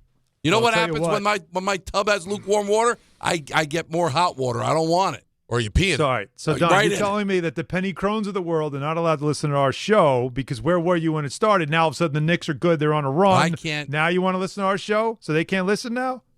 If all of a sudden. I welcome everybody who wants to have fun. Yeah, but if all of a sudden we became number one and she's running around with a Don Hahn and Rosenberg hat, I'd have two questions. Number one, where'd you get that hat? And number two, where were you when we first started and we were trying to move up the charts? No, you're bandwagon. Bandwagon. I got no time for bandwagon people. Still on the wagon. Although I will tell you, when I was young, I think I've told you guys this before. When I was young. With the 91 Redskins, one of the, I think Don LaGreca agrees, top 5 Super Bowl team of all time. One of the greatest teams of all time. Oh, yeah. There was this big thing they started in the Washington Post called, they started talking about the Redskins bandwagon. And they made bumper stickers that they sent out in the newspaper. You're talking about a different time. Bumper stickers in the paper. Yes. The bumper sticker went out in the Sunday Post, I guess. The special Sunday. Yeah. A Sunday. And the bumper sticker started going on everyone's cars. And at the time, I was so annoyed because I'm like, Redskins bandwagon, what is this? But the thing is, as I've gotten older, what I've realized is the bandwagon isn't really necessarily about big sports fans coming on board. The bandwagon is about other locals who just aren't that into sports. But because it's local and it's getting to this point, they just get more excited and they want to be a part of it. And I don't care for it. No, and I hear you. They certainly don't deserve to be at the front of the line. But in my old age, I don't mind it as much. I get it. At least you want to support something. They're not big sports fans. They're not. Not all people have time for sports. No. And now they're here. And the thing is, I see it though, because when you walk around, everyone wants to talk about this Knicks basketball team. It's hard not to enjoy it a little bit. But again, I'm not a Knicks fan, so I'm as fraudulent as they get. So. It's good for business, boys. It is good for business. I get that. The bandwagon's great for business. That's for sure. Good for our business, too. Sure is. I mean, imagine a world where we did even more business with MSG. Wouldn't that be amazing? Think about how cool that would be. This Knicks thing just keeps getting bigger and bigger. They're going to take – this could be a multi-year window. We don't know what's going to happen You don't know. What if they go to the finals this year? Suppose they even come up short, but they battle in the finals this year. Then they're back again next year. Then you're looking at a window of 4 years, multiple conference finals appearances. Changes everybody's bottom line, boys. Well, it's good business. We'll see if we can get like a Warriors or Bulls run. Well, calm down. Now you've gone too far. Well, now I've gone too far. Close it out with your calls. Don, Hahn, and Rosenberg till 7. That's Ty Butler, one of our favorites on ESPN New York. No. Turns 92. Dear God. Another dominating step towards a championship. The New York Knicks have redefined playoff dominance. And for the second consecutive season, the Knicks are on their way to the Eastern Conference Finals. I think that's really great to see our team in this mindset, the feeling that we got a lot more work to do. Inbound stolen by McBride, and then Brunson buries a far corner three. 5 points for Brunson in about 3 seconds. The pursuit of the LIRR is alive and well. You like the rhythm that you're in, but if we expect to be who we think we're capable of being, we'll find a way to stay consistent with what we're doing. Hear all the games here on 880 and the ESPN New York app. Attention, New York Verizon mobile customers. Score a massive win with award-winning Fios home internet for an incredible $20 a month, guaranteed for 3 years. Switch today for savings you can count on. Call 1-800-VERIZON now. For new Fios customers with autopay, mobile and home, and bonus discount. Enrollment required. 3-year price guarantee applies to the Fios base monthly rate only. Additional terms apply. Wherever your day takes you, across New Jersey, into New York, or down to Philadelphia, New Jersey Transit gets you there. Skip the traffic and stay on track. With busy travel periods ahead, plan ahead, check schedules, and allow extra time for your trip. From workdays to weekends, New Jersey Transit keeps your routine moving with reliable, convenient service. Ride smart. Plan your trip at njtransit.com. Some stages celebrate. This one tests everything. Every drive, every approach, every putt. Pressure builds, resilience matters, and history waits for the bold. In June, the 2026 U.S. Open Championship returns to the Hamptons at the iconic Shinnecock Hills Golf Club. Experience the world's best golfers as they compete on one of the sport's most storied stages. Daily tickets are available now on SeatGeek. Don't just watch greatness. Experience it live at the 126th U.S. Open. Mornings with DiPietro and Rothenberg. as a Knicks fan, you couldn't ask for more because it feels like, if not now, then when? With how this thing is lined up, with how well you're playing, with everyone healthy, with an extra week off, so OG can come back for game one. If this is set up as well as it can be set up, what are your expectations for the rest of this postseason then? NBA Finals. NBA Finals. Yeah. DiPietro and Rothenberg, morning 6 to 10 on ESPN New York and streaming live on YouTube. The NBA playoffs are in full swing, and with DraftKings Sportsbook, an official sports betting partner of the NBA, your winnings get a boost every single day, all playoffs long. Bet player props, bet live, from the opening tip to the final possession. Every bucket, every dime, every clutch takeover matters. And DraftKings Sportsbook keeps boosting you all the way through. All DraftKings customers can enjoy a profit boost every single day throughout the playoffs. Download the DraftKings Sportsbook app now and use code WHSQ to claim your profit boost. That's code WHSQ to get a boost every day of the NBA playoffs. In partnership with DraftKings, the crown is yours. Gambling problem? Call 877-8-HOPE-NY or text HOPE-NY 467-369. 21 plus, New York only. Eligibility and restrictions apply. One profit boost per customer per day. NBA playoff bets only. Bet restrictions apply and vary when offered. Max bet and boost vary. Boost only applies to winnings and expires at the end of the last NBA game each day. See terms at sportsbook.draftkings.com/promos. Individuals and businesses with tax problems, listen carefully. Do you feel like you're losing control of your finances? If you owe over $10,000 in back taxes or have unfiled tax returns, we can help you take back control. The IRS is the largest and most aggressive collection agency in the world, and they can seize your bank accounts, garnish your paycheck, close your business, and file criminal charges. Take control of your tax problem now by calling the experts at U.S. Tax Shield and take advantage of the Fresh Start program and new laws that may allow us to negotiate a settlement for the lowest amount possible. Our team of tax attorneys and enrolled agents can stop collections and get you protected so you can take control of your financial future. U.S. Tax Shield offers a price protection guaranteed quote to get you protected today. U.S. Tax Shield is A+ rated with the Better Business Bureau, so call now. 800-687-5192. That's 800-687-5192. U.S. Tax Shield. 800-687-5192. It's playoff basketball. You got to do a little bit of everything. The intensity levels are at an all-time high. These are the NBA playoffs. Every team looking to make a run. This is incredible. Every player looking to make history. Give me all you got. Let's go.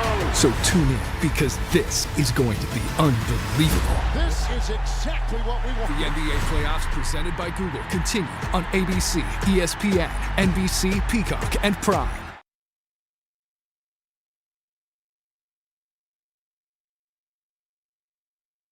Why Led Zepp? Talk to me. Speak to me. No reason. It just felt like a nice song to end the show. I tell you what, I love it. Let's play this game, Alan, with your favorite teams. What happened 30 years ago today? Oh, my God. It's a Yankee. It's a Yankee. Yeah. Doc. There you go. Doc Gooden's no-hitter. No-hitter. And that final out wasn't easy. That thing floated a little bit. A little pop-up there. Yeah. Was Jeter. God, that made me sick. He had to Doc circle Gooden. under it. Yeah, how did that make you I was feel? at Sports Phone. Of course you were. And I'll never. I hope you listen. I want to reconnect with this guy. I've talked about him before. Dominic Destani, big Islander fan, big Dolphin fan. Okay. Don't make sense. And he was a big Met fan. And he lived out on Long Island. He was a little bit older than me. And lived on Long Island and was a Dolphins fan? Yeah, he's a Dolphins fan for some reason. But big Islander fan, big hockey fan, and he loved the Mets. But he was rooting for Doc to get the no-hitter. I'm like, what are you doing? He's like, it's good. He goes, you're just jealous the Yankees are good? I'm like, yeah, but that's our guy. That's our guy. And now the Mets, who had not had a no-hitter to that point, and Doc to get a no-hitter, that bothered me. I'm sorry, I'm not going to lie, it bothered me. And you can understand that. I totally agree with you. Right, I do understand. So that's quite the day for you. The Volpe game winner in overtime. It's Game 7. Yeah, I'm trying to think in '93. Where were they in the conference finals with the Bulls? I hope this isn't the Charles Smith game date. That was probably go look that up. All right, like it feels like a lot was that. I'll tell you what that 93 though that was quite a spring. But May in the '90s, it always felt like something exciting was happening. There was a lot of going on. The Yankees were giving you a lot, even early in the season those days, and it was either the Rangers, even though I wasn't rooting for it, but that Rangers runs in 94 and 97 were pretty special. Now, that Bulls series didn't start till the 23rd. Okay. All right. So nothing special that year. God, what the about Knicks 94? won the first 2 games of this. Oh, my God. It makes you sick. Like this date, this date in the 90s in New York sports. All right. You could probably find a lot of stuff happening. So Knicks Hornets. Hornets beat the Knicks that day 110-106 to get back in the series. The Knicks won. It was best of 5. Yeah, there was 2-1 there, right? And it was 2-1. Knicks won the first 2 games at home. Yeah. And then they lost 110-106. Patrick, wow. Let me get this. I got to get the box score of this one. Alonzo went off at 34 points. That was out in the old Charlotte Coliseum. It was 20,000 people. They call it the Hive, and it was so loud that game. Yeah. The Knicks, didn't have a chance. They were so fired up for that game. You knew they weren't going. You were going to give them that one. That was the gentleman's sweep thing. You give them that one, and then you just take them out in the last one. Trying to see who led the Knicks in points. Ewing, 26. Shocker. 26, 14 rebounds. It was pretty good. Starks and Oakley had 19 each. Not enough. Mason, 15. Not enough. Got a good game from Mason. He had a double-double. Good for 15 points, 11 rebounds. Anthony Mason was a really good player. No, I'm just saying that it was a good game, and then they went ahead and took care of business in the next 2. George was banned from baseball's executive council on this day in 97. See? Wow, 97. Headlines everywhere. Sounds like your dog's in the house? Yeah. I can hear a lot of sliding on the linoleum. Kobe! Kobe just came for a visit, but he's too busy fighting with Barkley. So all right, let's try to squeeze in one more. Why not Spike and say Pete? How are you, man? Spike. Hey, man, I'm sorry. I've been fighting here. Thanks, boys, for getting me in. Alan, what did I tell you 2 weeks ago? I'm not counting my chickens before they hatch, but I thought that Kenny could come up with a plan to beat JB. And I tell you, it was an ugly game last night, but the Pistons have abandoned Cade Cunningham, man. They're leaving him all alone. I don't want to hear about the turnovers. I've said all year long he's the best player in the conference. He's proved it, showed out. But Cleveland's got too much size. Back to Larry Hardesty and UB Brown. What do you think? Duran's been invisible, and that can't happen. It can't happen. They're calling him out now. You can see he's struggling with it mentally. Really psyched out. They should have had a foul called in the last second there. It didn't happen, but they blew 9-0 run on your home floor. Like, you got to win that game. You know what they did? They 20-25 nixed it. That's what they did. They were about to take control of the series, and they were up, and they let a team come back and tie it. You can't do that. It's very, very 20-25 Knicks of them. And it's probably going to cost them because the Cavs have not lost a home game in these playoffs. Yeah. That was their first road win. And now you got to win 2 in a row. Can they do it? Of course they can. They were down 3-1 to Orlando. They were able to do it but there. It's spooky. Something to keep in mind, though, real quick, is something that has just come around that we've been our MSG group chat. A stomach bug going around the Cavs right now. Atkinson was telling the media there's an illness going around. Several players are dealing with it. Oh, boy. What kind of impact does that have on the game tomorrow night? Well, it could have a huge impact. We'll see. Usually those things don't last that long, but who knows if it's today. Go through a team, it could certainly affect affect them moving forward. Yeah. All right. Not what you want timing was. Back again with you tomorrow at 3 o'clock. Stay tuned to see if we'll hear from Alan Hahn. Never know. I'll be excited to see. Ty Butler's next, ESPN New York.